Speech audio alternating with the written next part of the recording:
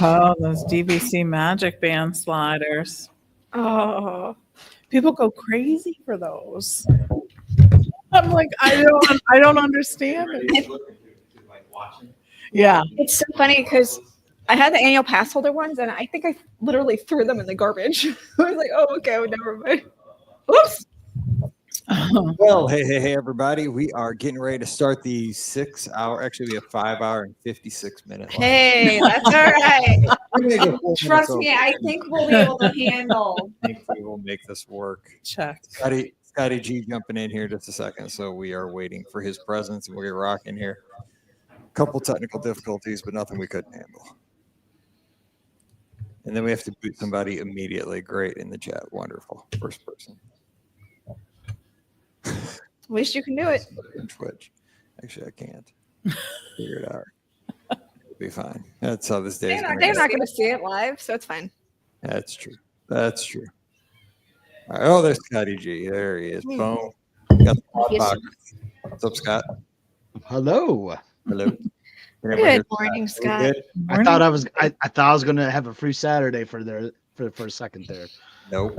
I thought I was gonna get forgotten, and I was already making plans in my head because the girls are like hours away shopping right now. Oh, so you're like, I got a free afternoon. Let's go. I almost thought that. Scott, I want to make sure Scott can hear. Can you hear the music? I hear the music. Okay, good. Just make sure. Okay, good. Oh yeah. Okay, wait. Jason's asking for an Uncrustable request. Oh my god. PB&J all the way. Oh, no, yeah, but which flavor jelly? Yeah, there's more than one J. Great. Yeah, grape is the correct choice. You are correct, sir. Grape is the correct choice. I say not the correct choice. Okay, wait. Wait, hang on. Can the crowd hear the music? That's the important thing. Jason, Thomas. Do they? Yeah. Disorderly Lucy, who's spamming our chat room. Can you hear the music?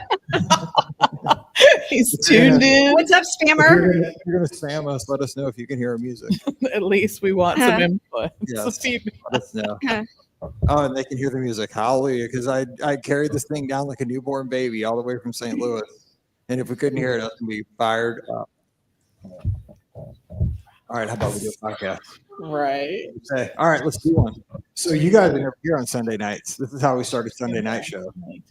You ready? Sorry, we're looking at we're in an Uncrustable discussion. You're not paying attention. I was to the first topic. Because I know, like, when we do the shows, you're always hacking. No, I'm not the typer. See, I'm at the same table. You guys both are. I'm definitely going to be doing some multitasking. Don't throw that on me. When I'm looking up an answer.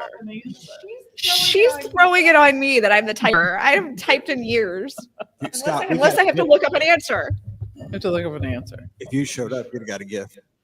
Oh, that's awesome. Hot off the presses. Those are sweet. Kill somebody this thing. Hang on, I guess I should flip mine around so that way. I'll just stick with my Disneyland water.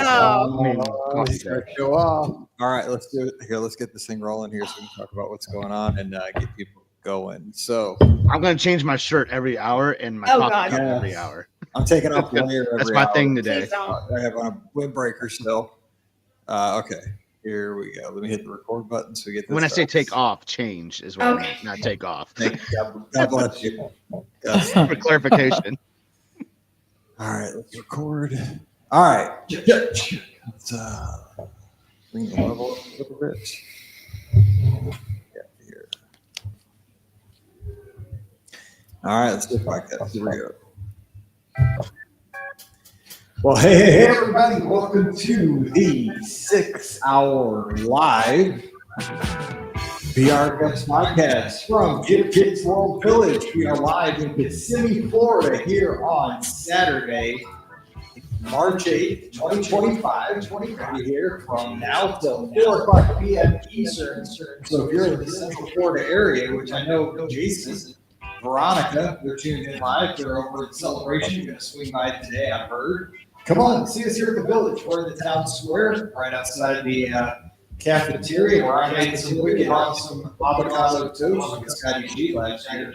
So come and see us. And if not, stay hang out with us here on the streets all day. We're having a good time raising money for the great folks at Give Kids the World. We're getting a ton of echo right now. Sorry about that.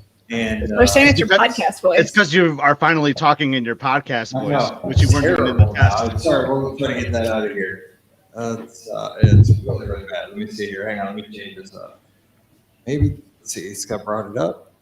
Let's see if we can, sorry about that. Try to fix that. I don't know what just changed up, and I just started talking in my podcast voice. Let's see here. Hang on, let me check one thing here. And let's see, what did I just change? How about this? We still getting the bad echo? Yep. Oh, sorry about that. They say they're not hearing your mic. Like they're hearing you. Oh wait, maybe my mic. It's almost like you are in the room. Yeah. Oh, okay. Maybe my mic changed. Hang on, that's probably what happened. Mike's mic. Mike's Mike. 6 hours of this. Yes. Get more entertaining than this. Yes, Hey, and this is what you guys are paying for. Oh wait, this is. it's free, so it happens.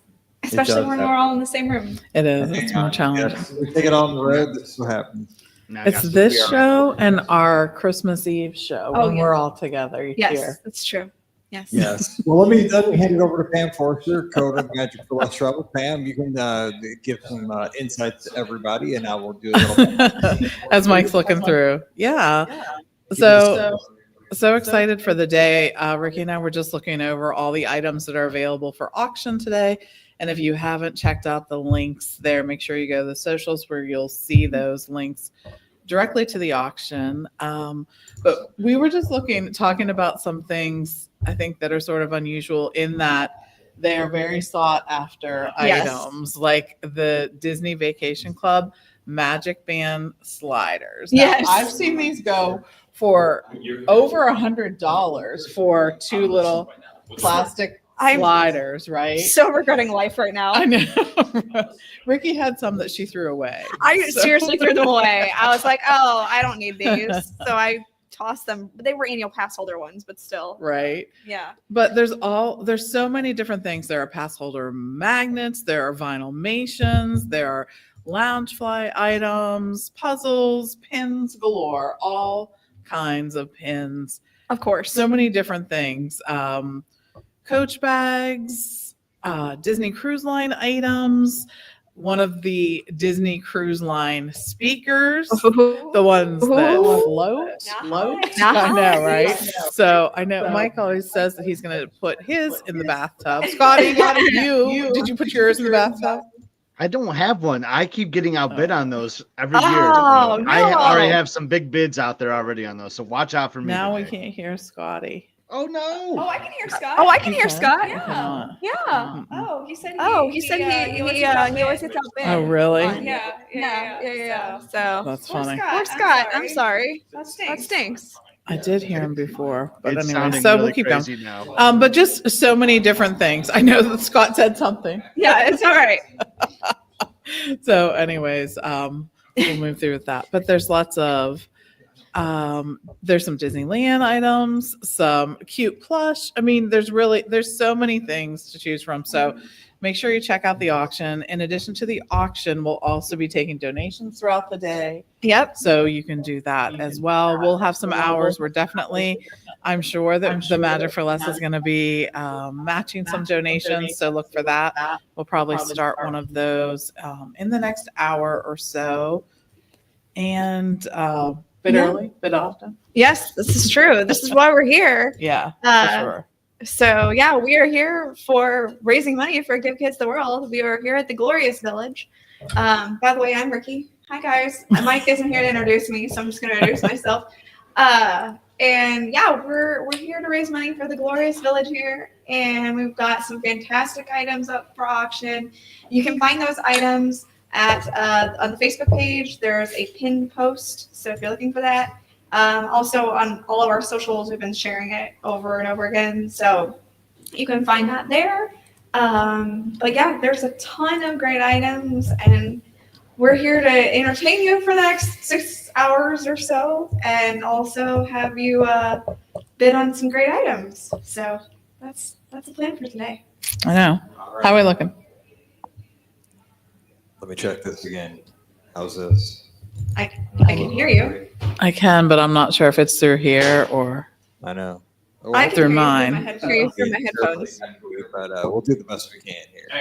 So we got to get Scotty G in here. Scotty G, how are things up in Michigan On this beautiful Saturday. Well, I'm not sure if everyone can hear me, but the sun is shining, which is unbelievable. So, March 8th, sunny day, and here I am going to be indoors talking with my favorite people in the world, raising money for Give Kids the World, one of my favorite places in the world. So, happy to be here and raise all this great money for this great cause today. Did anyone hear any of that? I heard it, but say, let me ask you this, Scott. What would you Say is the best item in the auction today? Well, those DVC sliders are kind of funny. Like, it's crazy how much those go for. I actually always wear my DVC slider on my Magic Band. And Mike, as you know this, I'm a big you guys know this. I'm a big Magic Band person. I change them out based on my outfits, and I change those sliders. So definitely use those all the time. I don't think I need more of them. The Trader Sam's mugs are high on my list. I saw a few of those. As a non-local to Anaheim or Orlando, it bums me out when they bring out these specialty mugs and then they're gone like right away. So you got to be there at the right place, right time, which I never am. So excited to check out some of those tiki mugs. Then the Disney Cruise Line Bluetooth speaker. Hello, I got my eye on that this year again as well. that's awesome. Got to go for it. So And lots of hints, like Also, I'm wondering if Mike is on his computer because right? Aren't those mugs awesome, Melissa? Like, there's just I and hear they you, do like like, in different the mugs at room, Disneyland and Walt not Disney on your World, headphone, but, Trader like, Sam's. on a computer. Hello, Disneyland's the best Trader Sam's, the OG one for sure. But I just love the uniqueness of those mugs. I would like to see Disney Cruise Line do something kind of like that too, with some cool mugs and some of those themed restaurants as well and lounges. Maybe we'll see more of that in the future. That'd be really cool. That would be awesome. All right, so we are going to get started here at the first hour of the show, and we are working through some technical difficulties. We're fighting it today. We're sorry about that. I know Pam's having some trouble hearing Scott, so we have echo here in the room. We are Probably a benefit for Pam. I know. It's when you go on the road and have to hook everything up, it's kind of a mess today. We apologize for that. We're going to work through this, and we're going to have a good show today. So, first hour, we're here. It's about 10:30. What is it? 10:15 Eastern here, and I had an idea. We're celebrating 17 years of the show in about a week. We started the show back in March of 2008. I know that echo is terrible. It's hard to talk right here. Is it terrible for you guys in the chat? Let me know. I want to try to address this because A little bit, Mike. A little bit.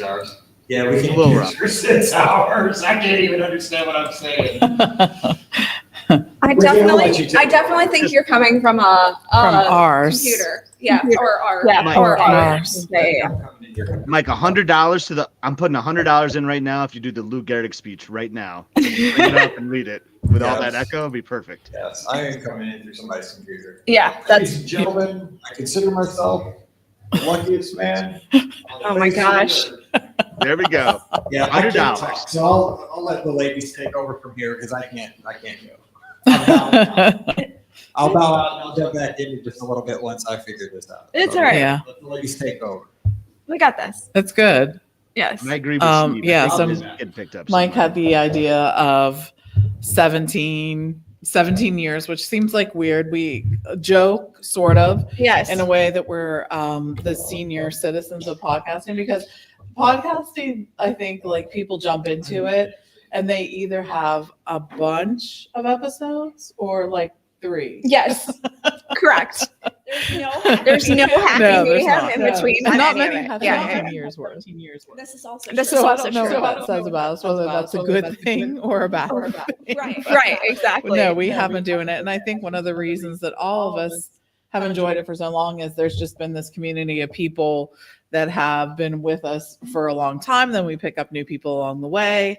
And it's always really rewarding to hear from so many of you that they appreciate that we sort of take a positive spin on things. And I think that's always been the position that we come from. We just have a genuine passion for the things that we're talking about. And I think we also do it from a perspective of, people are looking to travel here. So we're trying to give some good tips along the ways. But anyways, it's been a wild and crazy ride. I think that no one could have predicted us being involved in it this long. And this is, as a result of that, like, this is one of the things that we get to do that sort of brings all of our passions, those who listen to it and us into play here. We've done this successfully a few times and are really looking forward to doing it today too. So. Yeah, it's true. I know if you would have told me 17 years when I got a message on WW Magic from Mike, hey, you want to be on a podcast? I saw this story and I legit thought he meant for an episode. I didn't realize he meant all of the episodes. So that was a surprise. But a happy surprise. So, right. There's that. But, it's interesting because you mentioned, we are kind of the grandparents or maybe great grandparents of podcasting at this point. And, we started, you had to explain to people what a podcast was. I know. You're like, it's kind of like internet radio, but a little bit different. So, that was the biggest thing. Explaining what it was. And now I mean, literally everybody has podcasts. Yes. Everybody knows what one is. Right. And so it's really interesting to see how things have changed and how prevalent podcasting is in the world overall. So it's that part's insane to me. But you're right. People either have like one podcast and, they put out like maybe 3 or 4 episodes and then that's it. Or they have a bajillion like we do. Exactly. So, one of the things about podcasting that people don't realize when they get into it is definitely a time commitment. It depends on how involved you are with the editing process too. So yes. A lot of people know we don't really cut. We don't. But there are some podcasters who cut out everything. Right. The ums, the uhs, everything like that. And that is a lot of extra work. So I think that the people who give up on it are the ones that kind of do that, and the ones that are kind of like go with the flow, they kind of stick around with it. For sure. But it's definitely something you have to be passionate about. And you have to know that there's a huge time commitment to it. So, those are always my tips for podcasters or people who ask me, hey, I'm thinking of starting a podcast. First, don't do it. No, I'm just joking. But second of all, it's definitely a huge time commitment and a lot of, Mike does all the editing work. So, we luckily don't have to deal with that part of it. No. But it's a lot of extra work and commitment. So So one of the things I want to direct people to is if you go to the Give Kids the World website, and it's gktw.org.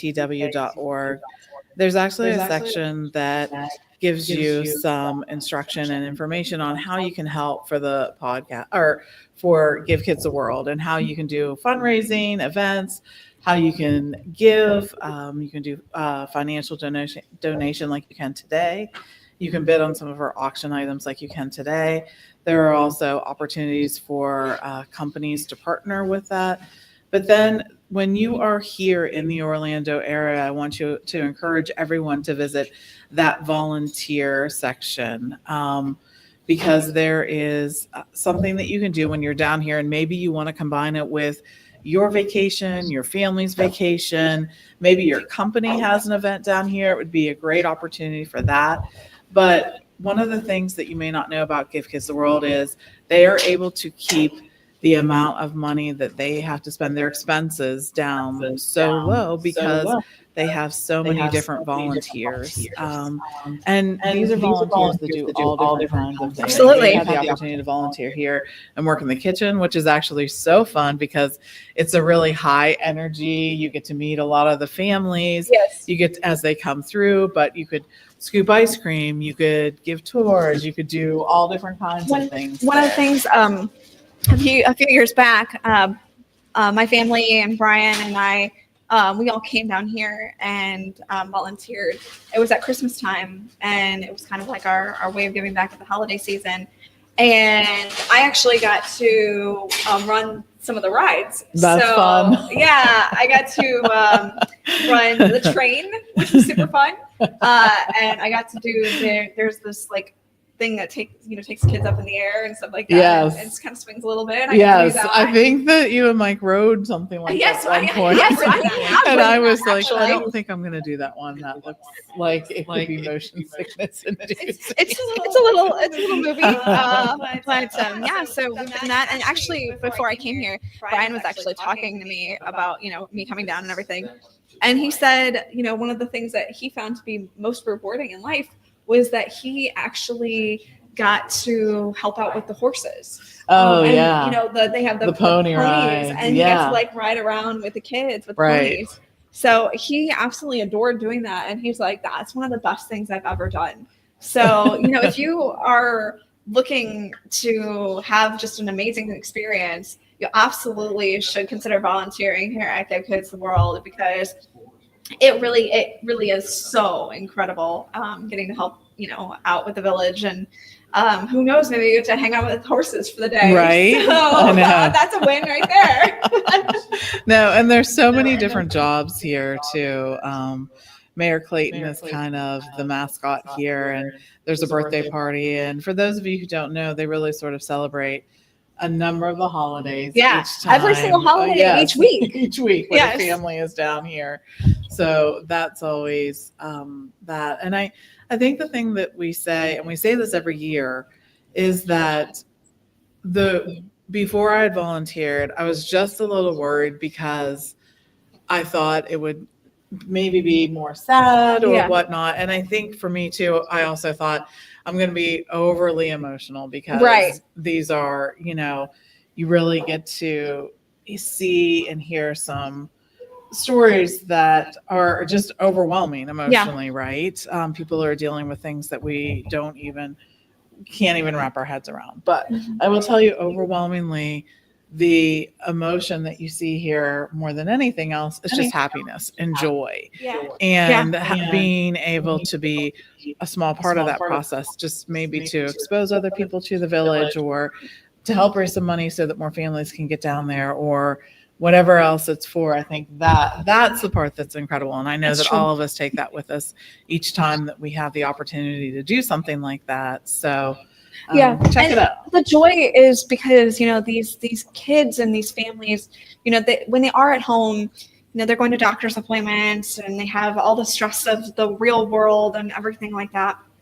And when they come down here, it really is a getaway. It's a getaway from the stress of real life, and they get to have fun as a family together. So whether that's going to the parks or, doing something else, or even just hanging out here in the village. I mean, the village has so many amazing things for these families that a lot of times, the parks kind of become secondary in a weird way. And they just want to hang out here and do some of the fun things that they have. There's the ice parlor. Henry's Starbucks. Yes. Is what it is. Yes. And, you can have ice cream for breakfast, which is an amazing thing. Hello. Who wouldn't want ice cream for breakfast? Or you can, there's a spa. They have, I saw there's a new, STEM lab that they built. Oh, yes. And that was how, they I remember they were building that last time. And now I think I think it's done. It's done. Yeah. Right. Okay, cool. Yeah. So, I mean, that's really neat too. Yeah. So there's tons of things around the village. There's the pool area, which is fantastic too. Like I mentioned, pony rides. But there's so many different things that these families can do that sometimes they don't even want to leave. They just want to hang out here and have fun together as a family. Yeah. Which is the biggest part is getting to have that fun together as a family. And it's not just the child who is going through the illness or whatever. It's the siblings. Family. Yes. The whole family gets to so often the siblings get kind of not forgotten, but they get a little left behind. The focus is on. Yeah, the focus is on the child with. So and when they come here, they get some of the focus put on them as well, which is really nice to see. That they get to experience the fun, just like, the wish child does. For sure. And one of the other things I wanted to mention, because it's definitely worth some of your time, there is a book written about the founder Henry Landworth's life called Love and Hate. And if you don't know, Henry Landworth, who started Give Kids the World, was a Holocaust survivor and then went on to do this. And the story is really worth reading. I think it's so touching how so many positive things can come from a something that was a seemingly negative experience, right? But then it gives you, I think, always a greater appreciation of life, and the fact that this was all able to stem from his experience as a Holocaust survivor. And look at all the things that happen now. So it's just an incredible story and an inspiration. So make sure you check that out. Again, the book is called Love and Hate, and you can get it, I believe, on Amazon, but absolutely at Give Kids the World store too. It's available. So check that one out too. That's great. Yeah. Do we want to take maybe some listener questions? Yeah, if you got a question and you want Pam and I to answer it, I'll be in here too. I can help too. I'll try. Oh, okay. Is Mike actually here? I'll be in here. Intermittent Mike. Intermittent Mike today. Yeah. Okay. All right. Well, that's good. Do we have you working? Now, or? I think so. Can you hear me? Yeah. Yeah. Okay. So I'm going to be jockeying up and down with the echo because I know we have terrible echo, but when I get the echo, I pull it down because I get about 15 seconds. So you get like 15-second mic. And that's probably how you want to be anyway. So we'll do the best we can. All right, so we have questions. Drop them in the chat, and we'll even go Black Diamond to take phone calls at 407-413-9395. 407-413-9395. The most important thing is to bid on the items. Go over to the Be Our Guest Podcast Facebook page and go bid on these awesome items. Get those those things from over at Universal, Epic Universe. I think items. It's going to be opening soon. It's not that far away. So no, I'm so excited. I know. Me so too. Excited. I say get stuff from Disney Cruise Line. Of course you do. Of course you do. There's stuff from the Treasure. Did you see that? There is. Favorite. That's awesome. It's a good cause. So come on over, bid, donate, buy pizza for families for a week. You can buy ice cream for breakfast for a week. It's amazing. So go over, make those donations, and make some good things happen this week. If you have a question, you'll answer here in the chat. So drop it in. Shout out to Caleb. He's our perfect dopey. Nice. Can you imagine that? Yeah. Did you see? But yes. That's crazy. Did you see? In addition to all the great items that you can buy, there's a guest spot to be on the Be Our Guest podcast. And did you see what that's up to right now? I did not see what that's up to. And I promise it'll be better than today's show. It is a 7, a 5, and a 2. Shut up. Yes. That is amazing. So even with all of the difficulty, people are like, I want to be a part of that. I still want to be a part of this. Yeah, exactly.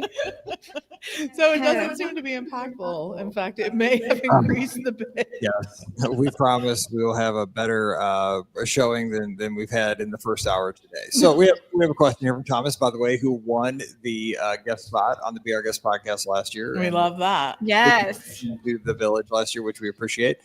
Let's see. Thomas is asking best resort for a weekend, no park trip. We all got to give an opinion here. Oh. I don't know, because we've actually done some of this lately. A weekend, just a weekend. Just a weekend. So I'm gonna go with, I want a resort that sort of has some great transportation options, right? And for me, I'm thinking Skyliner or Monorail. Because I love the Epcot resorts, but if you're not going into the park, it's probably not a huge True. Good point. Yeah. The monorail I can make a case for. So I will say I think the Polynesian. And the reason I've been looking hard at that one is, first of all, it's been a little bit since I've stayed there. But with the new tower opening, you have a new pool to check out, a new sort of splash pad.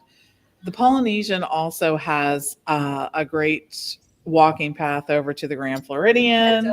So that's a good thing. It's right there by the TTC. So even if you wanted to take a ride on that Epcot monorail loop, you could walk over to the TTC and do that. You don't need a ticket to do the monorail through Epcot. No, so you can see everything. You can on see. that loop. I know, right? And that front part construction is done. Yeah, so I know, right? You all can of that, actually see things, right? See things. Yeah, now. you can. So I think that that's what I would choose, the Polynesian. Okay. And the theming's over the top, and it's so Disney. So yes, and the other reason why is you can see the Magic Kingdom fireworks from the beach there. True. So lots of outside of the park activities for sure. All right. So I have two answers. Two. I'm totally cheating here. Well, one is one that we just did. So Brian and I actually just did this for my birthday last year, and we did Animal Kingdom Lodge. It was so fantastic because literally there's so many great restaurants that you can dine there. We didn't leave the resort, basically. We stayed there the whole entire weekend. Yeah. There's 2 great pools because you can go over to Kadani Right. and experience that pool. Yes. There's also the animals, of course. Of course. Because, yes. hello. The main I mean, attraction. yes. Who wouldn't want to see a giraffe walking by? Right. I mean, that's amazing. That's Yes. amazing. There's There's also the activities like s'mores and and stuff like that. that. Mhm. We did that. And And there's also the we did the Mara a couple times. Yeah. We did Jico, Yeah. and then we did Boma. So and then of course you have Sanaa Right. there. So there's that. The bread service alone, I think, Bread is worth, service, worth fantastic. going to. Butter chicken. Butter bread service. chicken. Yes. So I mean, that's my suggestion. We had just the best time when we did that. But this year we are talking about, and I don't know if I think we might actually be doing it for Memorial Day. We're looking at instead of my birthday weekend. But we're actually looking at Fort Wilderness. The new cabins. Yes. I know. So I'm tempted. I saw a recent review of the cabins. Yes. So we are actually, Brian was looking at it and he wants to maybe do it with my parents. So bring them along for Memorial Weekend with Lucy, and then stay in the cabin, go around, on a golf cart. Lucy adores golf carts, so that would be like a huge win for her. Well, who doesn't like golf carts? Exactly. And then you should get to see the horses. Yes. You have brand new state-of-the-art facility for the stable. horses, by the way. It's amazing. The horses have some of the best accommodations sure do. on Walt Disney World property. Exactly. For real. I want to be a Disney horse. Yes. Exactly. If you're going to be a horse, be a Disney Be a Disney horse. Heck yeah. I mean, Exactly. somebody goes behind you and sweeps up your stuff. Yes. I mean, that's not the reason why I'd want to be a Disney horse, but okay. It's not a not reason to be a Disney. Weird reason. All right, cool. So yeah, so Yeah, that's that's a actually, good one. and the cabins look fantastic. The new cabin, well, the old cabins did too, but the new cabins sleep up to 6. If you have, and they've totally redone the configuration. It makes so much more sense in terms of the layout. They no longer have the bed next to the wall, which was always a big deter. So they've redone the way that looks. And if you don't know, the cabins are also a great option for people who have some kind of food allergy or food preference issue, because they do have a kitchen in the cabin so that you can use that. But yes, they sleep up to 6. There's only one bathroom, but there are bunk beds. Yeah. And then there's a pull down bed, and then also a regular bed in the yeah, they're in the bedroom. yeah, and I know it's pet friendly, which is also a Pet big friendly, thing. Although yes. I'm not sure I would bring Daisy, but we'll see. She may stay with her uncles. But yeah, and then you've got things like Chippendale Sing Along, which is really great. Yes. Which would be really fun to experience. Scott is waiting to give an answer. All right. All right, Go I'm ready. He's I'm like, just I'm saying- good. I'm just saying there's a reason why when Where these would you questions go? are asked, you only give one answer, especially when you have 4 people.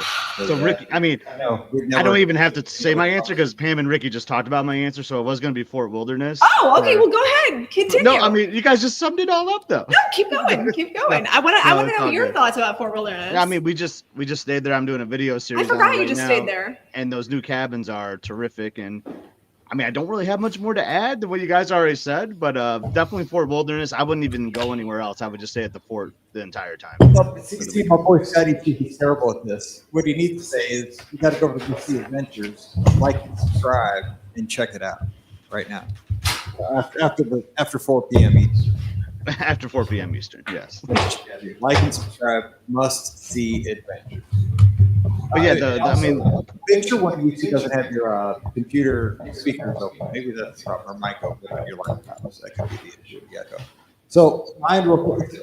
I don't know what I would take. Maybe the Polynesian, like Bankhead said, that's his favorite. Thomas in the chat. Melissa says Wilderness Lodge, General Kingdom Lodge. I like Coronado Springs. Old West has a vibe. I went there last night for Olivia's. That's a good call. Is that what you were for dinner? Yeah. What would you think of Olivia's? My dad's right on with that chicken.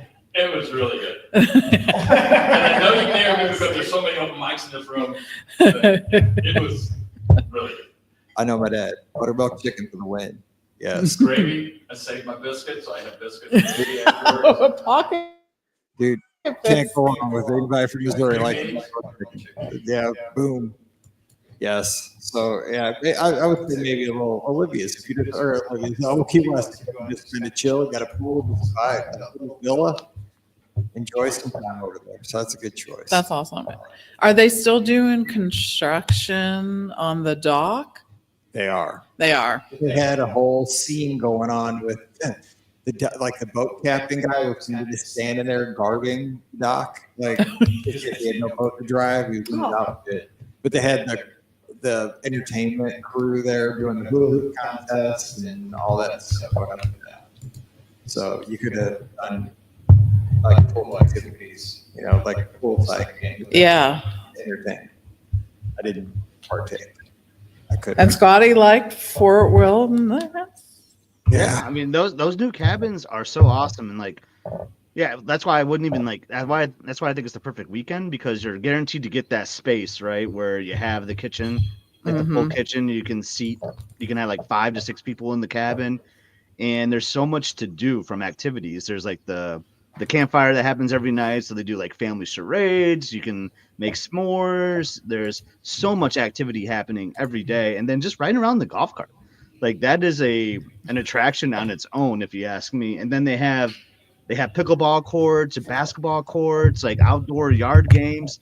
You can do like fishing. There's so many like boat activities you can do in the fort. Mike, you guys already talked about the horses. You can watch Happily Ever After from the beach. You can go to Hoop De Doo. That's what I'm saying. Like I could easily stay there for a weekend and not even think about the parks. And the beautiful thing is too, like you don't even know the parks are there sometimes, aside from hearing the horn of the ferry boats. But like you're just so like secluded in that space, and it just feels like it's not even Walt Disney World, which I think it makes it even more magical that you're that close, but you're that far away from it. Yeah, agreed.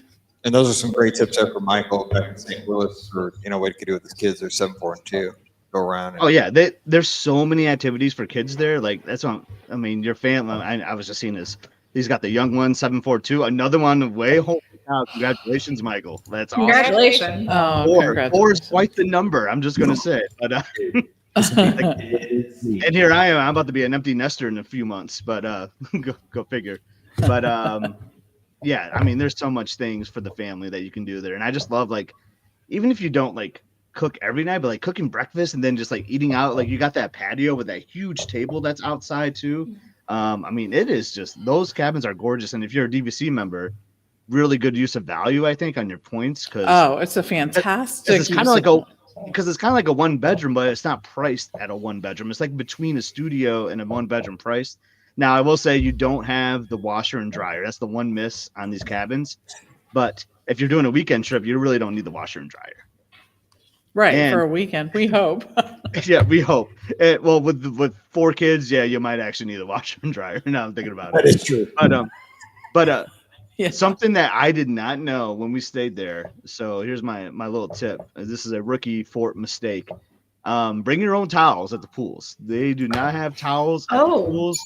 And it was cold when me and Liz went. You know, we're Michiganders. Like, we're going to swim in November. We don't care. You guys like And, to swim. and we're like, oh boy, there is no towels. And we have to take a golf cart back to our room. That's going to be a cold ride. Oh, man. So, that's a choice. BYOT. Okay, we have another question from Melissa, who is down here. She lives behind a castle, which I think is awesome, with her awesome husband, Jay. Has anyone ever taken advantage of the Cabanas or patio at the Poly? That's out of my league. That's a Pam Forrester push. What was the question? Sorry. Has anyone ever done the cabanas or patio at the Poly? I have not done the cabanas I have at the done Polynesian. the cozy cone at the Art of Animation. Yeah, right. I've done it. We've done the cabana at the Contemporary a few times, and that's actually out by the Bullseye Pool. I know there's another name for it, Yeah. but you know, Cabanas are everyone awesome. knows what I'm talking about. The And Poly- I do know that the cabanas were there, and actually, I think we did a cabana there before they started charging for them. Do you remember when they were first opened? You could just go there, sort of like the ones at the Quiet Pool at the Wilderness Lodge. So we actually happened to do there. And I know. Yeah. So then we got it at the low price, so free. So That's a good low price. it was. But anyways, yeah, but I haven't done it. Scotty, have you done that one? I've tried. So the Cabana Poly is really awesome looking, like in their quiet pool in quotes, like the DVC pool. And we stayed there for like 8 days once, and we tried to book them. I think there's only like 2 or 3, if I recall there. And there was like a big group that booked all 3 cabins every single day of our trip. So it was the same group. So they just like lived in those cabanas the whole time. And so we could not get one, but I hope to do one again. I mean, not again, but I hope to do one there at the Polynesian, because that's actually my favorite cabana setup from looking from the outside, if you ask me. Boo. Well, that stinks that they took it all up. I know, but that's when they were like at a better price point, I'd say. I think they've kind of gone up in price a little bit since then. But yeah, like one group took all the cabanas for a week. Bummer. That's disappointing. I am sorry to hear that. But it's a great spot. You can get your pineapple beverage, while you're just sitting there, and like that pool. It's one of my favorite pools actually. Like with the 0 entry, you got the full bar from the off to the side there. Just a great spot to hang out all day. See, what's funny is yesterday we went over to Beaches and Cream and had lunch. Seeing construction workers walking around in Stormalong Bay. I know. That thing is deep. It's drained. It is- the it is, pool yeah. is literally drained. Like, it's really deep. Like when you see what they're way down in there. I've swam in it, but I never realized how deep parts of that thing is. They're way down in there. So we are working on a final solution. We're going to get rid of all this echo. We're going to double mixer board. Oh, You guys are getting headsets. hey, okay. That'll kill all the echo and we'll be good for the next 5 hours. So. That works out well. Yes, we're about to go big time here. So that's a good question. Now, in the next hour, we are going to come up with, in 1 hour, we're coming up with 17 memories in 1 hour. Oh my goodness. And I'm going to tease one of my memories. Okay. Because Melissa and because Jay he's an integral part of one of my memories I was sharing with my dad last night as we pulled out of Old US. Actually, I'm going to start it off right now because it's almost. I'm going to get my first memory while we're. So he's cheating. It's fine. I mean, we don't have to sit to the clock. We're here. Why not? Let's just give. So we got to keep track. This is memory number 1. Okay. So we got to go with 17 together, the 3 of us, for 17 years to be our guest partner. Melissa says she's going to cry. So we're pulling out of Key West, right? My dad is super happy. We had Olivia's. They're trying to find food that he likes because everything down here is super fancy, but that just likes plain hamburgers, basically. But buttermilk chicken was a stretch, but it was good. It was good. Good. I'm glad you're 2 thumbs up. Like, this is my jam. I love Old Key West. It's a vibe. It's chill. It's kind of like Cracker Barrel, just a little nicer. Service was great. Leave, and we're driving this big old Jeep. I mean, life's awesome. I said, if you turn right here, there's a resort called Saratoga Springs. I said, now, one of the greatest memories of the Be Our Guest podcast happened at Saratoga Springs a long, long time ago. Roughly. We drove Trailblazer down, Paige and I. We had the trailer. We even had the trailer behind it. We brought all the sound equipment. And we were in a treehouse. And he kind of looked at me like, you're in a treehouse, right? It's like, yes. They have tree houses here. This is my dad's first time at Walt Disney World since 1985. So he kept saying, this place is so big. So big. I don't remember any of this. Like, yeah, it's a lot bigger than 85. So telling like the tree houses are big villas. You know, they have like 2 bedrooms, 3 bedrooms, they have a kitchen, you know, they're super nice. But they're on stilts. It's really weird. It's like 3C is really hard to describe. They really are. They're really nice. Yes. It's like they sit on a base. Yeah, it's like, why are they on stilts? I don't know. But they're on stilts. They're cool. They're near So, the like, water. Yeah, but I mean, I don't know why, but they're awesome. I don't know why, but they're cool. So anyway, I'm like, so we decide we're going to have a live podcast from this thing in like 2010, 2009. It was early. It early was. in the show. Because we started in 2008, so it's like 2009, 2009. And we decide, you know, we're going to invite people to come to our live broadcast. And this was back we had Magical Mouse Radio, the radio station.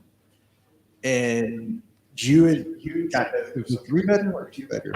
The tree houses have 3 bedrooms. Okay, 3 bedrooms. So I stayed with you guys in one of the bedrooms because we're going to do the show. So I brought the stuff to do the live show on Magical Mouse Radio.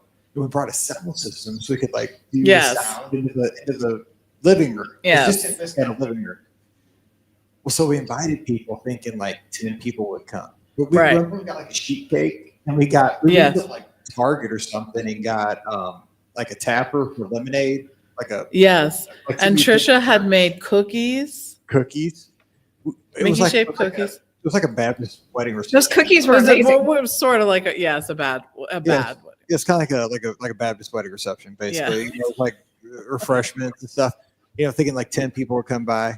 By the end of that thing, would you say like we had like 80 people come by that day? Yes. It was great. The- and Jay's out there making s'mores on the Yes. barbecue pit. Yes. It was how we did not get arrested that day, or at least forever kicked out of Walt Disney. I know, World. because we had people who would show up and say, I pulled up and asked to come in, and they're like, are you with the Be Our Guest podcast? And I'm like, yeah.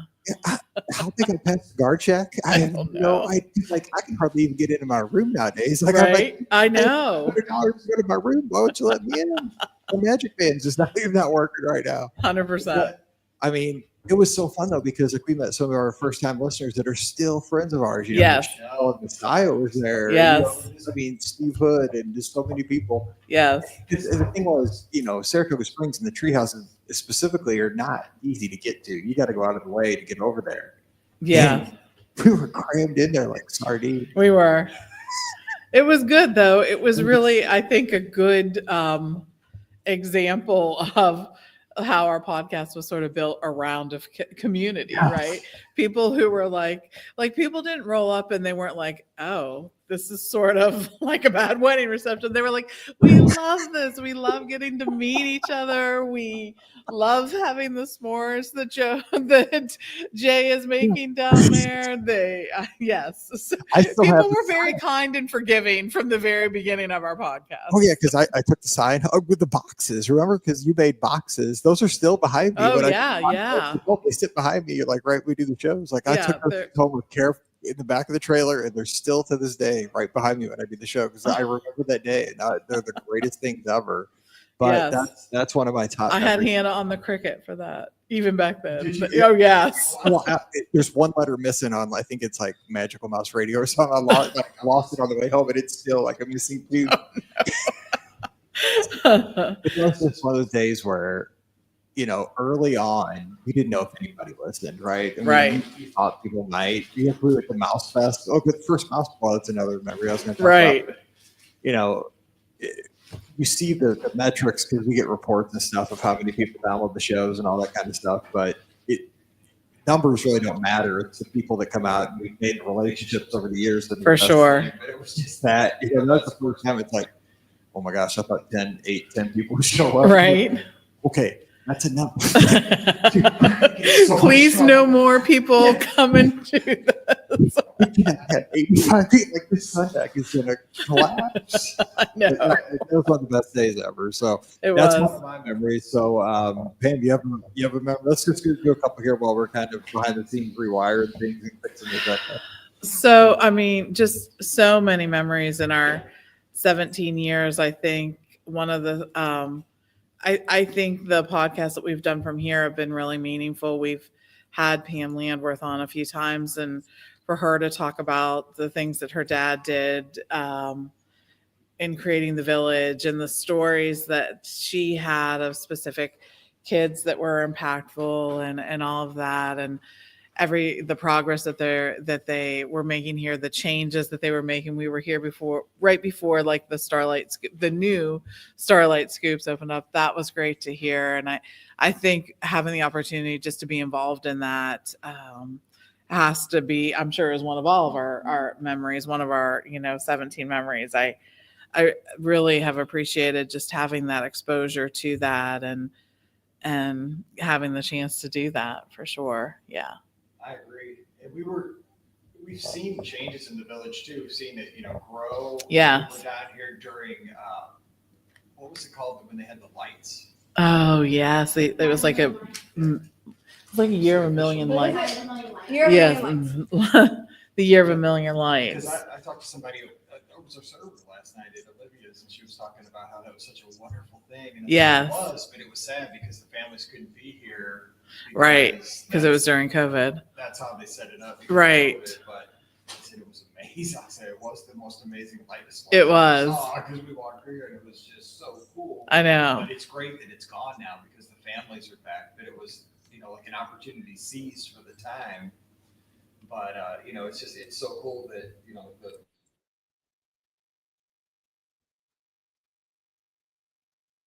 Can't hear anything. Sorry. it's pretty cool. Are we okay? No, you're muted now.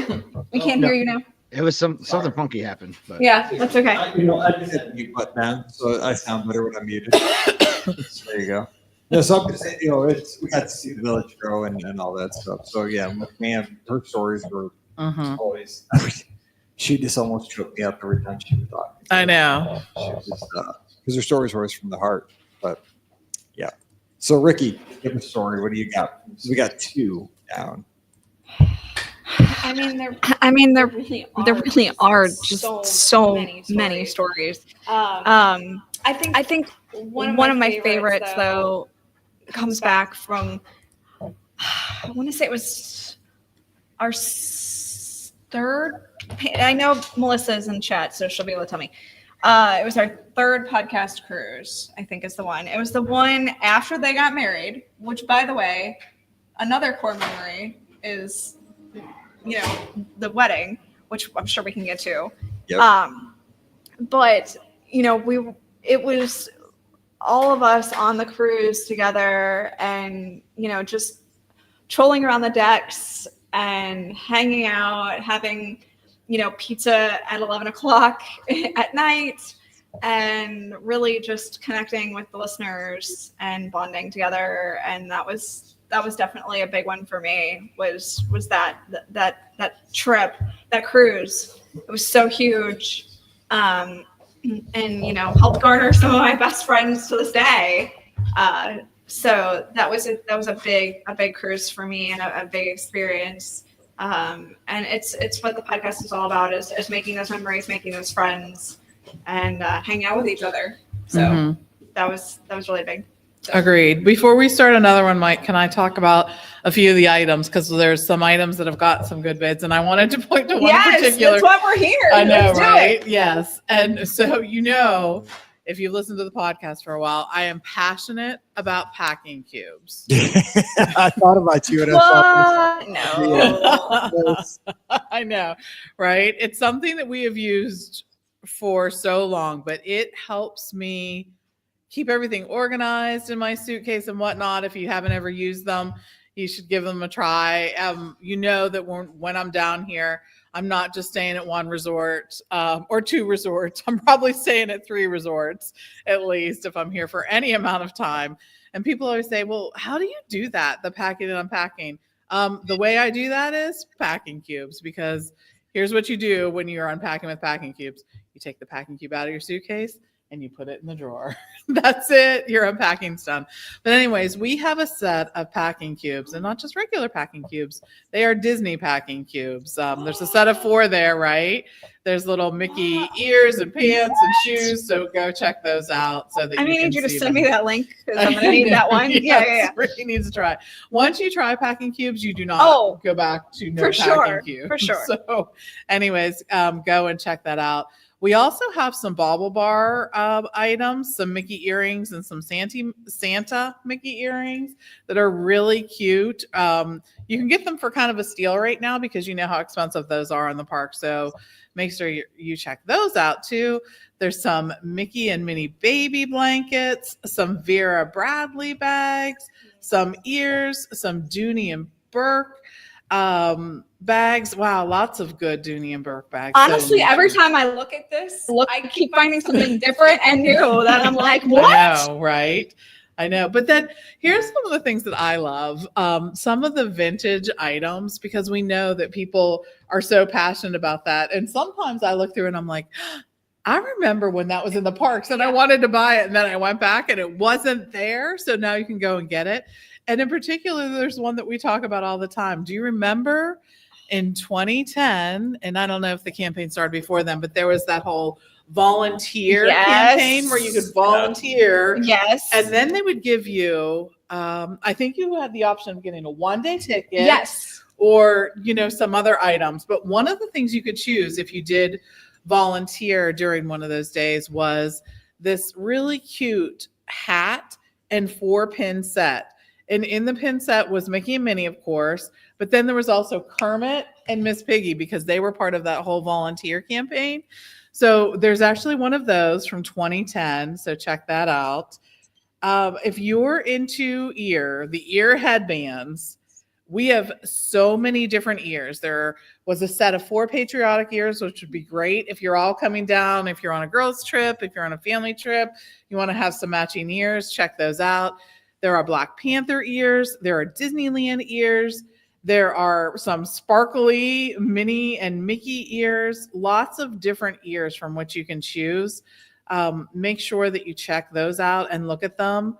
The other thing is, if you are a Disney Vacation Club member and you are looking for some Disney Vacation Club items, there are hats, there are magnets, there are bags, there are lanyards, there are all different kinds of Disney vacation items, including the aforementioned sliders. There's a lot that has some of the sliders, and we talked about what those go for. So please make sure you look at those. And then the other thing I wanted to mention is Star Wars fans. There's a bunch of items that are available for Star Wars fans. So lots of good stuff. And I'm showing it on the view there, so you can see it if you're tuned in live on our streams. So you can check that out. But also a lot of cruise line stuff there. Again, if you're a Star Wars fan, if you've never got on the Galactic Cruiser, you can get some stuff there. And also, I don't know if Ricky knows this, because I'd explain who Dominique Wilkins was. There is a signed Dominique Wilkins jersey right now going for $40. One of the best basketball players of his era. I don't know if you knew that. For the Hawks, Atlanta Hawks, he was a superstar. He was one of the most magnificent dunkers of the era that was loaded with great dunkers. Like, I just remember the dunk contest. He would just destroy it, too. Like, I love Dominique Wilkins. Absolutely. Scotty G, I mean, he speaks the truth. This guy was amazing. I mean, $40 for Dominique. You put that thing in a shot. So I saw that the other day, and I was like, that's interesting. I might have to go for that. I mean, I think it looked great in Ricky's place, like living close to Atlanta right there. Like, Ricky, give that look that you gave before when it was. Because Brian is he's a Hawks fan. I'm pretty sure. No, he's actually a Spurs fan. He's a Spurs fan. Yes. A basketball fan would appreciate this. And yes. I'm behind our logo, so here I am. I'm in the shot, but here I'm behind live. So hi, everybody. There I am. I was trying to show some of these cool things, but I'm gonna go through and give a couple things just real quick, and then we'll get back to some of our memories. I want Scott to give one, but oh my gosh, some of this I need some of these like little trays to like work as I go down the road sometimes. I see that. Well, I see you sitting on your couch sometimes and doing the work there. Because I have two offices. I have my main office down in the studio, and then after 5 o'clock, it's the couch upstairs. The auxiliary office. Yeah, right. Exactly. Where I watch Paige's basketball games, so I can check in on my daughter. That's how I see what she's doing and see how her basketball. Oh, Christmas ornaments. There we go. I love those. Okay, so get in on that. I know. I might need some of those for some of my 13 trees. Yeah, exactly. I'm looking to see which one's a Tinkerbell, little the Wilderness Lodge one. It says I'm a glamper, not a camper. Yeah, truer words were never I'm spoken. saying that'd be my wife too. She would never camp, but she would glam. That's a good one. $20. That's a good bid there. Oh, there's a Pop Century one. I had to take my dad to Pop Century there yesterday. By the way, Oh, did he like it? he did like it. We installed the shadow boxes because we had to do transportation, so we had to do the Skyliner. So we busted through Pop Century yesterday, and we stayed at Coronado Springs. Did he try a tie-dye cheesecake like the wedge? We didn't because we were kind of like you can only eat so much in a day, just pretend like you're on a cruise ship. You know what? Here's another thing. He's not in here right now. He had to go look for a power cord. He never had a beignet in his life. He didn't even know what a beignet was. What? I know. And he goes to New Orleans all the time. That's what I was going to say. With all the traveling he does. Yeah, he goes to New Orleans all the time because of football, and he never had a craziness. What a crime. So we went to French Quarter last night and got beignets. So what did he think of those? Yeah, I mean, yes. He's like, I don't think I'll like them. I'm like, dude, they're donuts. I'm like, right. Yes. It's a fried dough with powdered sugar. What is not to like about this? Powdered sugar on the top. You will like it. I'm like, if you don't like this, there's something wrong with you. I'm like, well, just don't inhale when you right. Eat it, choke. And I was like, I want to bring you back to life here in the hotel room. But yeah, he enjoyed it. He's like, you're getting 6? I'm like, we're not just getting 3. So I still have a couple back in the room for tonight. He's going straight to the airport after this on an Uber, and I'm going back in the morning. So I saved me a couple for later. Yes, that's awesome. I know so many great items here. There's a lot. I like the ornaments because the thing is about an ornament, like it comes back every year, brings you the memory every year, but it's not all the time. So let's just go through here real quick and see what else we got. Pin collectors, Jason, Veronica, they went over and got that orange bird pin this week. So maybe you need to get some of these classic pins. So many pins. I like the VHS ones. Those are cute. Look at that little Toy Story. There are so many great pins for pin collectors. So yeah, for sure. And look at these, like from 2008. That's the year we started the podcast. Not So Scary Halloween Party pin. Very Merry Christmas Party, 25th anniversary. Wow. And the plush too. And I think too, another thing, people always are asking us how they can help us each year when we do this auction. And it is, if you have items like this, if you are in the parks and see items, you can purchase them throughout the year. And then again, we'll always do what we did this year where you can send them all in. So lots of good stuff here, but because so many of you have sent in items for us to put up for the auction. So lots of good stuff here.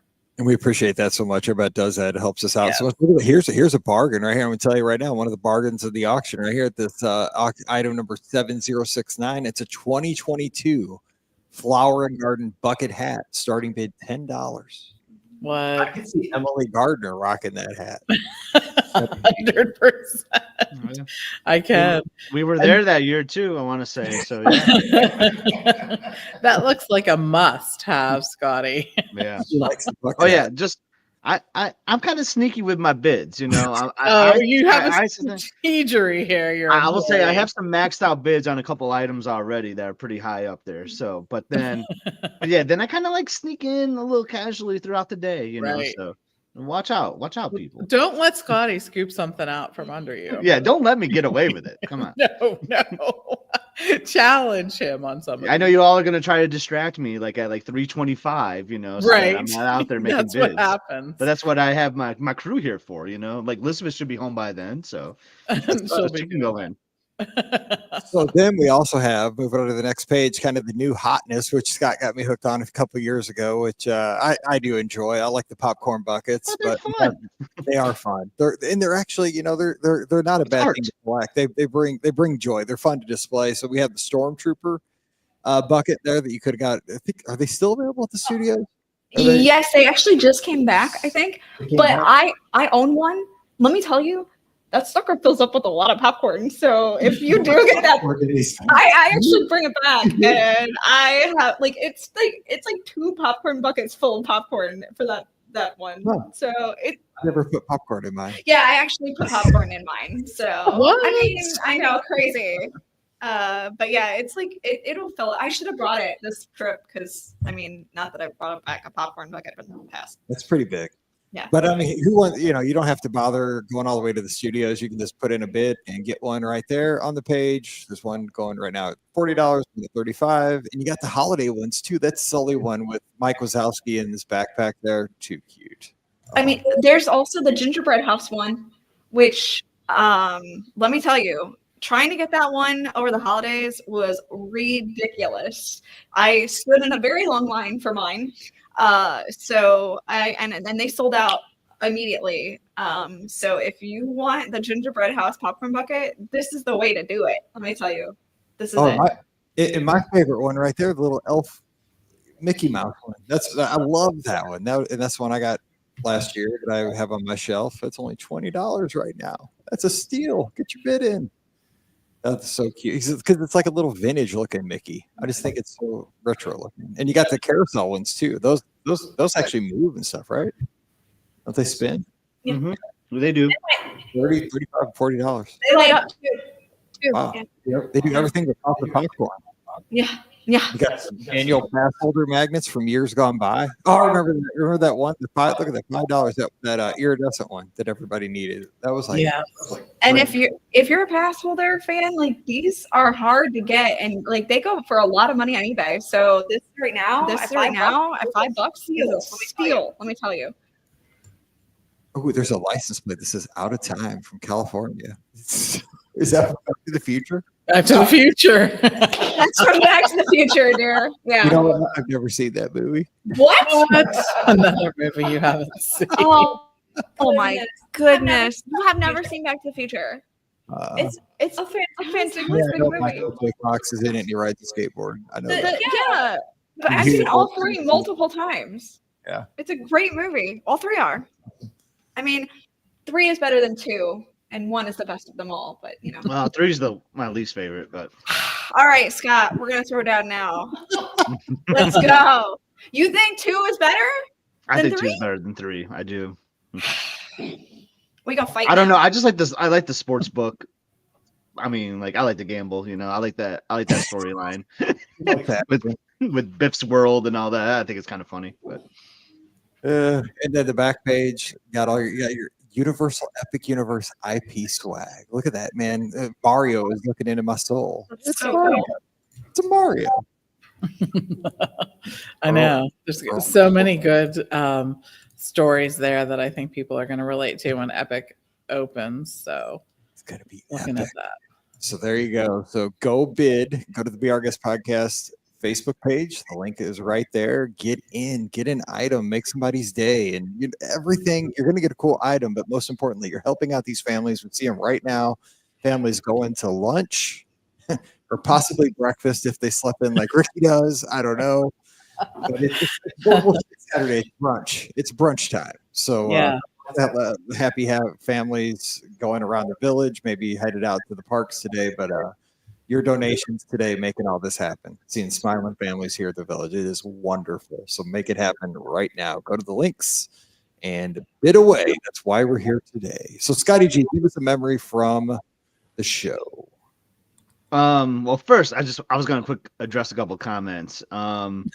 So Scotty G costume change, yes. So I'm changing my hat and shirt every hour just to make it interesting. So I had a 50th anniversary polo on earlier, and now I'm rocking my it's mirrored for me. I'm like, whoa, what am I pointing at? All I'm rocking a contemporary polo and a classic Mickey hat now. Okay, I We'll see. like it. We'll see what comes later on today. You know, Wow. Any have big enough. surprises for us, Scotty? I might rock my newest Disney Cruise Line shirt today. All Hot right. off the presses from a couple weeks ago. So, and then someone said it was Jason, I think. He's like, didn't think Scott would have an orange office chair. Why do I find that amusing? So a little story about this chair. So here it is.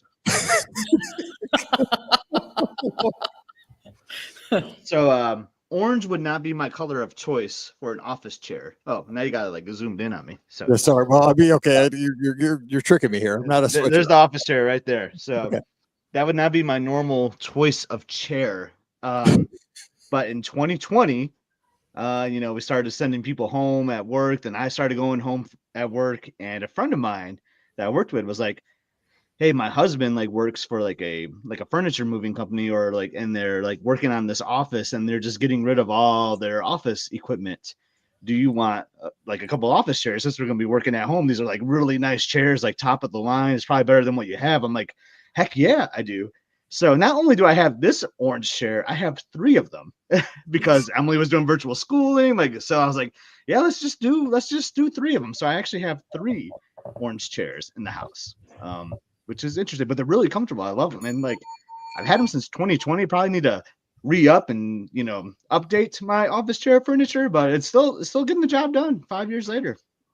Hey, what I always say, the price is right. And if you can get 1 for free, why not get 3 for free? Might as well get 3, right? My goodness.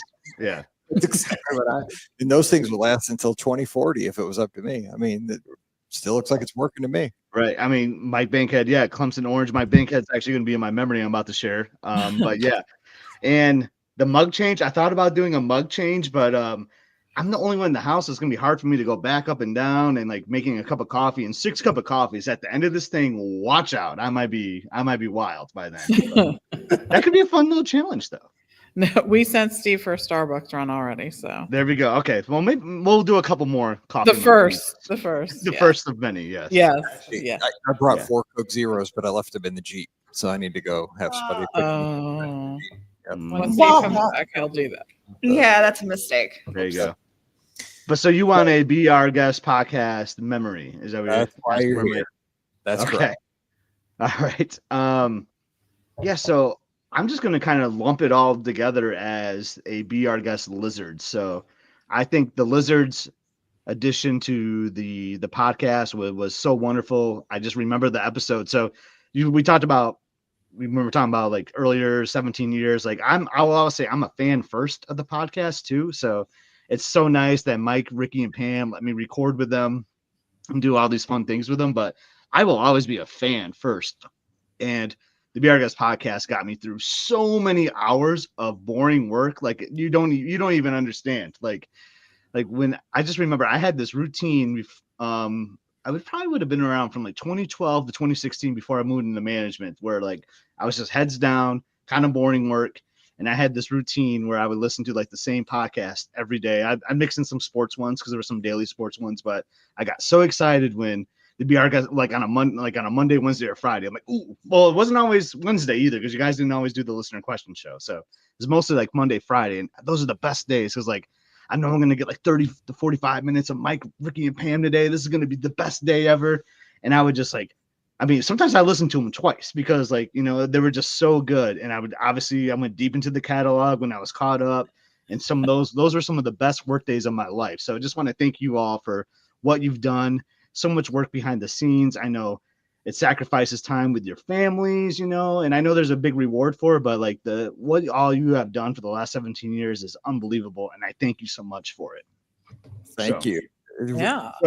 So a memory. So yeah, Be Our Guest Lizard. So I remember that episode where you and Mike Bankhead, Mike, were just talking about starting the running team.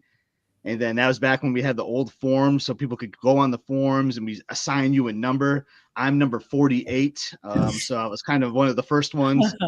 I think our buddy Dean, remember like Dean and Becca? I think Dean got like one of the first ones. It was like Mike. Yep. Then it was Mike. Then I think it might have been Ray. I think Ray was like the first Yeah, non. Ray Pilgrim. Yeah, I think he was like number 3. And I know like Dean and Becca were like right up there. I was like, dang it, I wanted to be like in the top 25, but 48 works. I'll be 48. 47 would have been better because of Jack Morris, former Tigers pitcher. But anyway, but yeah, so like I never thought about running in my life, but like you guys motivated me, and then I started walking. So then I went from taking the podcast to work to taking the podcast to walking. And then I would take Magical Mouse radio when I walked. And I mean, I lost like a ridiculous amount of weight. I've gained a lot of it back, but I was like, it made so many great healthy changes for me, like the Be Our Guest Lizards. And then I started signing up for races. So, and then everyone just started contributing. That's what's so great about this community, the Be Our Guest podcast community and the Lizards. So Mike started doing the shirts. And I remember some of his first posts with those shirt orders. My goodness. Like, I mean, his whole living room was just filled with boxes of these green, yellow, whatever color you want to call it. I don't even know what color we are. It's just massive with these shirts. Then I know that became like a little big of a task. So like, then Ben jumped in and he started doing the shirts. Jocelyn was doing the Bondi bands.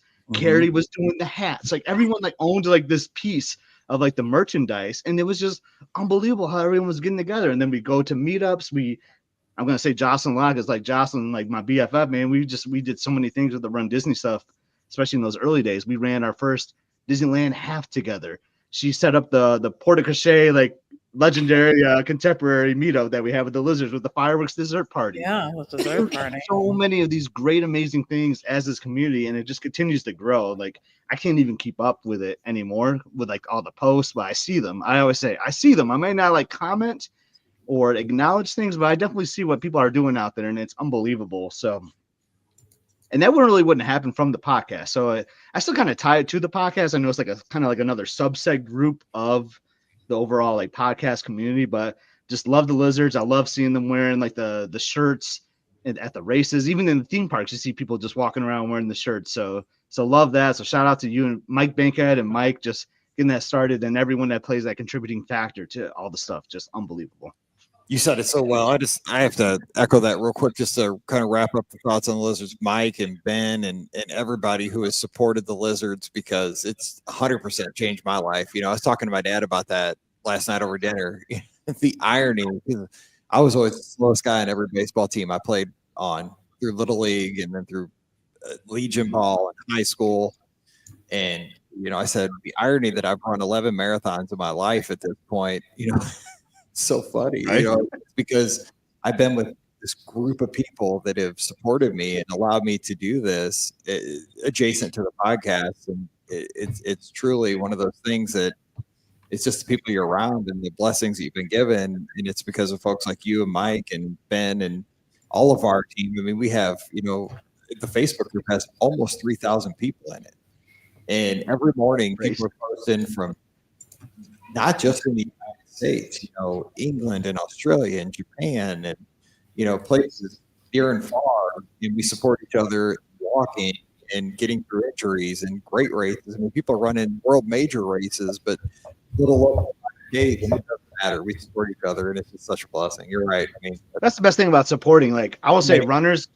I'm gonna say some kind of controversy here. Like runners are jerks, I think, overall speaking, but and they're like way too competitive. And, like, Wow, hot take. I consider myself somewhat competitive, but like I learned like through running, like man, I'm like not competitive at all. It seems like, but like that's not what our group is about.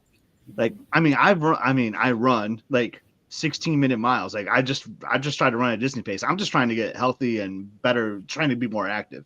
And everyone's so encouraging of that. And like no one is trying to set like world records on our team. And while we do have some super fast people, they don't brag it up. They don't like talk down on others. And that's just what makes it like so welcoming and gives me goosebumps sometimes when I read that. Like everyone is so kind, and we need more of that in the world. So just love the Lizards so much. It is. That's the greatest thing when you get to meet people at the races. Everybody's, sharing whatever you need at a race. If you're cold, you're going to get a sweatshirt or, a Mylar cover or something. I mean, you'll want for nothing with our Lizards. And it is truly people go out of their way to help get on the bus for your first race and get you to where you need to be to the starting line, or people will stop and walk you in if you're injured.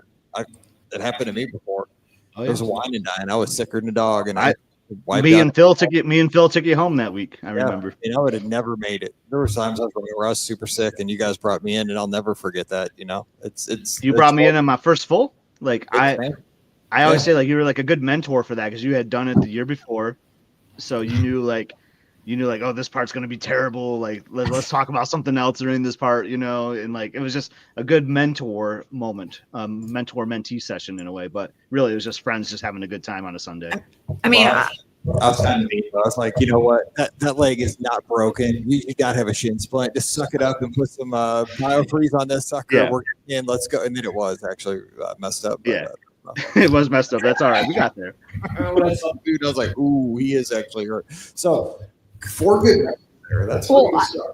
I mean, I would have never run a half marathon in my life if it wasn't for the lizards. I mean, I was not a runner. I'm retired now. But like, I hated running the mile in school at all. It was torture to me. I wasn't in sports. I didn't do anything like that. And I mean, if it weren't for the lizards and some amazing women to get me through to the finish line, I would not be a half marathoner. And it's one of the things that I'm super proud of, to be able to say that I've done it. And especially when I never thought I would.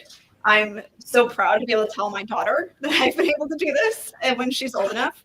And I know her dad. I know her dad runs all the time. He's done 50-mile races before. But for her mom to actually be able to have done it when she wasn't a runner at all, that's something I'm super proud of to be able to tell her in the future. So, the lizards are a huge reason for the reason why I was able to complete that, and when that would have been something that I would have never ever dreamed of in my entire life. So, it's a huge thing.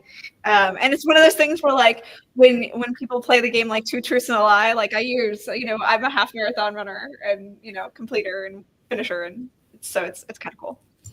And Ray says, I wouldn't have met my wife without the lizards. So look at that. We're like Chuck Woolery, Love Connection. There we go. I mean, we can't help that. And then There we are. Moose is in here. We love Moose. Speaking of Jocelyn. Hey, Moose. My guy Moose, man. Love that guy.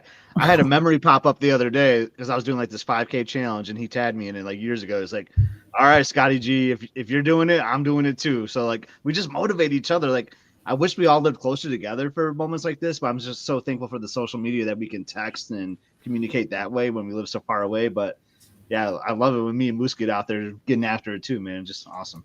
So I got to fly, Eagles fly, by the way. Absolutely.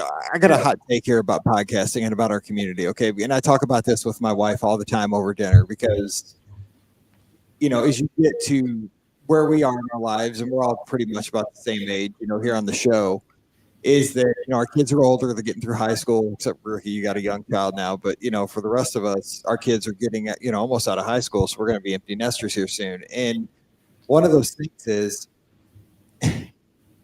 what we do socially has changed. And my biggest pet peeve or kind of thing that I'm sad about is that my friends are in Michigan or in Pennsylvania or in Atlanta or in Florida.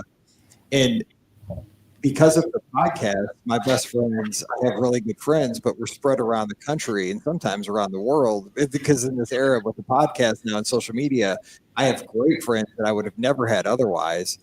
But I wish we could all hang out on a Friday night or a Saturday night, but it's so hard to do because of where we are that social media has brought us closer in our community and our family because of this show. It's brought us great friendships that are wonderful. But like Scott said, it's very rare that we all get to hang out together in the same place. It's kind of a double-edged sword, right? I mean, we're all great friends, but we're not local like we would have been maybe 20 years ago. So it is kind of a bummer but we wouldn't have been friends otherwise. We would have never been friends. So it's a great thing that we are friends. But I just every Friday night, it's like, God, I wish we could just hang out, around the fire, tell stories and have a drink or something. It's one of those things. But I know I tried a new recipe last night. I tried a chocolate old fashioned. And Mike, I think you actually, Mike, you wouldn't have liked it because I had coffee in it too. So it was a coffee, like a chocolate. Oh, that sounds like right up my alley. It was delish, I must say. Put some chocolate bitters in there, but Maybe I would have gotten you to try coffee that way, Mike. Who knows? Yeah, well, I will say I just checked in for the podcast cruise last night at midnight. Okay, so I was staying up late. There was no old fashioned tasting on the menu for the whole cruise. Wow. But there That might were be like a four- newer, like a Wish treasure thing, though. Maybe. I don't know. But there were 4 tequila tastings. Oh wow. I know. So how many did you sign up for? Exactly. Yeah, of course. I didn't do the one Saturday day. There's a couple of mixologies, bourbons, whiskeys. How many did you sign up I for? didn't sign up for all these. Okay. All right. Whiskeys. I did sign up for a chocolate and liqueur. I've never done that. Oh, you'll probably like that one. That one Yeah, I gets wanted to try that. There was a martini. Martini ones are good. Yeah, I've done that one before. I signed up for that because Pam likes that. But yeah, I just did that one on the Wish a couple weeks ago. That was yeah, really it's good. an interesting one. Yeah, because I'd never done that. I did that on the Wish too. But yeah, so check-in was last night for platinum. So it's So getting. you get a Castaway cabin then? Yeah, I could have gotten one on Lookout. Oh man. $963, and I'm like, pass. I'm just saying, I just did a cabin. I got really lucky that I was able to do a cabin at Castaway, and like it's gonna be hard to go there anymore without it. I'll just go get a lounge chair. All right, so we need to remind everybody why we're here. We're here to raise money for Give Kids the World. So make sure you're getting in those bids on the auction items and that you are just donating. Remember, you can donate right there at the top of the page. Go to the Be Our Guest Podcast Facebook page. Click on the link right there for the one cause. And, one of the cool things is you can make a donation to buy ice cream for breakfast for a week. We're right across from the Scoops Cafe right here. right. I am dangerously close to ice cream. And if you I guys, know. I love It's right there. It's super close to ice cream. Yeah. we go to. One option is Twisty Treat on West Vine Street. Can you guys Is that hear the one you're looking for? Yes. Did you just hear that? Yes. Yes. My Siri just engaged and tried to sell me ice cream. That's how much I love On ice cream. Vine Street. Siri is trying to sell me ice cream. Siri was trying to help you out. Yes. Chill out. But I don't need it. I'm at Give Kids the World. They have. All right, so let's do an hour challenge here, okay? Let's do it. Can we do that? Yeah. We're at the Ooh, bottom. it's a time for an hour challenge. It's time for an hour challenge. You guys hear the sound effects? Yes. I was singing it like 6 times in a row, and you guys never flinched. Oh, earlier. I heard it. Well, I we're was just I used was to doing you it like they never flinched. I was like, maybe they're not hearing the sound effects. I It was was- like, Yeah, we ignore you Because most of the sometimes time. You use them as a weapon against Yeah, them. I It was was trying it was to- Sphinx when you were using it last time. That's what they're going to say. Why did you ring the bell? But you never did. So I'm like, I guess I can hear it. So let's do a Hang challenge. on, hang on, because I put something on here for like these special occasions. A challenge. Oh. Okay. Oh, First okay. it sounded like a lawnmower. At first it did sound no, I got that it was a drum roll. At first That's it did more sound like- like a lawnmower. That's more like when you're going to announce results, not announce. I know, but I'm come on now. This is degraded into something. But let's start it out right. And let's say it's 11:32 now. If we raise at least $2,500 in the next hour, then the Magic for Less Travel will match it. Let's say that. Okay. Let's say that. Yes, I know, right? It's a big number, but I want to see us start off right. We have a big number too. The last time we did this, we raised a lot of money. If we're going to come close to that, start off. So this is just under the donate to Give Kids the World. yeah, Little. do So, a donate. so you have to do the first item, on the auction. You have to click on that one. Then and make a then- donation. Yes. Okay. So And yes. we have Aaron here from Magical Wishes for Kids, so he's going to help us out. Keep Yes, us- okay. keep track of this. All right. So And we have our lovely people from Give Kids the World. And and we do. they can track this, right? We do. All right. I just want to make All right. sure. All right. So we'll go to give itself a low pad, and we'll go to 12:35. Okay, 12:35. And just so you know, we have a room full of phone lines here at Give Kids World. I mean, we have thousands of volunteers in this room taking your calls right now. And They're waiting Yes, for we're your waiting for your call. call. Yes. just like back in the days of like Jerry was Why don't you have a tux who did on? that thing over can you not He hear should have a tux on. Jerry Actually, Lewis. it? Jerry Yeah, Lewis. over Labor Yeah, Day. Jerry Lewis. Yeah. Yeah, Yeah. okay. Jerry Lewis. As I'm saying it, it didn't We sound got up right. and tap dance. Yeah, yeah. We have like thousands of people. Well, I have a Mizzou shirt on under this because we have a Mizzou That doesn't checking you later. No. That's I work from home since 2017. I never wear a tux. So and if I wore a tux, it'd be like, who's that guy with the podcast? I have a picture of you and me wearing a tux together. Yes, we're Secret Service. We have two Dude, princesses. I can share that photo. Yes, we'll have to do that at some point. Oh my gosh, look at this. Check this out. We have a donation coming in from the Skyliner. That's what you like to see. Oh, and that's a first. And yes. Well, I don't have a thank you, but What can I say except welcome? that's No, so no, no, funny. I have the rock saying you're I don't welcome. think that works. You're welcome doesn't work in that situation. No, Ah, it doesn't. well, It No. doesn't. But yes. I tried. I mean, So make sure you go to the auction page, and at the top there is on the left hand menu there is a make a donation button. Click that one. That's where you can make it, and we'll match it if we get up to $2,500. There you go. Wow. There we go. We All right. There it is, Mike in a tux. Yeah. Oh, there you go. Nice.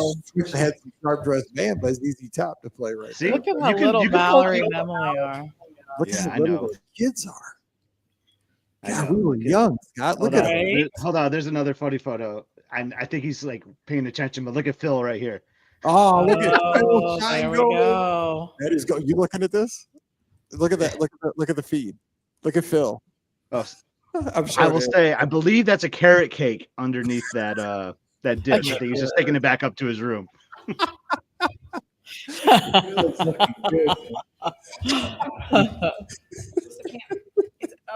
This is I had like a big. Oh my God! Here's me doing. We'll match to 2,500. Yes. Here's me being hypnotized right here. So that's awesome. oh yeah. Uh, Scott, We'd have to get a lot of money to share that. yeah, That we can video. get you hypnotized again. Well, maybe they'll have a hypnotist on the podcast cruise this time. That'd be awesome. Oh boy. Oh, that was such a good picture.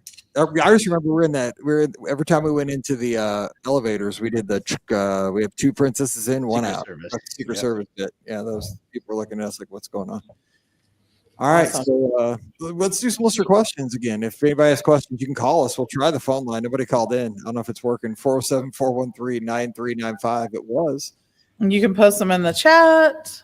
Yes, you can post it in the chat. 407-413-9395. If you want to give us a call, we can try the phone line. I mean, why not? Everything's going beautifully. I mean, right now, my dad has out an X-Acto knife right now. I mean, just razor. I don't know what's happening over here. Things things have taken a turn. Yeah, I'm keeping my legs over here, so I'm not getting cut. I'll go down some of the items too that we have that I'm going to highlight some things that don't have bids. How about that? So that we can take a look at some of those. We have. That makes me sad. An item without a bid. It's like the. I know, right? It's like the island of misfit toys. Yeah, speaking of, like we talked about this last time we were broadcasting from here. These little dolls remind me of the island of misfit toys. That little Bob the They're Builder. they're toys that people who have stayed here have left, I know, right? but They wanted them to stay here. They They did. do, like that little Yeah. Bob the Builder kind of makes me sad. He's looking. That was the whole point. They were Yes, donated because exactly. they wanted their toy to stay here. I love that. So there's some awesome posters that are here, including an Aladdin poster that looks like when Aladdin came out, right? I mean, check that out. There is a Walt Disney World 25th anniversary poster, man, and we're coming up on Disneyland's 70th this year. Did but you this see is all Walt the Disney- announcements, by the way? I know, right? I'm so excited. I'm excited about Duffy. So many great things. I know, right? There are. There's some Disney Cruise Line, like lithographs, it looks like there. There is a Walt Disney World Mickey's Very Merry Christmas Party 50th. Like it's kind of like a print there as well. There are some drawings and a Club 33 Don Williams postcard. Unless you have the cash to join Club 33, you probably aren't going to have the opportunity to purchase that. No, right? There's some Disneyland Hotel posters, some new Fantasyland prints. So those came from when Fantasyland opened. There are, let's see, what else? I'm looking for things that don't have a bid. There's some Disney Vacation Club members that we talked about before, but there are some items from the Disney Vacation Club, a blanket there from that. There are, let's see, I'm looking for some bargains for people. There's a set of Mickey and Minnie baby blankets that doesn't have bids yet, so we can look at that. They're really cute too. A Loungefly wristlet that you could scoop in for that because the starting bid, we haven't had anything for that yet. So look at that, and a set of some mini ears. So there's some things that I think you can get some bargains on yet, don't you think? Mm-hmm. Yeah, I agree. Some good stuff happening there. Whenever we talk about something, it gets a bid. So I'm hoping that will hold true. And the Dominique Wilkins jersey is still going for $40. Oh, I'm sure Don't be bragging that up, Mike. Come on. I know that will go up. We're trying to go in at the last minute and get that but I'm still trying to, we got to get there. We got to get that thing going for sure. And those, okay, so you mentioned this earlier, Pam, and I got them on the screen here. Those volunteer ears and the set that's only going for $25. Is that from the Give a Day, Get a Day promotion? Give a Day, Get a Day. Yes, that was so wild. It was. Talk about that. That's how long our podcast has been around. That's another thing I want to talk about. Some of the promotions and stuff that we've got to talk about over the years of 17 years of podcasting, all the crazy stuff that Disney's gone through. And Disney loves the celebration. They sure do. An 18-month-long celebration. So Get a day, give a day, get a day. Get a day. Didn't they have the Muppets involved in that too? Wasn't that part of the promotion? The Muppets, because those are the two pins that are on. There are pins on that little ear thing, and one of them is Mickey, one of them is Minnie. So you're not just getting the little hat. You're getting the 4 pins. 4 pins cost. So, anyways, yes. There's also some Funko Pops that are available, and those are still like I love that that's sort of a thing that has held on for a while, because then that makes Disney get a little more creative in the ones that they're offering. But there's some good ones here, like a Mr. Smee. Like, how often do you get to see a Mr. Smee anything? There's a Rocket and Groot one. There's a Tinkerbell, a couple Tinkerbell ones. And there's a Dr. Facilier too. So lots of good stuff there too. Back to the Get a Day giveaway. All right, we're going back. I'm still stuck on this because remember Magical Mouse Radio, right? And I used to play audio from that promotion. And I think it was like a song or a chant they used to do with that. It was like, get a day, give a day, give a disc. Do you remember that? I know we did radio. I know Scott knows it because he used to listen to Magical Mouse Radio more than I did. Scott, do you remember that? I do. I'm trying to remember how I can't remember quite how it went, but I do know. It's not like a chant or something from a commercial. Again, I'm back behind the banner here again. But it was something we played on the radio station. I think that was just it's like burned it. Anyway, you can get that for $25. Those are some sweet looking ears. I would get, and plus next to that, look at that $5 starting bid, a cast member 5K fanny pack. Who doesn't need that fanny pack? I mean, fanny packs are big still now. Apparently they had a 90s night just the other night out at Disneyland, after hours hard ticket event. And those fanny packs were like, people were killing themselves for those things. Like they were stopping each other. And I've joked at work that we need work branded fanny packs for all our associates because what if you get up and then we have to evacuate the building for some reason, and like, bam, if you got your fanny pack with you, you got your phone and your keys and everything right there with you. it's a safety thing. It's a safety thing, yes. Because like then if you have to evacuate, we have to shut down the building because it's kind of what the line of work I work in now. Like, what do you do? Like your car keys, your phone, all your stuff is like stuck at your desk and you can't get back. But if you had the fanny pack, you're good. Yes, there you go. I don't know if I'm see going to the win that one. But we could brand them to the company. They'll look super cool. No. All right, so we have a couple questions here. So let's get to a couple little listener questions. And we had one. Do you think there's going to be VIP seating for the new nighttime parade? I guess at the Magic Kingdom. What is it? Starlight? Ooh. First of all, I am so looking forward to this. To have a nighttime parade back in the Magic Kingdom, I think is great. We just had some of our team down here for an agent education program, and some of the cast members that were taking us around. This was a big topic of conversation because the cast is so excited to have a nighttime parade again. And I think what it is for so many of us is there's an energy in the Magic Kingdom at night. Right? Oh, totally. And every night should end with fireworks at a parade. That's my opinion. Yes. Magic Kingdom. Yes, 100%. So I'm so excited about it. And I was hoping that there was going to be some kind of like, give me a package or VIP seating or something that I can purchase so that I can, do all of these things and don't have to wait a long time. Not that, I mean, it's not horrible to wait at Disney World because you can always like run to Casey's, grab some food, grab some curb and all of that. Yeah. But if they're going to have some kind of VIP seating, I would love for that to happen. But we haven't gotten any confirmation on that yet, but I'm hopeful that it's going to happen. So at Disneyland, when we were out there in 22 with Scott's family, that's my first trip out there. We did a VIP Main Street Electrical Parade kind of deal. We sat in Town Square, like in that middle section by the flagpole. Yeah, that was pretty sweet. Did you eat? Like, did you have dinner? We did the plaza. We did the plaza. Yeah, the plaza one. Yeah, that's a good one. That was super. Yeah. That was a great night. That was a perfect night. Yes. I'd imagine we're going to have some kind of experience. I mean, I think so. I mean, why wouldn't they? I know. And you can always do the dessert ones for the fireworks, right? You can have the pre or the post. So we'll have to see what happens with that. Yeah, I wonder if they'll do something and tie that in with it. Oh, maybe. Yeah. That would be a good choice. I feel like it would be. Yeah.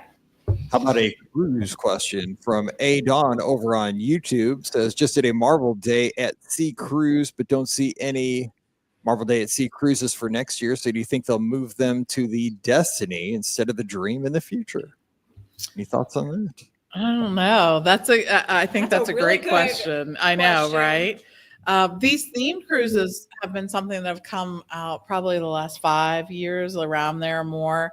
And so I think popular because people really connect with those themes, especially the Marvel theme and those characters and things like that. Sometimes they are announced after we get the initial announcing of the cruises. So that's something that we could look at. I don't know. There are lots of great itineraries out there right now. I'm looking forward to more sometime soon, but yeah, I hope so.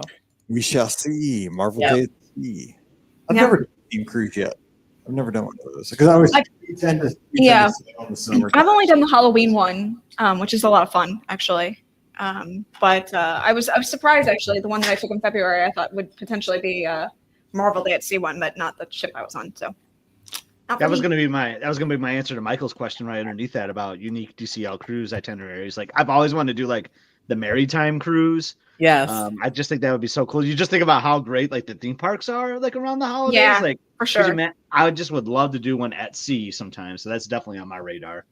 Agreed. And I think they come out with each year some of the European itineraries, and I think they're all worth looking at. Sometimes there's more unique ones than others, but I think any of the European cruises are definitely worth it. In particular, I was talking with Melissa about this, they did the British Isles one, and she said it was one of the best vacations that she's taken. So I love to hear that. That's there's also on my list, which I haven't had a chance to do yet, but I'm looking hard at it, is the Norwegian Fjords cruise, right? How great would that be? I mean, what a fantastic way to see that part of the world. Yes. And I think you just don't, you don't have enough opportunities to do that. And one of the things that we talked about was when you're traveling to maybe locations that you're not familiar with and places you've never been and you're not sure about how that's going to go, who better to travel with than Disney? Yeah. Like, because your kids to do whatnot. So Disney Cruise Line, each time they come out with interesting itineraries, I think that because they have such repeat loyalty and things like that, so many people flock to those. But yeah, look at that. The British Isles and the Norwegian Fjords, for sure. I'm just going to echo the Norwegian Fjords. I can't tell you enough how amazing that is. So that we did that last summer, and that was the best vacation of my life. Like I can't explain it. Like, I mean, we did it right around like mid-June too. So like, I mean, sunrise, I mean, the sun never actually set, which is like kind of crazy to think, but you're just up out deck at 2:30 in the morning or from your balcony, just watching, like you sail in and just the gorgeous landscape. I cannot wait to do that again. It's the best. It is. The pictures you were posting sometimes didn't even look real. Like I kept telling Pam, I'm like, dude, that looks Photoshopped. And some of those ports are just unbelievable. So you get off, like you dock, and then like you're right there in this town that has like 300 people that live there, Yeah. and like, so you don't have to do this, like, you don't have to like take a transfer out into the town. Like you are in the town, like when you like dock, it is just unreal. And there are cruises this year still, 2025 cruises, really unique itineraries. There's a 3-night Belgium cruise that leaves from Southampton, and that happens like in August of this year. The pricing on it is fantastically good. I'm just going to say, just because it's one of those sort of transition-y ones, right? There's not a ton of dates for this or whatnot. There's also a 3-night Netherlands cruise from Southampton. Again, only one of those. The price on it is fantastically good. And when I say it's fantastically good, I mean, I'm talking like you can get a concierge stateroom for less than $5,000, which I don't know how, you're not going to find that anywhere. Can you send me what that is? Yeah, right. Yeah, I know. Can you send that to me, Pam? Yeah. Like, I'm ready to do it right now. We'll hook you up. There's some other 3 and 4 nights. And sailing out of Southampton is cool. So I've not done it on Disney Cruise Line, but like that port is really easy to navigate. And you could do like a night in London before, or you can even do a night in Southampton. So it's kind of funny. There's a Titanic museum like right by the port. Yeah, exactly. You want to test irony. I know, right? But it's kind of cool. So you go do the Titanic museum, spend a night in Southampton. Like it's a really cool port for sure. Scotty G says, go to the Titanic museum before embarking on that cruise. Yep. Yeah, if you want to test irony. Okay, real quick before we get to the next question. We're here. We're raising money for Give Kids the World, and we are in the middle of a power hour. So get in those donations right now to make your money go farther. Those donations count double right now. Get them in. Let's go. Yes, absolutely. Please. This is the hour. Make and those for donations. Those who are looking, I'm muted. For those who are looking for donations, the link, you can go to our Facebook page. It's all over, but it's also pinned, also on our all over our social medias. So if you just go search the socials, you'll find the link. But yeah, it's everywhere. So. And I want to mention this too, because we have Jordan who's tuned in over on YouTube, says, hey, father of a Give Kids the World alumni here who started listening during his long days of treatment in 2019 through 2021 to help bring some joy during the hard times. We stayed there and, sorry, it continues. And doing so helps families enjoy such a lovely place. Thank you. He has been in a few years. Doing great. Hashtag pray for years me. doing. You're doing a volunteer visit after recovery from brain surgery. Volunteer visit after Jordan. So thank you, Jordan. We're so glad. Definitely hashtag great for Lincoln. So thank you for the show. Listening to the great experience down here in the village. So glad to hear that. I can give a link too. It's one.bidpal.net/BOG 2025 / and then you can do browse and then all/all. So that's what I was looking at. So for those who are curious. So All I right. think we're having some technical difficulties over there. So Yeah. cool. All right. So let's kind of go through some of the items again, and kind of reset. So we have a power hour Yes. thanks to the wonderful folks at the Value for Less Travel. So they are going to match a donation if you hit the first item on the auction, which is donate to Give Kids the World. Right. So you just click on that, and if we raise $2,500 in Yep. this hour, so until 12:35, Also, we started a little late. They will match the Yes. $2,500. yes. Which is Happily. amazing. That's amazing. Yeah. So, Halfway there. halfway there Oh, already. yay. Okay, Good. cool. So we still have a Wow. half an hour to go. And we're halfway All right. there. So, yes. Let's do this. But yeah, so there's a ton of auction items that are up. So I just kind of shared where you can go to find those items. But there are some really, really, really cool things here. If you are a fan of the Kingdom Keepers Yes. book I was series, looking at those. let me tell you, there are some first editions on here that are ridiculous. Autographed copies. Autographed, exactly. I know. Yes. So if you're a fan of the books, that's definitely something you want to look into for sure. That's right. Hannah loved these books so much. I'm actually going to text her right now. Oh my and be gosh, like, that's too funny. which one of these Do you want as your first edition? Yeah. So if you were unable, this is one of those things that does not have a bid yet, and I'm surprised. If you were unable to attend the 50th anniversary of Walt Disney World Resort, which we all were at, which was so fun. But when you left the park that day, they actually had a poster that they gave out.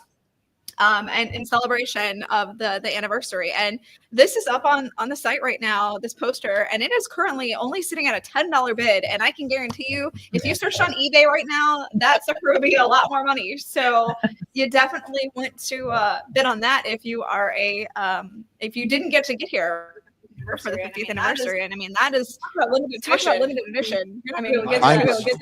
That day. I was in a safe place. So Mike, you might want to bid on this because you were here. And Yes. So there was that. But there's also some really cool things. One of the things that was donated to me that I brought is some vintage Peter Pan. There's puzzles, coloring, not pages, but like they're crayons and things like that. There's 4 different items that are 1950 Peter Pan vintage items. Again, I looked these up. These are going on eBay for a lot of money. So if like Peter Pan is one of your favorite movies, and like I said, this is vintage. This is from the 50s for sure. These are going to be something that you want to potentially look at getting. Again, we mentioned the popcorn buckets. I don't think we mentioned the Epcot 2024 Festival of the Arts Figment popcorn bucket, which is the one that was kind of like terrarium. It's got Figment on the rainbow in the Imagination Pavilion, which again is a really cool one that they had this year or last year. If you are a fan of Animal Kingdom and you love Pandora, there are 2 interactive banshees that are available as well. So that's kind of cool too. I know that so many people love those banshees. Yes. And then one of the other really cool things, at Walt Disney World, you see those people holding the little things on their shoulders, the little plushies on their shoulders. Yes. Well, let me tell you, Universal has one too, and it's Harry Potter themed. Yes. And it's a Hedwig one, and it's actually animated, so it'll flap its wings and sit on your shoulder. Oh my gosh! It is so cool. So cool. I've seen these, and yeah, if you're a Harry Potter fan, definitely something you're gonna want to pick up. So yeah, just a few things that are up for auction that I don't think we've mentioned. But they're still really cool. Oh, one other thing that I think is really cool that I'm going to tell you, I shouldn't tell you, but I've kind of got my eye on. there are these Dream Along with Mickey Mouse costume shirt and a pair of pants. Oh, wow. I gotta tell you, don't bid on this because I'm really looking at bidding on this. So, so this is really cool. How often can you say you have an actual cast member outfit? Granted, it's the shirt and then the pants. Yeah. So, but you could have a whole outfit. I know. That would be kind of If you cool. bid on each Mike, separately. we can see you pulling this out at a Mickey's Not So Scary Halloween exactly. party. I could. I'm not above it. And one last thing I want to mention. One last thing I want to mention before we move on. I know that so many people love this. Now, this is a long time ago, but Bear in the Big Blue House. There is actually a Bear in the Big Blue House plush that is available as well, which is so cool. And for this was before obviously my time with kids, but I if you had kids back in the day, Bear the Big Blue House was huge. So again, something that's really unique and special that you can bid on. So the things that I was looking at were there's some Trader Sam's. Oh yes. Have you seen? Yeah, Scott's like, stop talking. Real quick, because that's Scotty's thing. But wait, hang on. Breaking news. Scott's changed outfits. Sorry, I was. Oh, my outfit changed. Yeah. Yeah. So I noticed Scott is now in another outfit. just the classic. Oh my god, I keep doing. Oh, I did it right this time though. You did do it right. Just the classic Disney Cruise Line polo with the old with one of my favorite Disney logos of all time. I love this classic. Yeah, that's a good one. Sail Away Mickey logo. So yeah, going with some So, Cruise Line Scotty, now. how many of these Trader Sam's bids are yours for some of the cups and what? There's quite a few out there. He doesn't want to say. No. But like, I love my Trader Sam's mugs, and like, one Right. that I'm after is I want the black pearl, like the one in like 100 that you get yeah. at the Trader Sam's in at the Polynesian. Well, our- up for bid. Is that a true thing? Like that is a true thing. Like, Oh yeah, 100%. Yes. Yes. I thought Scott was totally playing with me. No, But- I'm not playing with you. It is. And our friend Tim got one when I was like near him once. Like I always get the white one. Yeah. It's So honestly not even my close. favorite drink. I That's don't even such like. But you're just like, I'll get it during the Black Pearl. That's such a great scam though to make you buy 100 drinks. Well, that that's are me. Right. That's me. pop or That's what I'm whatever. saying. Like I don't care for that drink that much, but I order one like almost every time because I want Just because the you want black that. one. I know. Well, But the thing is, I don't think I could even bid on it if it was there because I want to earn it. I want to earn. You wanna it, earn I it. feel like. Yeah, right. But I mean, don't worry. It's for the kids. It's for the kids. But you can bid on these ones because we Oh, yeah. have one of the really cool piranha mugs. Do you see that one? I got good. one. I know got it's awesome. What Like page? it's a really, really cool mug. Page But the number. other thing we have is one of the Madame Leota tiki mugs. The crossover one. between Haunted Mansion folks and Trader Sam's, I think, makes that. And that was one like very limited edition. I want to say. Yes, yes. And then the Trader Sam's Grog Grotto limited edition Jungle Cruise mug is there too. Did you see that one? Yeah, that's my favorite one. I really love that one because it looks like it could be not just a mug, like it could be like a vase or something. I'm like, It's thinking art. about on your desk. yeah, that's what I'm thinking. Yeah, but lots of good stuff. Oh my gosh. And down we have bargains here because the Disney Treasure Bluetooth ship speaker that goes for what? Is it $300? Is it 85 Oh, right yeah. now? So what? Hello? You're just throwing all my bids right now. Yes. Sorry, Scott. On purpose. Whoopsies. It's We're all gonna good. make I you want them to spend drive more. up.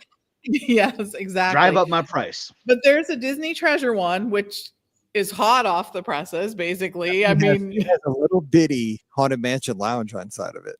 Yeah. Of course. Maybe people don't know that. But there's a little bitty, teeny, tiny Periscope pub inside and there. tons of people, little tiny people too, I've heard. Yes. Inside that thing. There's the treasure one, and then there's the classic ship one too.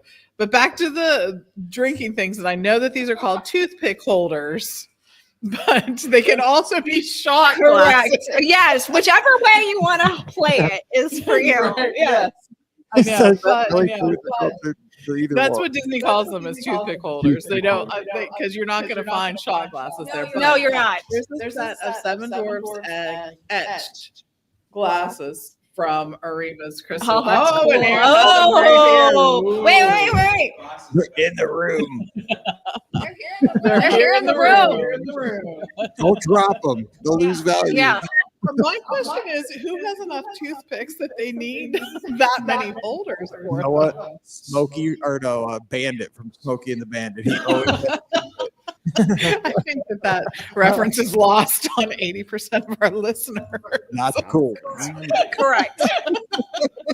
It lost on me. My husband would get it, but Yeah. sorry. Cool ones. He only takes his hat off for two things.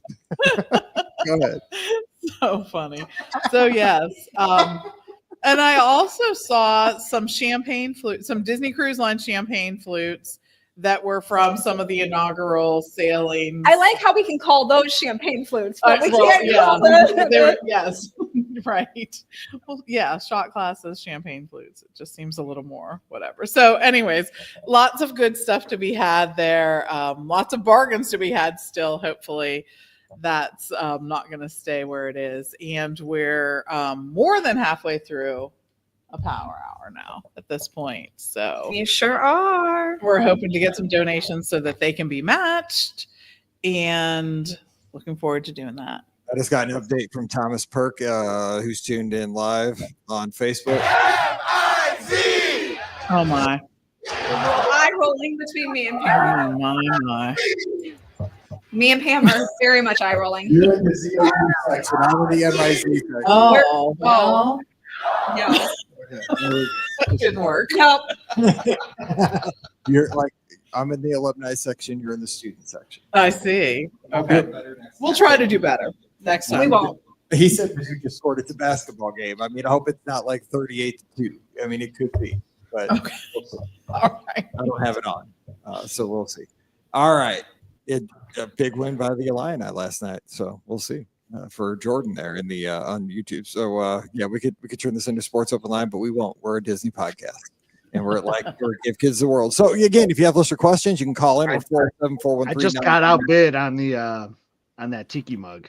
Sorry. Someone's got a Sorry. pretty good amount on that Jungle Cruise one, and I love it. Sorry. No, I'm going to keep going for it. Do you see too? Sorry, I know we say we're going to keep going, but like I just saw these. There are wine and dine medals up for bid. Now, okay, who's putting their medals up for bids? But okay, bid on them. That's awesome. They're not mine because I can't. I work too Can't hard. do it. I'm old.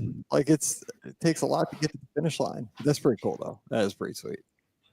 Yeah. So, anyways, all right. So, what are we going to talk about? It's a blazing 5-3 basketball game in the Mizzou game apparently right now. 5-3. Wow. I'm not missing much. Okay, so we have our 4 memories. We're going to get to 17 by we're going to do that tomorrow. We'll probably do that by 4.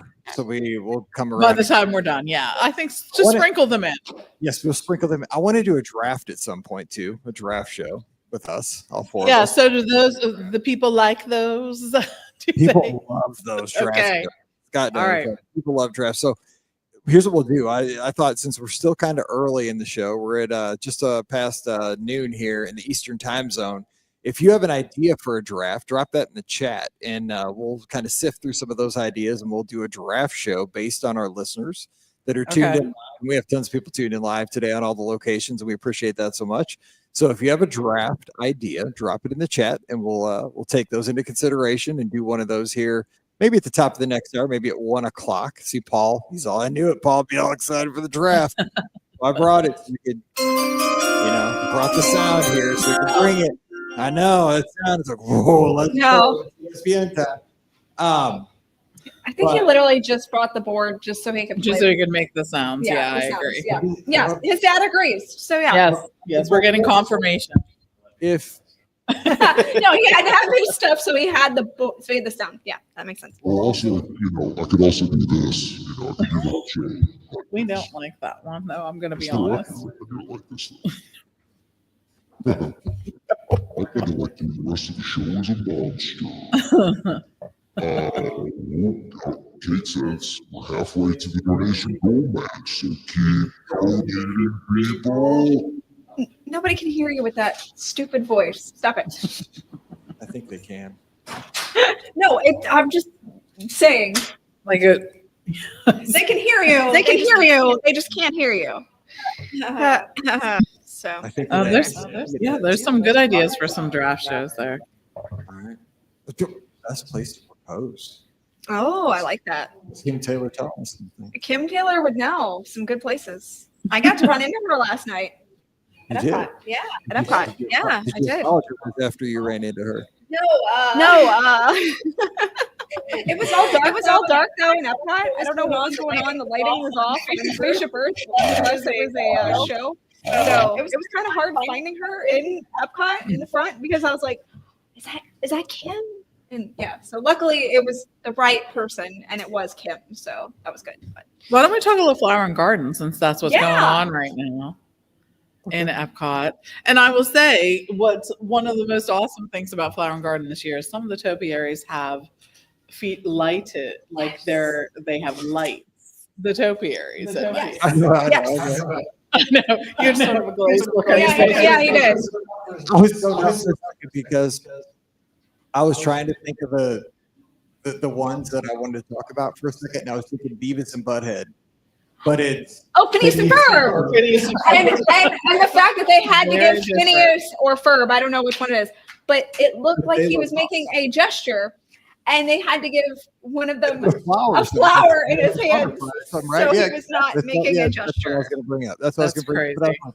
It's not Yes. Beavis and Butthead. It's Phineas and Ferb. Phineas and Ferb and Perry the Platypus. Oh, Yeah. Perry's not there. No, he's not in the topiary. But Where's Perry? I don't know. I don't know. Yeah, He's but- probably off doing Perry things. Isn't it sad though that Phineas and Ferb are like retro? Because I think a quick story here, Walt Disney World story.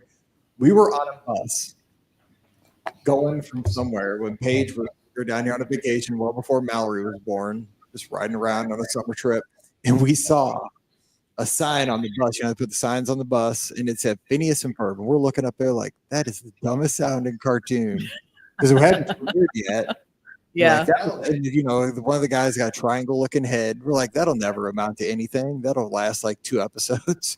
And bam, No. greatest thing ever. And also, Yeah. we did Hannah Montana. We said that show will never go anywhere too before it came out. That thing was Wildly popular. It sure Both did. of those shows. Both So of maybe those were very, very, very popular. I know. So we're gonna next time you see a show that you think is not going to be popular, let us know because Let us we're know. going to bet against you on that. terrible. Terrible. Okay, I'm just looking at all the pins right now, which like Scotty's looking for new things to bid But, on. like, Since he I got am. off it. I'm going crazy right now. But like this one cracks me up, and I think I'm gonna put a bid on it though, because I like pins. This is an older one, and it's like an American Express card. Yes, Yeah. This is the- Because there it used says to be a the official, partnership. there yeah, the was. official card of Walt Disney World, and I like Amex. That's my primary card, and it's got like the mouse ears on the corner. I think I got a bid on the. All Amex. right, there you go. But that is the most random stuff. Like I'm loving all these pins that are out here. I just placed like 5 bids on pins. There's a ton of pins. If you're a pin Oh, if you're a yeah. pin collector, Oh yeah. it's a big thing. It's so. fun. It's a lot of work. So it's like we have a pin board in our main office downstairs, and like I want to like interchange them, you know, to like change the themes, but it's just it's a lot of work. It's a lot. Like your shirt changes. Right. Yeah, it You is kind of need like the to shirt be- changes. You need to be doing that. Oh man, I am too much. You could do it for the season, like per I could. season. You could have something. Come on, Scott. Get on. Okay, yes, I'll get on that. So All right, we were going to talk about Flower and Garden a little bit. yes, Mention the topiaries. and topiaries are the Moana. One. The one of Maui is I know. incredibly impressive. It Oh is. my goodness! Like I didn't realize he was going to be so big and so tall. I And, know. I mean, he really is. He could be Maui size. He could be Maui sized. I mean, seriously. Now And- that's when you can play the "You're Welcome" song. Oh, hang on. You don't know yeah, this yeah, because you yeah, haven't yeah. seen the movie. What can I say except you're welcome? Yes. There we go. Sorry, I was reading the chat. My fault. Got it. Okay. Yeah, so they did a fantastic job. I love that they've incorporated these characters in now. and really finding the characters. It's kind of like a scavenger hunt all in itself. It's like an unofficial scavenger hunt. You know, there's the Spike the Bee one and the Easter egg one, but this is like a completely unofficial one.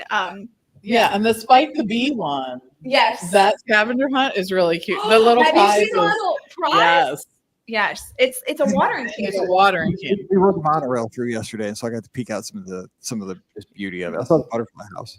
I like it. Oh, I went in yesterday. It was, I mean, obviously at the beginning of the year, the butterflies, there are not a ton of them, but there are still some in there. So There's a lot of caterpillars. yes, there's definitely a lot. Yes, there's definitely a lot of Caterpillars. Good job, Mike. Yes. Yes, I'm glad you knew that. They go like they're chrysalis. and What then- state are they in? Chrysalis, right?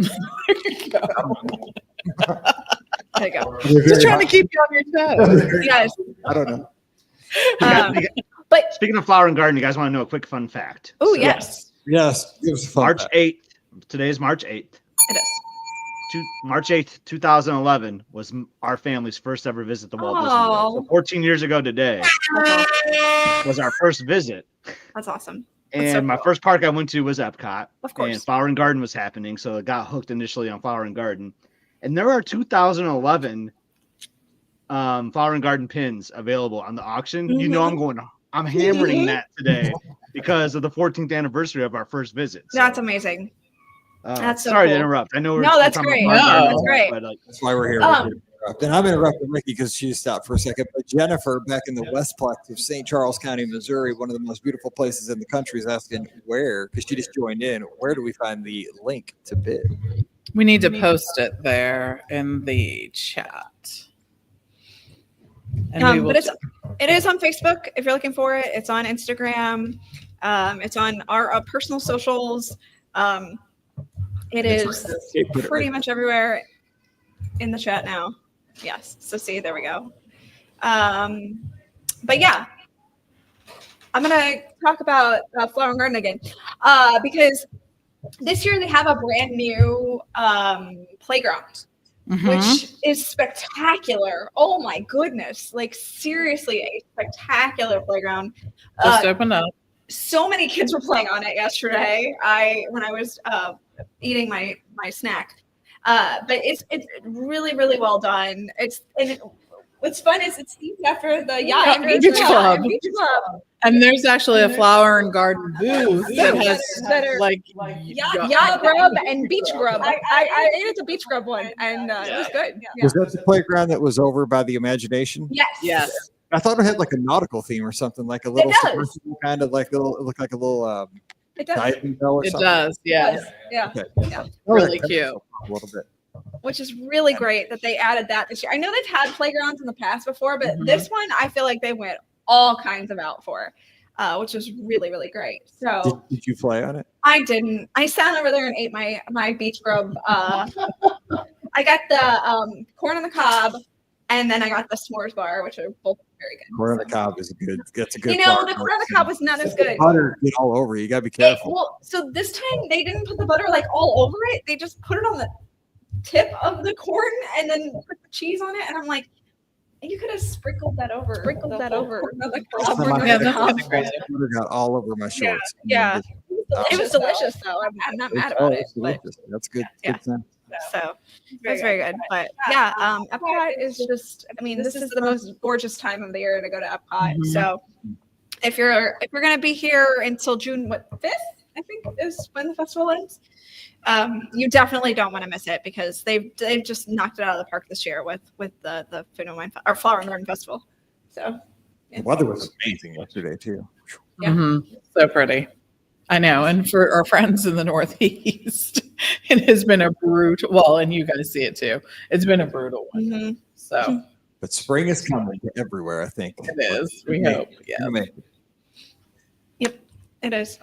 So All right, so we have some ideas for our. We got some. Let's see. So let's see possibilities for the draft. We have places to propose, kind of like that idea. Possibly in the next hour, we have best dishes around Walt Disney World. Specific dishes was mentioned. Trying to see. What's another one? Like so different, like food, like different food items. Yeah, That- best specific dish at a Disney restaurant. I mean, Okay. I like talking about dishware too. If we're talking Oh, about, well, then there's that. Yeah. I like the pattern. Yeah, I like the rose pattern. Citrus. I like the knife at the on Animator's palette. Oh, yeah. Oh, 100%. I was just gonna say we were on the ship for a little bit touring yesterday, and the plate where that they use it on Shantae is actually really pretty. Ooh. No, But yeah, but the phone line's open. If you want to call in for a listener question, we can do that. We can add you to the show, 407-413-9395, 407-413-9395. We can do that. You can ask a question in the chat if you would like, but we need to drop in. So another memory. Man, we have so many. I would like to say for another memory for me, because we're going to go around again for the fifth memory out of 17. Mouse Fest 2008 drop in for me. So we started the show in 2008 in March. And so about this time of the year, it was like the second or third week of March, we started the show and we just decided to jump into Mouse Fest at the end of that year. Well, December. probably you should explain what Mouse Fest is, because Oh, yeah. so many people have no idea what Mouse Fest even was because it's been so long. That's true. So Mouse Fest, for those people that don't know, now back in 2008, if you don't know, there weren't as many podcasts. There were, probably Handful. 10 maybe Disney podcasts. Yeah, 20 at the max. Yeah. 20. And everybody was doing them on Skype back then. There was no video. It was all audio, stuff like that. So what Mouse Fest was kind of pushed as was a gathering of Disney fans down at Walt Disney World in early December. And so people that published Disney fan sites, blogs, podcasts, and people that were vendors, travel agencies and stuff would all get together and got together in these communities from online, got a chance to meet in person. So that's what we did. And we decided we were going to throw our hats in the ring. What do we have to lose? We'll join in. Nobody's going to come to any of our meets. And one of the requirements was you had to host a meet. I think you had to host 2 meets. There was a couple of requirements that you had to do. So we actually hosted the first meet of Mouse Fest. I don't know why we did it. We did it, I think, because we wanted to be the first one Yeah, I think for so. for Mouse Fest. Yeah. We're like, why not? We'll do the first one because nobody knows who we are. Because we were like in with like WDW Today, Mangello, Inside the Magic, and all these big shows. That I was down because I just wanted to meet all those people because they were all my like idols, and I would listen to all their shows forever. So we go down. It was something under the monorail tracks or something. Remember? Yeah, we met in front of the monorail. Yeah. We met under the monorail. That was our big meet, like meet under the monorail tracks or something. And so we met there. We had like 20 people. I mean, I remember Jackie was there, Michelle was there. Mhm. It's where we met Jay. Yeah, Jay. And people showed up. People showed up. And so our we went back and we got a picture in front of the Haunted Mansion at Memento Mori that day. Outside. It wasn't Memento Mori then, though. It was like a Smucker's store back then. Yes. Whatever. It sold jelly. Yeah, there's no momentum mori at that point. It was like outside of the Haunted Mansion. We went around and did some stuff. But just going around in 2008, the show wasn't even a year old at that point, but just meeting people that had listened to our show, because we were still figuring it out through Skype and all that stuff. We didn't know what was going on. But it was just one of those things like we might be able to do something. But, we went over to there was a meetup at the Yacht Club. Remember, that was the big convention part of it. And I remember meeting Masayo at that time. I don't know who I told, but I was like, I think that's Masayo because she had that little doll, that little Beanie Baby. I said, I'm going to go meet her. I said, I've listened to her on WW Today call-in shows. I'm going to go say hi. So I went over and I'm a huge fan of yours from the call-in shows. She met me and she gave me a hug and we got to meet that day and we're still friends. And she went on a podcast cruise with us years later and we've been friends ever since. And this is what I was saying. I remember from that day, we had people listen to our show and some of my friends from that day on, 2008, so 17 years ago. But Mouse Fest, it was a great fan gathering, and it's a shame that it went away.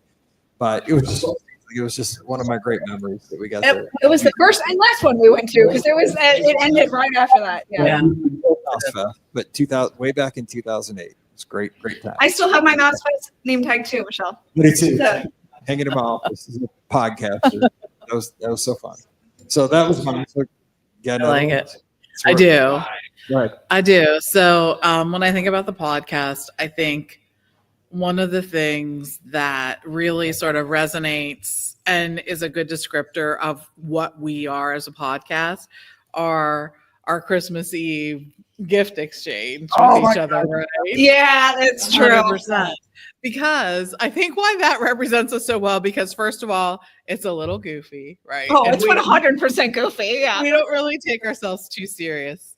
And it is often heartfelt from that point. Like we all know each other and things like that. And I think what's so funny is so often I know when we meet people who have listened to our podcast in the parks or wherever we meet them, they're like, oh my gosh, you're just like you are on the podcast. Yes. Yeah. This is really surprising to me.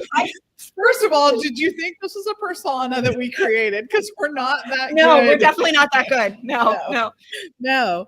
But I like that because I think what really comes across is this is just friends talking to each other, right? All of this. And that show, I think, really sort of displays that so well. We get to sort of figure out we know each other well enough that we can do that and whatnot. So I love those shows. They're always one of my favorite things. And it's always like in a very hectic time of the year. We're always like, we have to, we have to go together because we're always, we got all these holiday happenings coming in. Yes. We're like, we all have 45 minutes at this time, so let's get together and do it. Let's record. Okay, I think we have a call. Let's see if it works. It's our first call of the day. I think it's Dennis from Indianapolis. Dennis, are you there? Oh, I can't hear him. It's not working. Oh, hang on. Let's pot him up. Hang on. What channel is he on? Nope, he's usually on this channel. Dennis, you there? Dennis. That's very staticky. Yep, it's not working. All right, Dennis, we'll get you in through the Zoom link here in just a second. All right, I didn't think it was going to work. All right, so we're not adding that to the mix. All right, wait. Sorry. All right, Dennis. Let's see. Hang on. Let's see if we got Dennis again. Dennis, you there? Dennis. No. Oh. Yeah, we're good. Okay. All right, Dennis. What we'll do is we'll put a link in the chat, and we'll use the chat feature to get people. Oh. Yeah. Hello, Dennis. No, I can hear you now. Oh, yeah. You can hear me? Oh, yeah, I can't hear you, though. It's, He's coming through the speaker. Yep. Coming through the speaker. It's just technical mess. It's what we have on the road. It is a mess. All right, Dennis, we will we'll put a link in the chat here, and we'll try to get you here in the video. So sorry about this. All right, let me disconnect you over here and close out the computer. And You can fix that real quick. He was coming through the speaker. Just change the speaker to your USB. all right, so we are going to continue on. And yes, this is like an April Fool's show. All right. I know we had this last time. I don't know what's going on, but we'll figure it out. I'll put the let me do this. Put this here. Copy. And Speaking of April Fool's shows, I always think it'd be fun if Walt Disney World did more like that. Like, what if on Cosmic Rewind they just changed the songs on April Fool's? Oh, that would be funny. love songs and beachy or something. Yeah, Well, there you go. they did this Christmas one, and people hated it. So I was there opening day for Run Rocket Run, and I did it twice or three times, and it was not good. Not I wish they good, would've okay. just- I wish they would have just done like 80s Christmas songs. see, that would be great. I mean, if they did Wham's Last Christmas, hello, that's the perfect choice to go with. So. Why Christmas didn't rapping. they? Yeah, why didn't they do the songs that they featured in that Guardians of the Galaxy that, holiday yes, show? Mhm. you've got your own holiday special. So I don't know. yeah, Must Did be- they hate the Christmas songs though, or did they? I thought people liked the Christmas songs. What? The one that they did for Wait, Guardians? did they add a Christmas song to Guardians? They it was did, just no, people it was did, an no, original people Run hated it. Rocket Run, and Yeah, it I thought wasn't. people liked that though. No, they I hated don't it. They think hated it. Really? Yes. People liked it. No. I think they didn't bring it back this year. It was bad. Huh. was Or very last bad. year. It was like 3 years ago or 2 years Yeah. I ago. like that. No, they hated it. Really? Sorry to disappoint you. They only played, actually, I won't ride that anymore because it just makes me sick. But like, so they only played that song. They didn't mix it in with the other 5. Correct. Huh. Yes. I Now wonder maybe if it would have been better if they'd mixed it in. Like, yeah, it gave you a Maybe. little, choice. Yeah. So, let's put the word out. Last few minutes. Yes. So Where are we at? the Magic for Less Travel is going to match donations that are made in this hour. We've got 5 minutes left. So we're trying to get $2,500. And so, Well, no, that was just a little Nope. tickler. That was Wow, definitely not that was the a little definitely not the too right much one. there. I was just testing to see if you're asleep. Got it. No, I'm definitely awake. So Anyway, you're gonna need to click on the first item up for auction, which is donate to Give Kids the World. And if you do that, and we get $2,500 in this hour, and we've got 5 minutes left, Magic Plus is gonna make a donation. Yes. So, and it's gonna match it. I'm ready. I've already put my credit card in. I'm ready. She to did. go. I watched as she did it. Did you write it down? I didn't. Dang it! So stupid. Dumb. I'm ready to do it. I want it to happen. Should have been looking. Okay. So Where are we? still about Still halfway. about So we halfway, need the okay. donations, guys. Let's go. Let's do this. So click on that first link. Donate to Give Kids the World, and let's make Pam give up some money. That's right. So that's the big thing. We've got 5 minutes left. So let's go. All right. So are we going to do a draft show? Let's do it. So which one do you, I'll let you guys pick. Which one do you want to, I always pick the topics. You guys can pick today. Which one do you guys want to do? I thought that the quiet locations one is kind of a sleeper hit there because people are often looking for that. Mm-hmm. Right locations it will be. All right. I like it. All right. Hang on. I'm trying to close this computer. Sorry. All right, so we've got only a couple minutes left. So remember, make your donations, and it's the link that you can go to is one.bidpal.net/BOG25, and then I think it's all. So that's where you can go. But the links are in the chat if you're Yes. watching. It's easier to click on the links. Yes, exactly. All right, so let's give Pam the first pick in the draft. We'll pick in the best quiet place. We're gonna go let's go 3 rounds. Okay. And then the listeners can decide who has the best. Okay. So I am going to go to. Gotta have the sound. Gotta have the sound. How could I forget the sound? Mhm. That's right. All right. So the park I want to go to first is actually the Magic Kingdom because I feel like that's the spot where I need a quiet place. And these The are most- restricted to theme parks. Theme parks. Oh Yes. no! Oh, you just killed it. Okay, all right. Me and Scott are sad now. Because if you make it to resorts, it's too wide. We're gonna say Right. in theme parks. Yeah. Agreed. I have to go Because first. If you make it to So. resorts, then we're opening it up to too big of a. But Right. Yeah. but you would have Okay. really understood why this answer had to be there though, because it's so chaotic at this resort. But okay. All right. So at the theme park, at the Magic Kingdom, a quiet place. And I am going to go to in Pecos Bills. In that back room there, it's all dark and whatever. You're going towards what used to be Tortuga Tavern that's now being converted to a lounge, which will be a great place. But I hope that lounge will be another quiet place to go to. But in those back rooms, it's dark, it's cool. I think it's a quiet location. That is a good place Okay. because it's cool, it's quiet, it's dark. It's got all. You can get some nachos. Oh, Heck yes. Nachos. Can you still get nachos though? Because they changed their menu. It's not as good as it used to. They're off, they're on, they're off, they're on. I'll look it up while somebody else goes. It's not as great. So just let me know when the time's up on that hour though. We'll make sure we don't run. I will. All right. I'm looking at the clock. We got 2 minutes left. Okay. 2 minutes. All right, Ricky, you got the second pick. Okay, so Okay, Hang so on. First round, second pick. all all right, so Away if you sigh. my my second pick is actually one that I experienced yesterday. So I was just kind of I needed some coffee. I was dragging. So Starbucks had a huge line. I went over to Joffrey's because Joffrey's is, good coffee and doesn't have a huge line usually. So I went over there by Guardians and I went and got my coffee and I was walking through Epcot looking for a great spot to kind of relax and enjoy this coffee that I desperately needed at this point.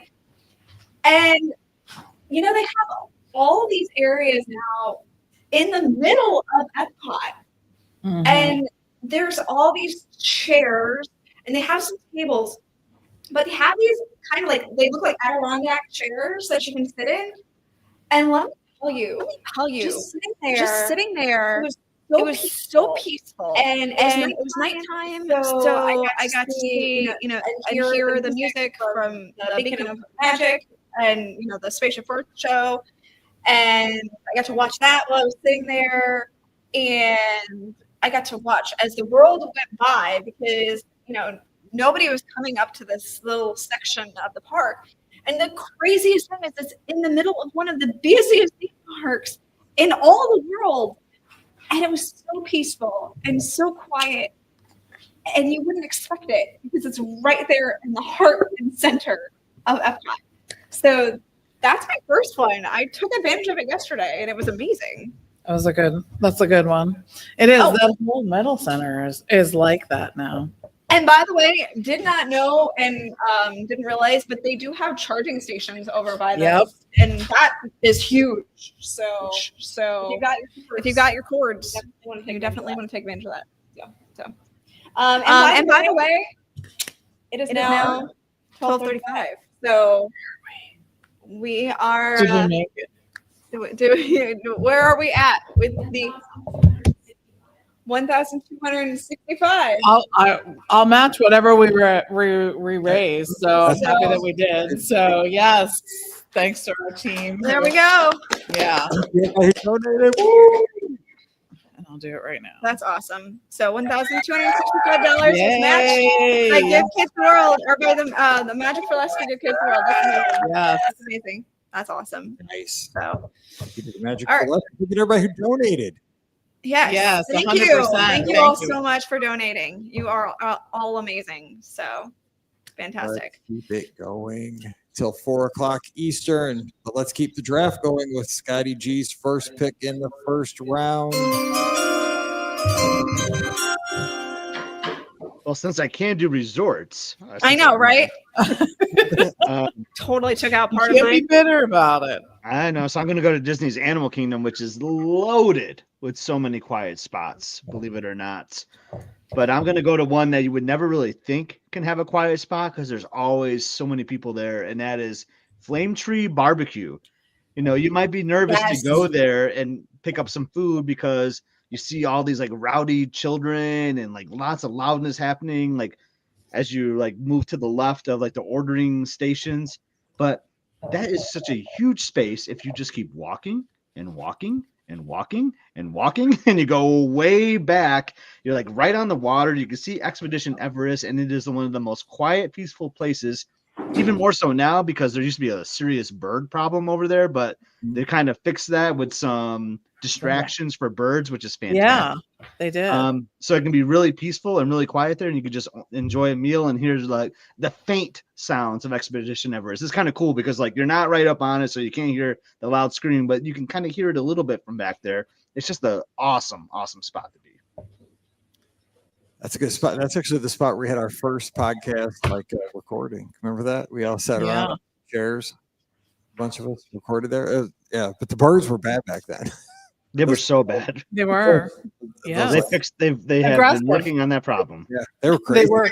Yeah, Yeah, they put in a lot of wires too, so that the birds can't even fly down as much, and that's really good. Those birds were super aggressive back then. They were.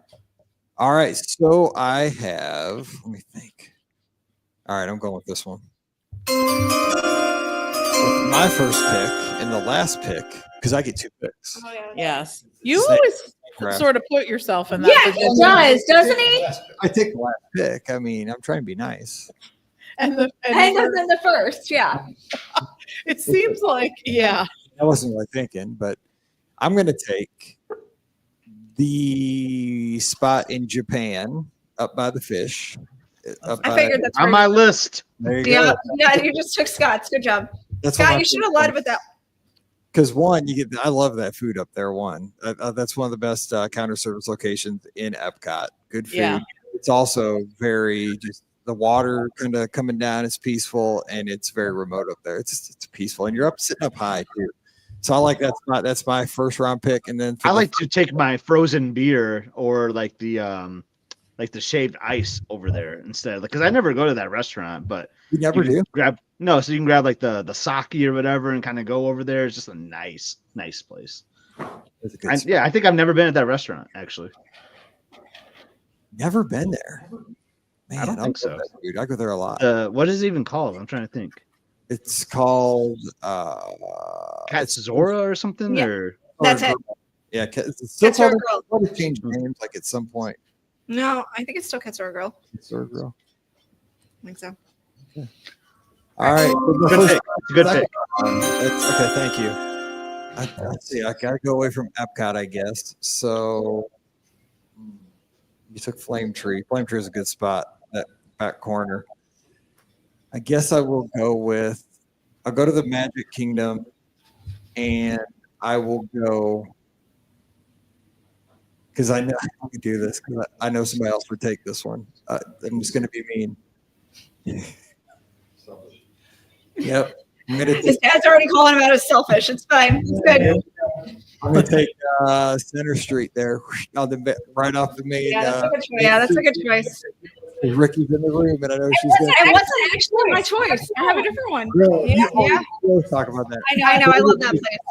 Because you can be right off Main Street. Basically, if you're at Disneyland, it's kind of like eating at the Plaza, right? It's right there, but it's off Main Street. You can kind of there's a couple seats there, and just kind of take it in, see the hustle and bustle of Main Street, but just kind of let it pass by. And there's not much happening back in that kind of part there. But you're right off the madness of Main Street, but you kind of just watch people hustle and bustle. Yeah. So that's my second choice.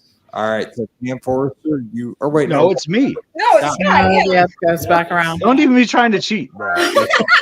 Not bad. There's a lot. You already took my Japan answer, so Yeah. so I had to cross that one off. So I'm going to go to Magic Kingdom as well then, and I had this theme of going just way back into things, way back in the Flame Tree. So I'm going to go way back into the park over to like the Casey Jr. area, and there's this like covered area like way in the back there, kind of by like the Big Top Treats or whatever. And there's actually like some benches and some seating there. And I just remember sitting there once with the three of us and Beth, and she was like making her like Christmas card or whatever, because we just did like photos with Santa. So she was like prepping her Shutterfly order, and we just sat back there for like 30 minutes, and it was so relaxing. You would never even known that you were like in a busy theme park, because this would have been like right at around Thanksgiving time too, so it would have been really busy. So I think it's a kind of a forgotten spot. So grab a treat from Big Top, and go over there and just relax. It's nice and quiet. It's shaded too. So really enjoyed that spot. Yeah, That's a good one. I did a media event back there. There was they did interviews in that spot. But what was that spot? Was it a character meeting spot or something? It was it was a tent or something back there. Yeah. Well, What was it actually, used for? I know they used it for. They used it for. It was supposed to be a spot for people to like charge their phones and stuff too. I don't know if that was. I don't think that was the original purpose. I don't remember what the original purpose I can't was. remember what that was made for, because it was made like obviously with new Fantasyland, but Right. I can't remember like what that original use was for. It's kind of a relic at this It's point. a really underutilized space back there Yeah, for sure at the yeah. moment. Yeah. But they had us out there when Seven Dwarfs Mine Train opened. Yeah. That's where they did the interviews and stuff with the Imagineers and stuff. But but yeah, it's just not. It's kind of just never been used a lot. All right, let's see. So Ricky, you're up. All right. Well, I'm gonna go to this. You got to wait till the commissioner calls you to the podium. Go. Sorry. I'm going to go to Disney's Animal Kingdom, and I know that one of the listeners mentioned it, but I was on my list, so I'm not cheating. But this is the area right behind. Like, if you look at the Tree of Life, but you go along the backside, there are some amazing seating areas that are back there that hardly anyone knows about. Nobody sits in them. I know there's a snack stand back there that people can enjoy food at, but like seriously, nobody sits back there. It's a gorgeous place to sit. You've got the Tree of Life, you've got the water, and it's just fantastic. So if you need just a moment to breathe, this is certainly the spot for you. So It's a good call. We got some good ones. I'm trying to think of my third one. he's trying to stall. I know. Yeah. But Yeah. the good news is Because we're all picking good ones, so I'm trying you've to. got time because it's Pam's turn and she gets 2. I waited for the sound. You're up. Good job, Pam. Way to go. All right. So I'm going to Hollywood Studios this time. Trying to pick one from each. I know, I was too. Right? Yeah. Yeah. So if you go back towards Tower of Terror, but you're not going to ride Tower of Terror, you're going to go sort of back out and around to where people exit. Yes. right? Okay, I know exactly what you're talking about. I know. There is. You can grab some wall. There's a Joffrey's location. Joffrey's card is really good. And I've sat there before and enjoyed many a Joffrey's back there. I know. So, and for me, I think that's part of having a good quiet location, right? Is that you can get something to snack on or whatever, or drink. So I think that's a great location. I will say, even in the summer, It's some of shaded.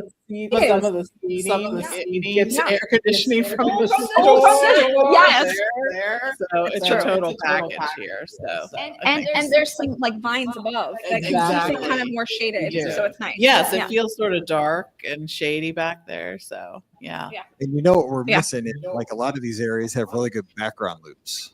Oh yeah. 100%. That one has a great background loop. That's a really good background loop area. Yeah, it is. All right, so Pam, you have the first pick of round 3. Is this your last pick? This is my last pick. No, wait. Wait, you said Where? you said round 3. You said 3 each. Oh wait. You said, are we doing 4 each or 3 So- each? Oh, we're doing 3 each. Did we do 3? Yes, this would be Pam's last pick. Right now. Okay, it's my last pick. Okay. Okay, so who's up? All right, so it's me, and I'm gonna pick the one that is the right answer. I'm gonna tell you Okay. for all of these. This is the correct answer, and it is the people mover. Is it cheating with an attraction? Yeah, okay, yeah, okay. Hang on. I feel like that's cheating. I was going to use an attraction too. Oh. Yeah, it is not cheating, and it is the correct answer. All right. I wasn't thinking that I way. wasn't going with attractions. I feel like it's now cheating. when you That's want fine. a quiet place to go, No, you're not the wrong. people mover is where you go. You're not wrong. I guess if you all still have a pick, I guess. Yeah, you can pick an attraction too. Okay. Okay. Well, when Tristan says it counts, we're going to the chat. Thank you. Okay. We'll take it. We'll take it. That's Okay, good. It'll be. I'm afraid this is going to be under protest though later. I'm afraid that something's going to pop That up. is a good one. That is a good one. But I mean, I was probably thinking like like benches. But yeah, I mean that's a moving bench. It does have It is a benches, moving by the bench. way, Just like jumper crease, floating and you bench. can put your feet up on the opposite can. bench if there's only 2 of you. So I think it counts. Yeah, that's a good one. All right, so Ricky's next, All right? right. Well, I didn't know attractions counted, so I'm not. But you can pick one. You can pick 2. Yeah, but You don't have to do an attraction. I still feel like it's cheating. All right. So I'm not going to do an attraction, and I'm going to do an area that I know a lot of people don't think about. It is very quiet, and it is actually in the Magic Kingdom. It is not the area that Mike thought I was going with, which is that art festival area, which is why I didn't choose it. But it is actually in Tomorrowland, and it is the former smoking area in Tomorrowland because people can't smoke in the Magic Kingdom anymore. So this Right. area has become just sort of this. You step down into it because it's there's some steps, and it's super quiet. I have gone back there and seen many people napping. I'm not sure how because it's hard concrete, benches, basically. This vacations wear you out. That's how. Yeah, I guess that's it. But yeah, it's a really great area. Again, super quiet because not a lot of people know that it exists, since it used to be a smoking area that like kept it out of the way. But yeah, it's a great little area for a nap or just to, again, drink Joffrey's or whatever. Grab a snack, some popcorn, whatever you need. If you've got a little one, they can nap in a stroller while you're back there. It's great. It's a good one. I may or may not have used that with Lucy, so that's why I knew about it. Again, remember, we've been doing this show so long that was like a major smoking area back It was a totally major smoking area. You're like, Even when the people mover sort of rode over that, you could near smell that it. section of the yeah. correct. All right, Scott, your last pick. All right. I feel like I owe this answer because it will be going away very soon, and I'm going to Tom Sawyer's Island at the Magic Kingdom. yeah, And there are these rocking chairs that My favorite. I just for sure. absolutely love. I've gotten some great photos of my girls just sitting there relaxing, just enjoying the time. It's just a great spot. I mean, it takes a little work. And again, all mine kind of take a little work. You got to go way back somewhere. Yeah. But I think that's the theme to finding a quiet place, really. I think you're right. But yeah, I just love Tom Sawyer's Island. I love some of those. I mean, you can pick a lot of spots on the island, honestly, but I just really love those couple of rocking chairs, and you can just sit back, relax, just taking the sights, and no one's gonna disturb you. You might see the boat go by, and you can wave at some people and whatnot, but it's so peaceful, and that's my go-to spot. It's a good choice. I like It that. is. But I it like that a will lot. be gone soon. It's Rest in going to be peace. gone soon, unfortunately. I know, but so many exciting things. Yes, I know. There's exciting things for sure. It's hard because it's like a catch-22. Like you don't want to see that area go, but then you also know how many cool things they're actually going to be able to put in that area, and you're like, oh, well, okay, I guess it can go. So, but Rivers of America, the big boat. I know. I know. Mike, it's your turn. I know. I'm just thinking about Rivers of America. Sorry. Rivers of America. I do love Rivers of America. It's pretty tough. Okay, so my last pick. This is the last pick of the whole draft, right? Yeah. You said 3 each. I figured that I have to represent the chat room, who's mentioned this one a couple times, and one of our former hosts, Debbie, who talked about this just about every podcast. Yes. It is the little peaceful spot in England, in the UK. We talked about this on occasion, and it is a good spot. It's a good, quiet spot. It's right. It can there. be loud though. Like there's a rock band that plays. That's true. That is correct. It depends time of day. It's very quiet, and sometimes it is very Beatles-ish, rocking or the Doors or whoever it could be. But it is a good quiet spot there in the UK. But most of the time, I'd say early morning before maybe 5 is a good quiet spot. Is there still a little maze back there? It's a little like labyrinth kind of maze. I think so. It's kind of a quiet spot there before you get to the International Gateway. So I'll go with that one. It's my kind of quiet spot. You kind of sit back there, maybe have a tea, Twinings tea. I don't know what that's called. I don't have tea. That's right. Twinings tea. Twinings. Good job. There you go. Yeah, watch the show, Paso. So there you go. Yeah. Believe. Well, now we need to know who won the draft. I mean, we got. I think we all had some very solid points. So we all win. Although our listeners will definitely point out who won at some point. So You can't all win. If you say we all win, nobody won. So that's Why does someone have to win though? I guess, right? Right. We're all Right. winners. because I'm saying we all win. You know who's winning? give kids. Kids Give the world. Kids the Because they're World getting all these great is donations. definitely For winning. sure. We need Yes. to kind of let's see. Where are we here on this? I almost need to make a shirt change here. We're almost halfway done today. Because we are almost halfway through the show. We're 8 minutes to the top of the hour. We're almost to 1 o'clock here Eastern. We're going to 4. Oh. And how about Pam giving us a recap of how we're doing on the auction items? I know. So I was looking at some great items, but we mentioned this before. There's a number of Kingdom Keepers books. They're the books by Ridley Pearson that are actually signed copies. These are books, sort of mystery books, probably, I don't know, geared young adults, teens, whatnot. and they take place oftentimes in Disney locations that we're all familiar with. So check those out because those are available. Again, there's some really great lithographs, and if you're looking for Absolutely. something to put on your wall, on the walls of your home, you're going to find Absolutely. lots of great things from Disney Cruise Line to Walt Disney World and everything in between. So make sure that you check those out. We also talked about the many different ear options, and from the very awesome rose gold ears, right? Do you remember how popular those were at some point that they were sold out everywhere? 40th anniversary ears. Everything was rose gold. for a while. Everything was rose Everything gold. was rose Yes. gold. They had was rose They had gold. cupcakes that were rose They gold. yes, they I did have remember picking up cupcakes. one of those cupcakes. Yes. By the way, the Dominique Wilkins jersey still $40. What's going on? What? Signed jersey from one of the best basketball players in the NBA. So there are some Bauble Bar Disney earrings. There is a Disney X Coach Mickey Mouse leather bag charm. There are, of course, the packing cubes, which I talked about. There are some things from Lookout Key, including those Junkanoo ears that you can get there. They're leather ears. They're inspired all by that. So that's something that you can get.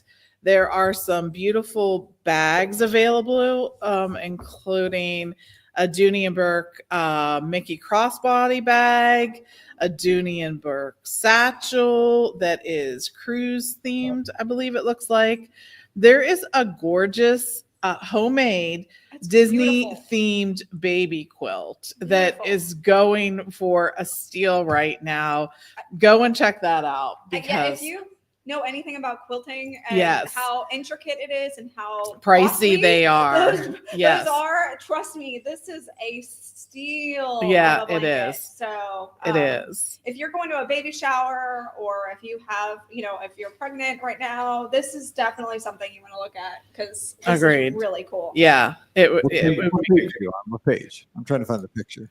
The blanket, it's on the first page. It's on the first page. The Yes. It's bottom. the bottom of the first page. So There it is. make sure that you check that out. Or if you just have a cold baby. I mean, you don't have to go into a Cold shower. baby. Yeah, cold Yes, if baby, you yeah. just have a cold baby. Yes. Exactly. Exactly. There is a set of Galactic Star Cruiser Star Wars comic books Cool. that are from the Star Cruiser, the Halcyon series. that's cool. Right? I know, right. There are some awesome Disney Cruise Line treasure items. One of them is a blanket and a set of pins, but then we also have the Disney Treasure speaker that is available. There's some Lookout K items. There are, we mentioned this before, lots of Disney Vacation Club items, and there are Disney Cruise Line items. There's some mugs. There's lots of glassware, including the toothpick holders, the Not Disney, shot glasses. not shot glasses, Disney Cruise Line champagne flutes, the Trader Sam's mugs that Scotty was bidding on.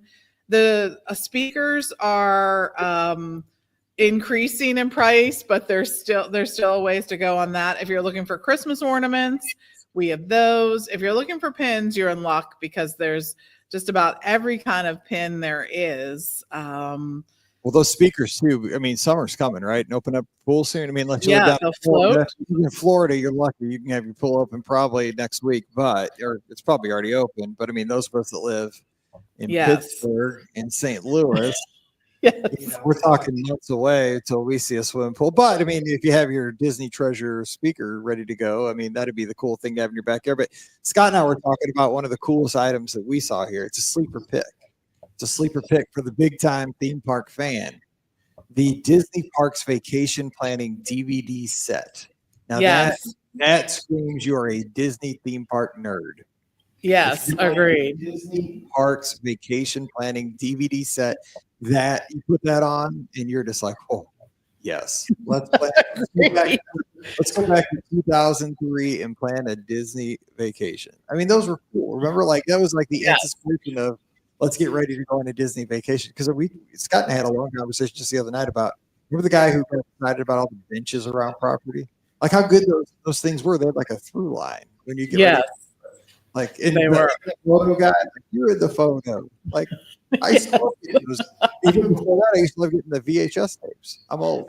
Right. I And that know. was part of the whole deal. Those are the things that I can't get rid of. I Oh, like no. I still have I them still and have I'm mine. I don't not have a able DVD player I know. anymore, but I still have that. Right? Okay, so we have breaking Disney news, by the way. Just announced the new Millennium Falcon Smugglers Run adventure featuring Mando and Grogu will debut on May 22nd, 2026. That's a little bit of a time there. Star Wars Galaxy Edge. With their stuff, it takes forever. Come on. Yeah, exactly. I thought you were going to say May the 5th of this year. That'd have been No, 2026. Okay. So, all right. I mean, that literally There we are then. that literally just broke as we're because it's South by Southwest today. So Yes. that's what they're talking A lot about. of stuff breaking today. Yeah, clearly. know. Yes, for sure. Very cool. But Yeah, and I just want to mention a couple of the pin things because there are actually Okay. pin sets, including a Disney College of Knowledge boxed pin set. Looks like it has 5 pins there that it says given to graduates of Disney's College of Knowledge many years ago. I like that That when is it's cool. like many years ago. I'm But a there's grad- also the VHS pin boards are really unique. Did you see those? that is cool. So you can display your pins there and that. Scotty, you could do that with your pins. There are so many really cool pins. If you look at that. Oh, and there's a set of 4 Disney Thomas Kincaid puzzles. Did you see those? If you're a puzzler. They are on page 5. Page 5 of 6. Yes. Those Right? puzzles are awesome. Yeah, they are. So you can do that. I've actually bidding on a few things right now. I have 9 open bids at the Oh my moment. You have 9 open bids. Okay. Yeah. So some plush as you scroll through. Lots of great popcorn buckets, including the Stormtroopers popcorn bucket. And we also have the set of Disney playing cards from Bicycle. Remember when Yes. they sent us some of those, and so those came in. There's the Hollywood Studios Monsters Inc. Christmas popcorn bucket. Really cute. Really cute. It is. The Epcot Festival of the Arts popcorn bucket, which shows the Imagination Pavilion with Figment in there. The newest, that Regal Carousel popcorn bucket, which I saw lots of people carrying around the other day. And the great thing about getting it here is you don't have to try to pack This it in is your true. luggage. Yeah, Because valid that's point. the hardest part, right? About the popcorn buckets. They're always so cute. Fly home, the baller move is to just carry it onto the plane and sit it right on your tray. I mean, Yes. like I won. Yes. You're like, I did this. The Mickey Elf popcorn bucket is so cute. And the holiday gingerbread house popcorn bucket. Again, a really cute one. So, and also if you're looking for some autograph books for your next trip, we have a set of 4 available there. There are some 7 dwarves, the whole set. Now we know how it's hard to get all sets of the little beanbag characters. Those are there. That we talked about this, the Banshees, the Vinylmation. Does that take you back in time, Vinylmation? Because Dennis way back in the Yes. day did custom Vinylmation for the podcast. That's just 100%. Oh, 100%. Vinylmations. Those were the hotness. They really were. And here is another, I think, a hot ticket item that's just that we haven't had a lot of chance to talk about. The annual pass holder magnets. You've seen the lines. Yes. You've heard the complaints of pass holders who were not able to get there for the magnets. And there's a number of them here that are available. So those can go, including Orange Bird. There's some Orange Bird magnets and things like that. So lots of good stuff there. I think I have every one of those except for the Mickey and the chef set. That's the only one I think I'm missing. So see, I'm trying to do I complete my set? I'm trying to think because what's the green one? The butterfly pass holder. Mike's gonna try to complete this. So I have a question for you. What do you guys do with your magnets? Little fridge. I'm trying to. Yeah, I know. We have a refrigerator downstairs where we put the magnets. That's where I have mine. Yeah. But We put yeah. them on our back door, like to the garage. They're Oh, all that's a over good the idea. door. I also want to take a moment to talk about the Universal themed items because there's an Earl the Squirrel animated book. Those of you who are Universal fans. Tell me about Earl the Squirrel. I don't know who Earl Well, the so Universal puts up this huge tree each year. And one year there was a squirrel that decided that's where it wanted to live. So it's kind of like A Christmas real vacation, squirrel. like Christmas vacation kind of situation. Sort of like that. Yes, yes. But Universal leaned into that and decided this is a character that we need to make plush of, find merchandise and whatever. But an Earl the Squirrel animated book, and this one's signed by the author, so go and check that out. There's an awesome Universal Studios Harry Potter Hogwarts alumni travel mug, which is great. It has the Hogwarts crest on it and a Harry Potter Diagon Alley Loungefly backpack. I will say, I know that Disney is big into partnering with Loungefly for a long time on some of their bags, but Universal actually has some of the cutest Loungeflies you ever see. And some of them are so interactive, like the Jurassic Park one. You can sort of open the gates and the little dinosaurs right there. And I know. But this Harry Potter one is really cute. It's from Diagon Alley. So check that out too. And that one that one has a low starting bid right now. So look at that thing. I mean, that one right there is very interesting. It's got wings. Right? Is that a dragon or something? I'm not. There is a dragon, yes, in Diagon Alley. Yeah, I don't know what's going on. He's cool. Above the bank. Yes, that's part of the story. We're gonna take Mike, and one weekend we're gonna make him watch about 100 different movies. We'll do Harry Potter. We'll do all the Disney movies he has not Back seen. to the Future, apparently too. Back to the Future. Yeah. We got breaking news though. Scott has emerged from the 19. Oh wait, I just hang on. I dropped him. Hang on. Let's zoom him in here. He's in the 90s. Oh wow! Boom. Look at that. This is my summer house home. So this is funny. Did I say phone? I mean shirt. I don't know why I said that. I got this in 2020 because this is like a crazy neon collection they did. And I stayed at Walt Disney World for about 3 weeks that summer. So it made sense to get this is my summer house. And Pam, summer house. You know all about that. Yes. Oh my God, we haven't talked about summer house in years, I feel like. You got this Crocs too that year. Yeah, that's what I was going to ask. Is this the one that you had Crocs that matched too? So I got the Crocs. I actually have a Disneyland version of this hat as well. I don't know why they did this crazy 90s neon thing, but I bought a lot of it. I bought a plush, I bought a Spirit jersey. Like it I don't know. I was just bored in 2020 because there was nothing to do. Yes. And I wasn't spending money at Walt Disney World. So I was like, I'll just spend a bunch of money on the Disney shop, apparently. You were doing more than the rest of us because you were living it up down at Walt Disney World. I was jealous. You were at Old Key West you were getting your mail there, I think. Basically, yes. Yeah. It was awesome. And we did like a thing before then too, like a big, like Pam was there, like a big group of us like rented a house, summer house. Before then too. So yeah, we took residency. We did. I jokingly tell the story, like my biggest mistake from that was parking at the airport because I didn't know at the time we were going to stay that long. So that was like a mortgage payment. I swear when I had to take the car out of the garage to the airport. Just tow my car. I don't need it. Yeah.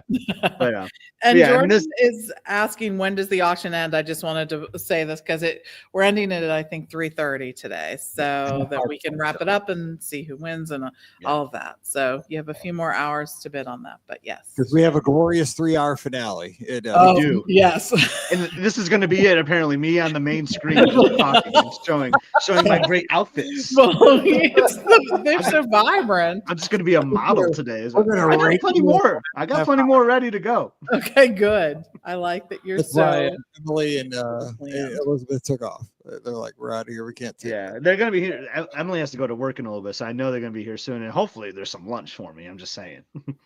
Yeah, just kind of me too. Okay, so did you not get a pub sub before you got to the village today, Mike? Oh, I had an egg McMuffin.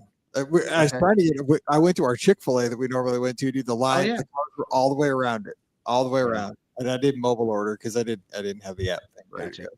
You realize you still have me on the main shot. I mean, that's cool if you want to keep me on the main shot. Like Oh yeah, I do have you on the main shot. Yeah, this is the Scott show. That'll be, I mean, that's cool. Well, that's. I mean, oh, there we go. apparently Ricky has left the building. I'm down for it. Ricky's gone. We have just the nows. Okay, so if anybody has lots of questions, you can drop them in the chat, and we can. If anybody wants to drop in with us, I will put the link. So here's the interesting thing I saw. Stacy sent this to me the other day that she must have saw somewhere. She saw like a 5K shirt at Lookout K. Like, are they like getting a 5K ready there? That is, yes, we talk about that on Monday's podcast because we recorded that on Wednesday before I left town, and that was also brought up by the guest on Wednesday. So apparently they are. And we jokingly said the 5K is probably to get off the ship, right? To like the trams. Yeah, that was the joke. Yes.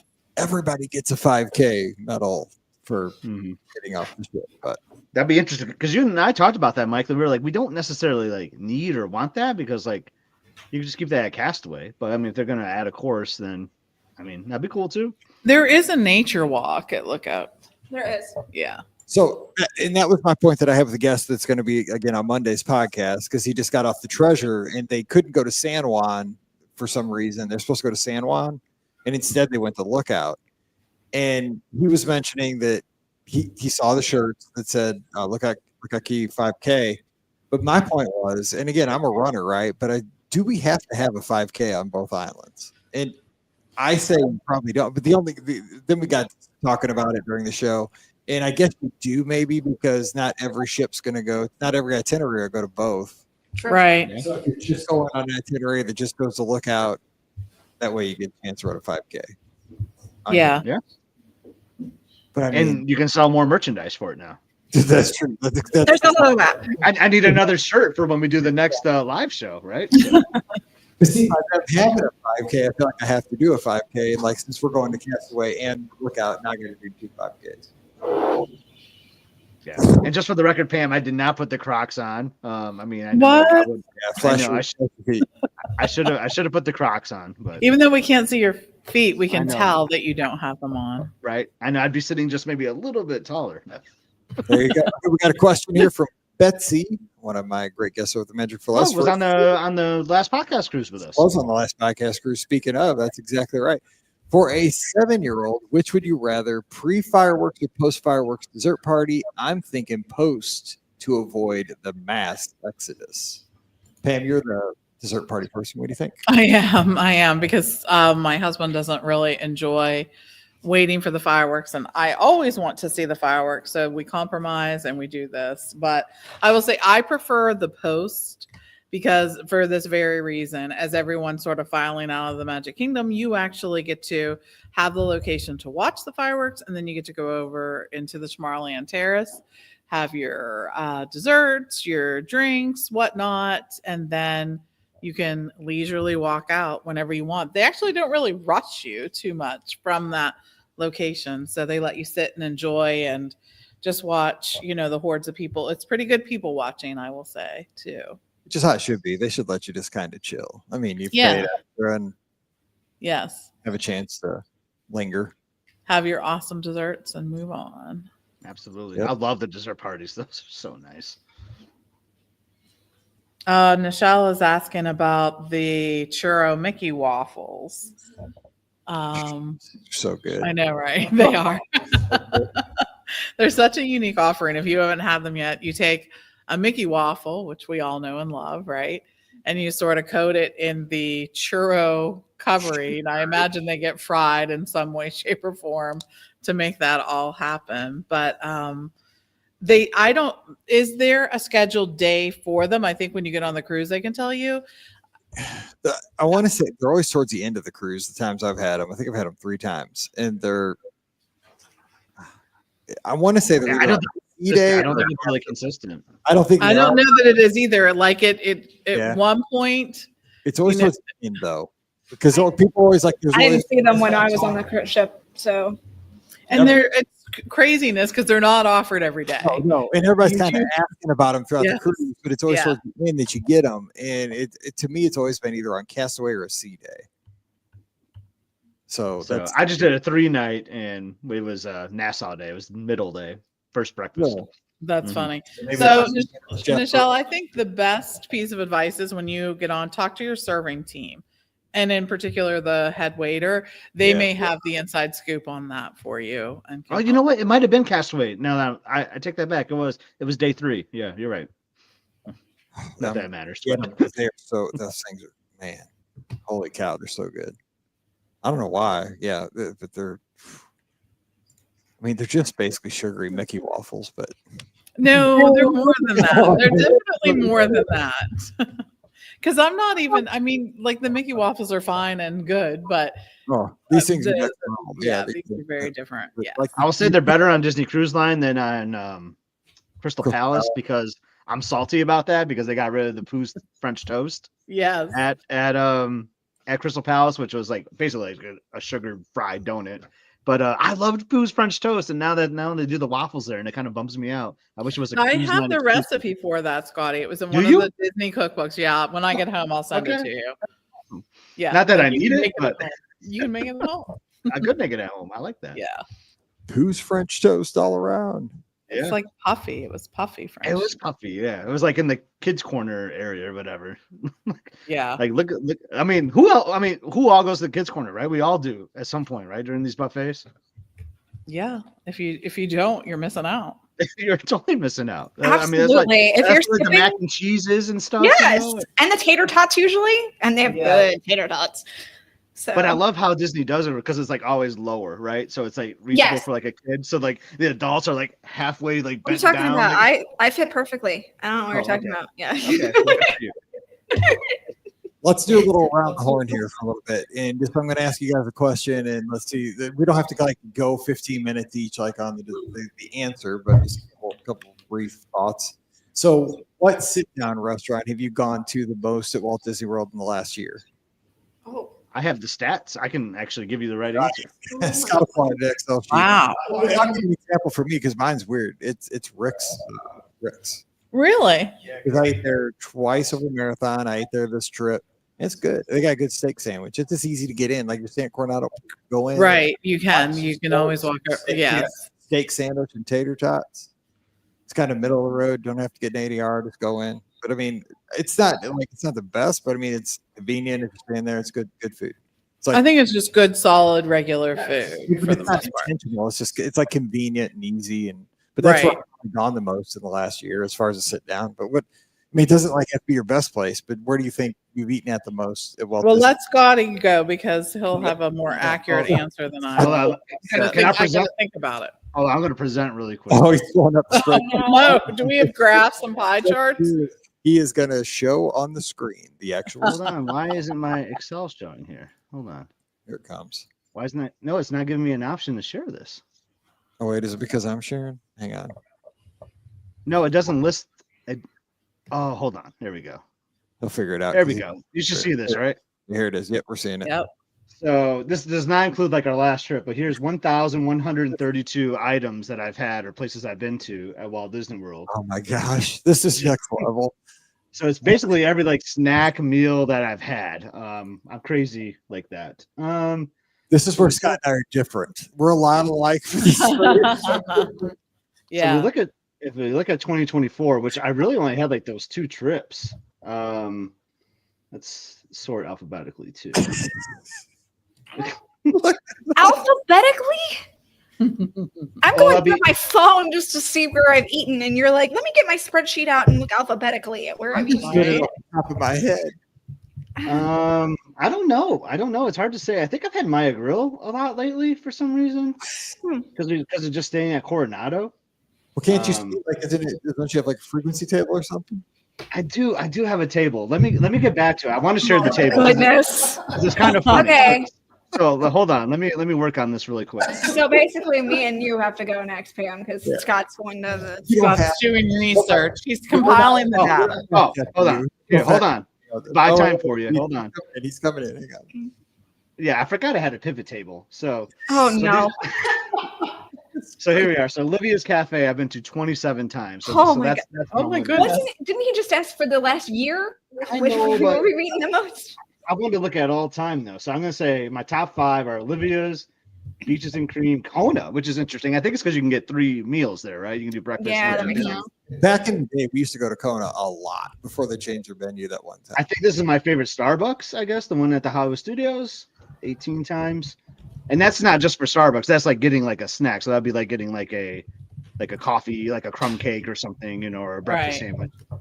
If it was coffees, that'd be ridiculous. California Grill is only 17 times. I actually thought that was gonna be more. Narcoossee's is 15, but it's just it's fun to look. I like having the metrics, but Olivia's and Beaches and Cream seem to be the top 2 for the last 14 years. See, that's why our friends. Well, but in the last year though, where do you think you've gone the most? If you had said to guess. And I think it's really Maya Grill because of just staying at Coronado and Yeah. like I really love the margaritas there. The girls really like the fajitas. I like their like fish tacos that they do there. It's easy to do. So like a Maya Grill or like a Three Bridges, I think, because we've spent a lot of time at Coronado recently. Everybody's like blown away by your spreadsheet. They want you to share it. So just kind of. All right, Pam, we got. This is really rough because we sort of go all over, but I will say there are so many times when we're down here and what we end up doing is going over to eat at the bar at homecoming because it's hard if you don't plan in advance to go to homecoming. But if you go and just want to sit at the bar and get a drink and an appetizer, that's actually really to do. So that's probably where we've gone the most. But it is rough because you tend to go places that you like a lot. You know what I mean? Like there are places that you go each and every time that you're doing that. So Yeah, that's why I did over marathon. I just sat at the bar at Rick's because you know you could just walk up and get your steak sandwich. Your yeah. Get in and get out, watch Netflix, and go back to the room. Because let's try to get to bed by like 9. You know. Yeah. But I will say that we visited the little cake bake shop a lot in the few times that we've been here recently. Like Steve's all about that little raspberry bar. So Oh yeah, those are we've good. gone a few times. For ESPN, I'll show you my. That used to be ESPN. You I would be like the cake. surprised because they kept sort of the footprint the same. Like it's that size, but it's broken into so many different rooms now. It's incredible. All right, Ricky, go ahead. What do you got? You know what? I honestly don't like to eat at the same restaurant over and over again. It's a thing that happens at home too. Like I tend to like try to avoid eating at the same restaurant terribly close in time with each other. I don't think I have a restaurant that I've eaten at over and over again multiple times, at least in the last year. If I had to think of a restaurant that I've eaten at the most, Kona is definitely up there. Because of what Scott said, you know, they serve breakfast, lunch, and dinner. So I usually enjoy all 3 of those meals. Although, like I said, the last you mentioned it, the lunch menu changed and it's not my favorite. But yeah, I think Kona would probably be my number 1 table service overall. As far as counter service, if I was going that route, gosh, probably Satili Canteen. I think that would be my number 1 because I love the cheeseburger products so much. So I think those are my number 1 and number 2 for table service and counter service. I think. All right. So I have another. We're gonna play another kind of mini game from shows we've done in the past. All right. So here we go. So we've done a little bit ago. We did a show called Stock Up and Stock Down for Disney. Stuff that Disney's doing that we think Disney's doing really well. Okay. Stock up for those things. They're doing really well. Buy stock in those things Disney's doing well. And then stock down for things that Disney's trending in the wrong direction, we think. You know, what are they? They're moving in the wrong direction in this. It could be theme parks, could be cruise lines. It could be little things. Could be, they're using paper straws. That's definitely stock down. Well, I hate those. She gave me a paper straw last night. It gave me goosebumps. I cannot do paper straws. Ugh. I mean, something minor like that stock down to me. So we're going to go around and give stock up for something we think that could be big, could be small. Stock up. We're gonna go stock up first time around. So give it to Scott first. Scott, what's something Disney right now is doing well and that you're gonna give stock up to Disney? Ooh, man, you've really put me on the spot there. That's the point of the I mean, this kind of goes over like the last like 3 or 4 years. I think like I like what they're doing with the rooms. I like the theming. I mean, I know this is a few years, but like those Moana rooms at the Polynesian, like I really like what they're doing there. What they've been even doing with the Valley resorts, like I really like the Murphy bed. Like I want to see more of that. Old Key West, hello, can you please find a way to start doing the Murphy beds in there? Because you're seeing in some of the DVC resorts, like I feel like it's just custom now. When they build a new DVC resort, you're going to have that Murphy bed, and I really like that. And I like these enhancements. I'd like to see better coffee makers. The Fort cabin had a really nice coffee maker. Let's put that in all the rooms, please. That would be like my stock down kind of. But I just really like what they're doing with the resort rooms. I think they're getting better than they were the last few years. I agree. Stock up. Rooms. That's good stuff. All right, Portia, give us a stock up. What's Disney doing well in? So I'm along the same lines here, going to the resorts, but I love to see when they are adding these splash pads to their pool areas, because I think it really engages kids and they love seeing that. You see the kids there, their eyes light up. It's easy to keep track of littles when they're on the splash pad. I think it really gives the pool area is a big area for so many different activities when you're on your vacation, and I think this is really something that makes it accessible. And like they opened that new one at the Moana themed one at the new Polynesian Tower, right? I know, it's great. But they did sort of the same thing at the Disneyland villas out at Disneyland. They opened a Steamboat Mickey one there, so they're doing these well. Hopefully, as they continue to zhuzh the pool areas, they're gonna add more of these. So I think that's definitely up. Stock up on the splash pads. All right, Ricky, what do you got? Something Disney's doing well in your opinion? What are you seeing? I think that. Oh wait, hang on, I'm muted. I think that one of the biggest things that they're doing really well is the fact that, I went over to Disney's Animal Kingdom yesterday, and I think that the additions that they're making now are going to do very well at increasing guest, not only capacity, but I think it's going to increase guest happiness.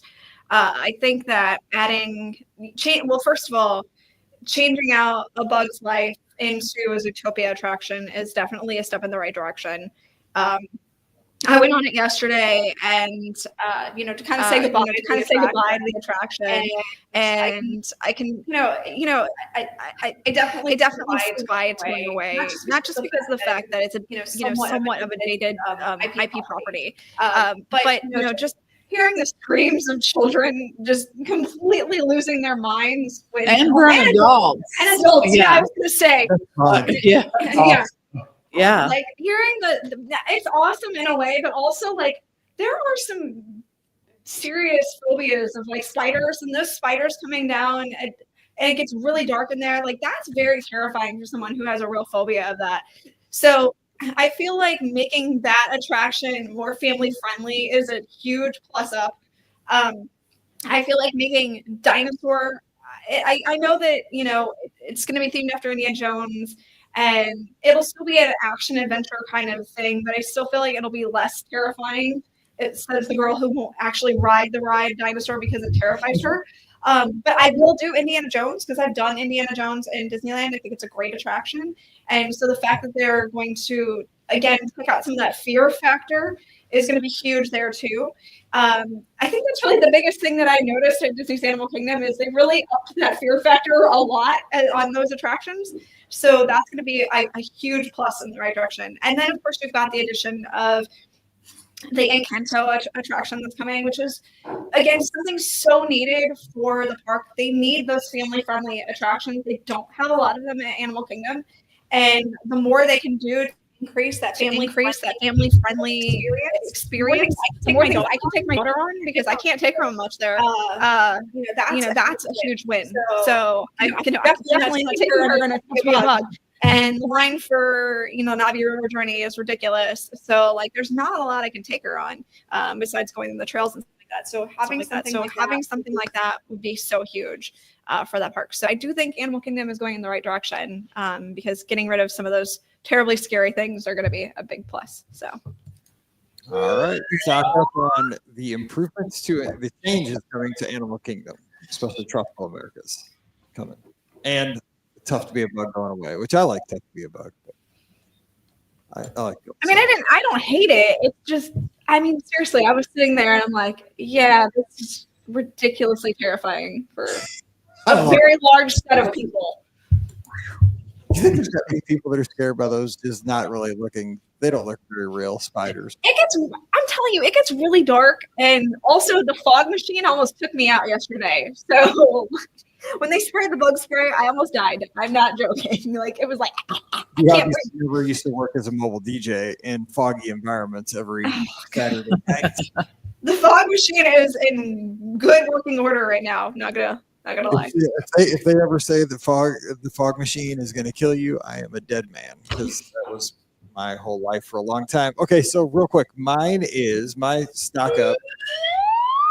In the last, and I mentioned this on podcast not too long ago, Disney's going around really with the maintenance pretty hard lately. Like they're going around and painting and fixing and minor things. Like for about 5 years there, it felt like they were just kind of, not that they didn't maintain the parks, but they didn't do it to the degree that they did, say, in like the 90s and the 2000s. It seemed like they were a little bit undermanned, but it seems like there's a movement. I don't know, it's very recent, like in the last couple of months, that they're just really revving up. If there's something that needs to be painted or replaced or stuff like that, I'm seeing it happening on social media as I've been down here.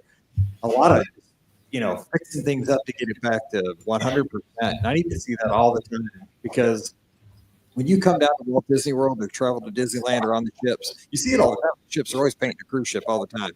But you should see the premium experience every trip, every time. You shouldn't see a missing light bulb or something like that. It should be replaced immediately. And I think we're getting back into seeing that. So I'm excited to see that. So let's stock up on maintenance going back up, trending in the right direction. I like to see that. All right. So now these things, we're not being negative, but things Disney could work on, stock down on things that we're seeing. So we'll go to Scott on this. Stock down. What are you seeing?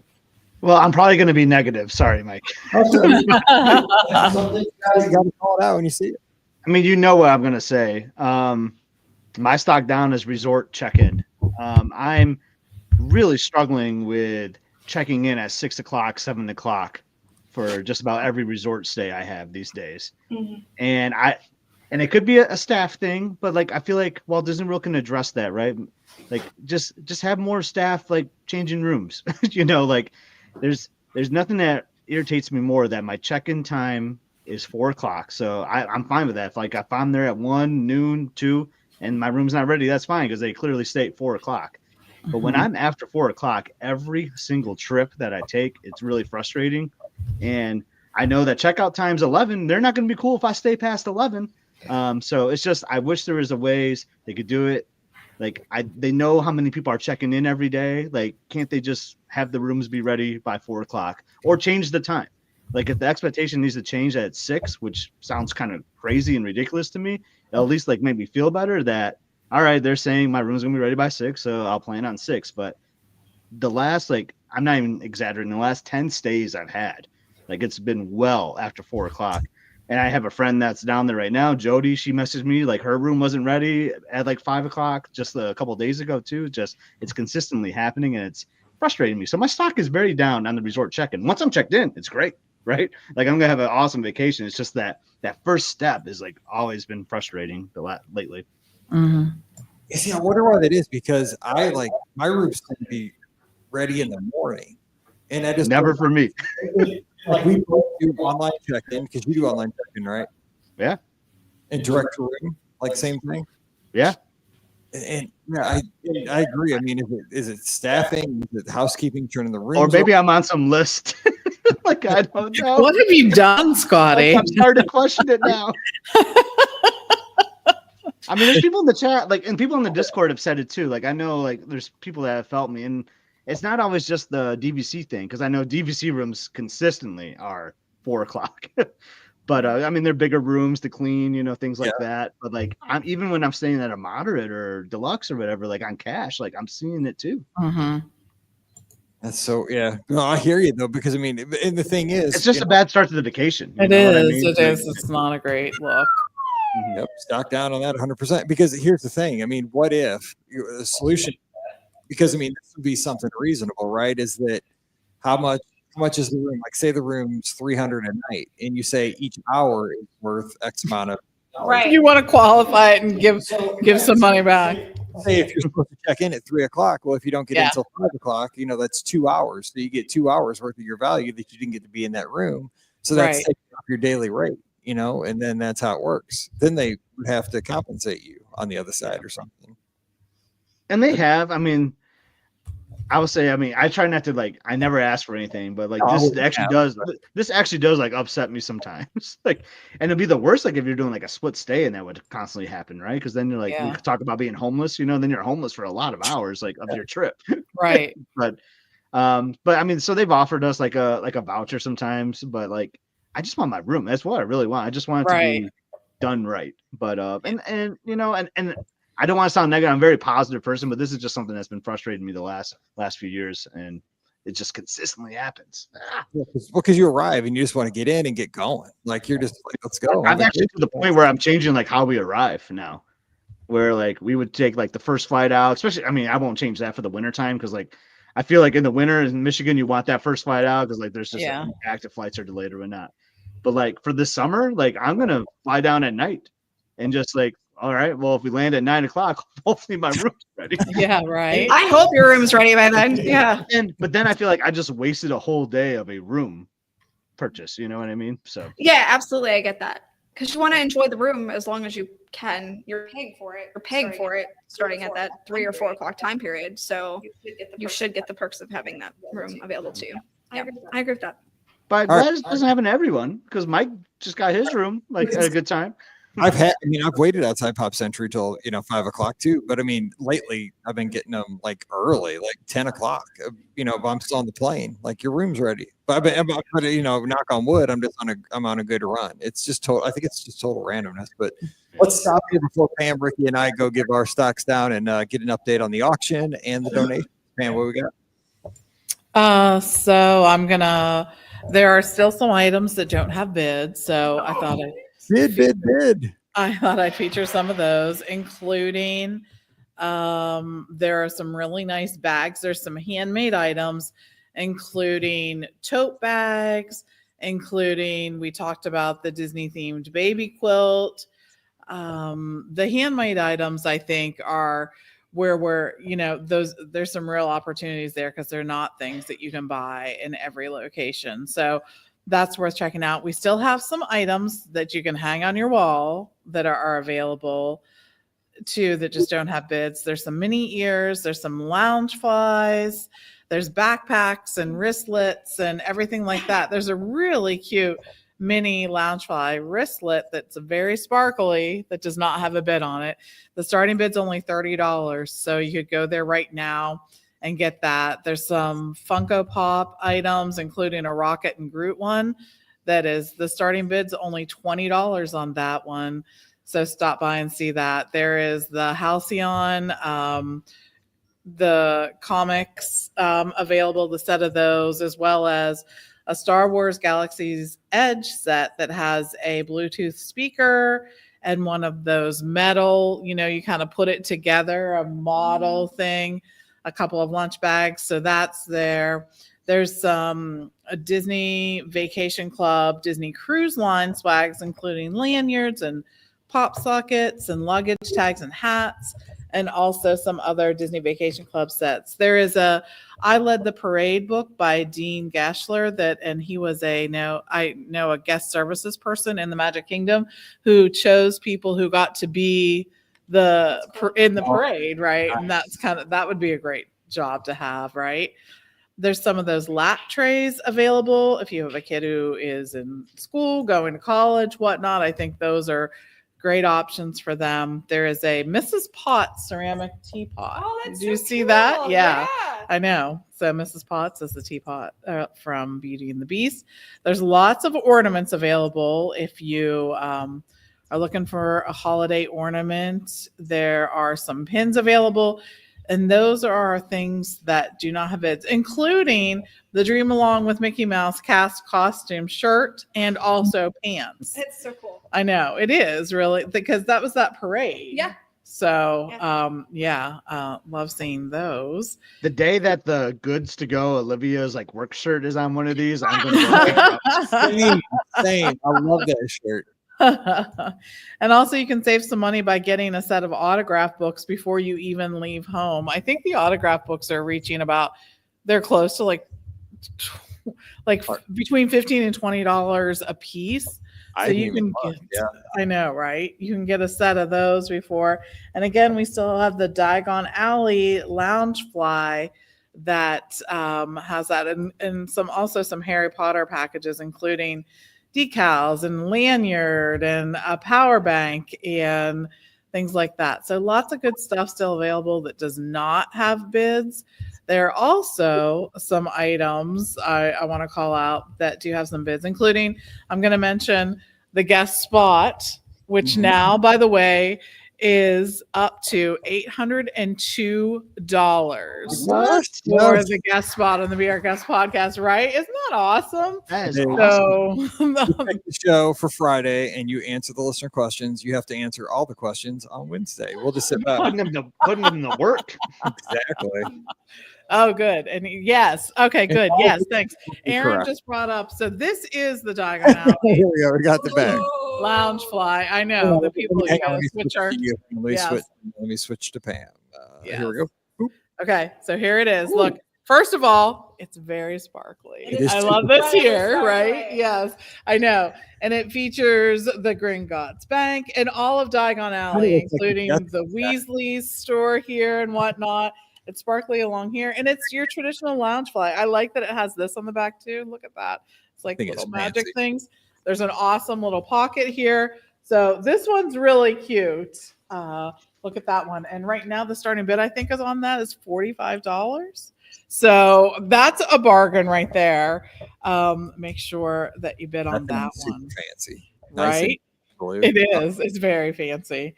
And maybe you have someone in your life who's not so excited about a Disney Loungefly, but be very excited about a Universal one. So check that one out. Here, I like this too. So, when you go on a Disney cruise and it's pirate night, right? What is the thing that they all help you put on? The bandanas. That's a part of pirate night. There is a set of the Pirates of the Caribbean Mickey Mouse bandana set from the Disney Cruise Line, a set of 6 of them. So you're ready to go, right? When you have those. Those are really cute. Again, some lots of things and lots of jewelry and bags and whatnot. So go and look there, see if there's something that you have to have. There's some open a starting bid on something or put another bid on something else, but we want to see those bids. That's right. We're here at Give Kids the World, and again, we'll be here till 4:00 Eastern. So check out all the auction items. Just go to Be Our Guest Podcast Facebook page and click on the link there, and you can see everything up for bids. Like Pam said, all the pins and all the goodies. Check it out again. The Dominique Wilkins autographed jersey. What an NBA legend, dude! That is your favorite thing on the auction. Well, I mean, it's there. It's a kind of an outlier, right? That and it is. I'm picking my things. We all kind of have our things that we think are pretty cool. There's also a mystery grab bag in there. Did we mention that? You're a gambler, so that would appeal to you, Mike. Well, no, I got a story about that. What Dominique Wilkins jersey is up to 125, so that's making me feel better. Ooh. There we go. Because I mean, he's an NBA legend. That's awesome. But the Casper 5K pack still $5. That's one of the best bargains ever. But yeah, where's that grab bag? It was like on this page somewhere. Trying to find it. You can search it too, probably in the search item. But there's another thing. That's another great thing to know too. So if you're playing with the site, those browse item features are really helpful for me. Like if I just want to look at the pins, boom, I just click on the pins. Or if there's a specific item, I can use some keywords. So I find that very helpful when scrolling through here. Yeah, and I see on the Alani pack, Scott, you're going to Alani here in a couple of weeks. You need that too. Ooh. But yeah, so the grab bag thing, though, again, here's another story for how long we've been going to Walt Disney World. When we used to take Paige when she was younger, we would take her to downtown Disney. And this is, again, a sign of the times. Yeah. Downtown Disney had I remember that. they had a store that was called $10 or less. It was the dollar store of downtown. Right, Disney. right. So we would go in there, and in this $10 or less store is where she would get a souvenir, and they had literally brown bags that they were lined bags of old souvenirs, like from basically what they were like the year before's merch. So like if it was 2005, it would be stuff that was 2004 and stuff. Mm-hmm. She would always want to get one of those bags with her souvenir, and so she would like go around to all these brown bags, shake them, try to figure out because they had different Right. stuff. Try to figure out what they were. Had the best stuff. Right. She'd Right. always get it, and she'd always be so excited to open that. But I mean, you guys remember that store? It was over on the Yeah. market side, kind Yes. of where the co-op is now. But yeah, those were great. I forgot about that till just now. She loved those little grab bags. We'd always get one of those, That's awesome. but it was more than $5. It was like $10. She got all kinds. I mean, she got like you got like 5 or 6 things in that bag. She got her money's worth out of those things. That was fun. But yeah, go to the auction site, bid, got all those pins. I mean, you get a ton of pins. You get your whole pin collection started today. Yeah. At the same time. Right. And these are Absolutely can. collectibles. I mean, you wouldn't want to trade these things away. These are amazing pins. Some of them are old, like from the early 2000s even. Yeah, They're they awesome. are. I love the ones that look like the VHS cases. Those are amazing. Toy Story and 101 Dalmatians. Those are so That's cool. the pin board one. Yeah, that one. Yeah. Yeah. Those are pin boards. Okay, sorry about that. Yeah. Those are so cool. All right, so we got to give our stock down the last 3. Pam, what do you got? What could Disney work on right now? Scott talked about late check-ins. So honestly, I'm going back to the resorts for this one too. I think that we need a new resort, not a new Disney Vacation Club resort. We need a new resort, period. What's amazing to me as I was sitting there looking at them work on that new resort that they're working on between Wilderness Lodge and Fort Wilderness is that they're still selling Alani That's crazy. it's Disney Vacation Club, right? And yet we're still building more resorts. So I'm not quite sure. We're still selling Alani, the Riv, the new Polynesian Tower, and soon we'll be selling this new one. And I think what we could use, I know that we've heard from a lot of guests that they would like to have another moderate resort. And I don't blame them for wanting that, right? When's the last time we had a new moderate resort? It's like the addition to Grandestino is the last time we had that, something like that. And I think maybe a hybrid like that, sort of. I mean, not that Grandestino isn't in the moderate category, but it was like a moderate plus. And I think that that's something that seems to be doing, is appealing to different people. So maybe we could see that. But yeah, I think we just need another outright Disney resort. So Well, and you and I know that Disney was trying to move away from that language of value, moderate, deluxe villas for a little bit there. They were kind of talking about using it, saying the Disney Resorts Collection, right? Because they were going to get us away from that mindset of value, moderate, deluxe. But I mean, would you move away from that? Because I think it's No. I think it's a smart way to kind of think about I do too. because I do too. I don't think it's necessarily like where you are as far as your income level. I think it's what that vacation entails. Like, I agree. Somebody of great means, but if you're going down for a quick race weekend, a value resort fits the vacation. But if you're going down for a once in a lifetime trip, you might save up for a little while and stay for a weekend at a deluxe resort. I think that's a good way to think about how they. I agree. When you have over 20 resorts, you have to categorize them some way. And I think that we all sort of agree that the location didn't necessarily work, especially when Coronado was classified as an Animal Kingdom area resort. Right? I know. resort now. Yeah. Breaking I think- news.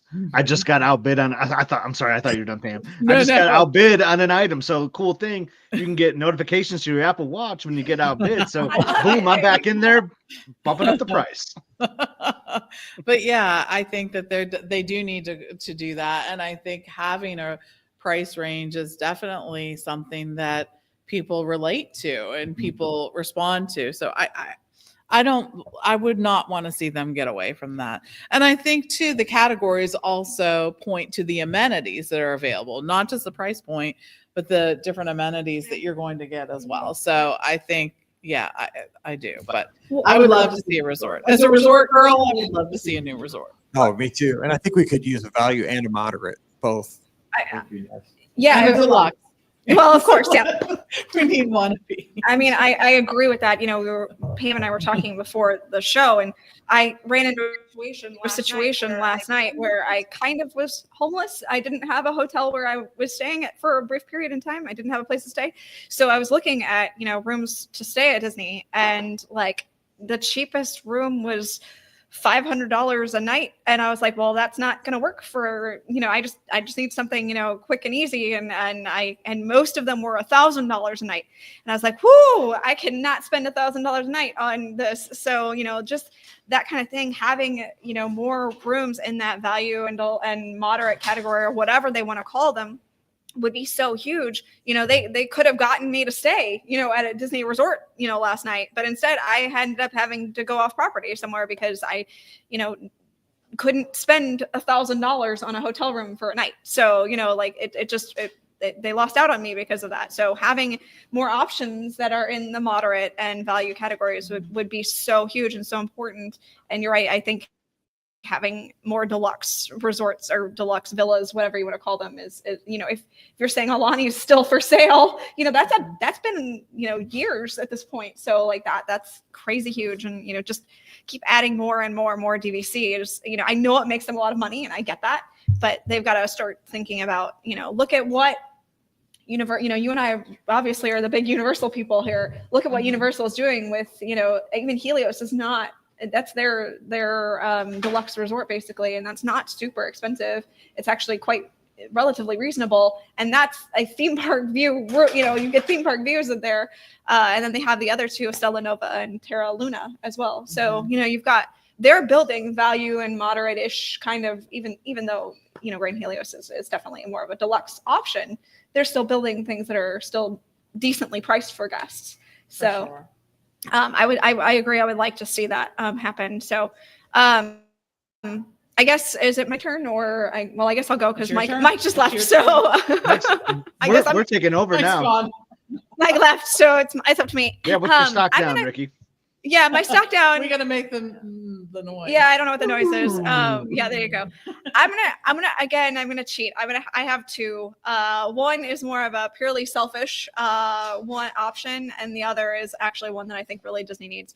The first one that I'm going, my purely selfish one, is it's the fact that when you go to a Disney restaurant, at a counter service restaurant, and they hand you a cup for your drink. I know it was mentioned about the paper straws. Well, my pet peeve, my issue is actually the fact that the cups don't have lids. And I get it. I understand the environmentally friendly option for that. And I totally understand that. But when you have a 2-year-old, having cups without lids is a very poor decision because the drinks end up everywhere.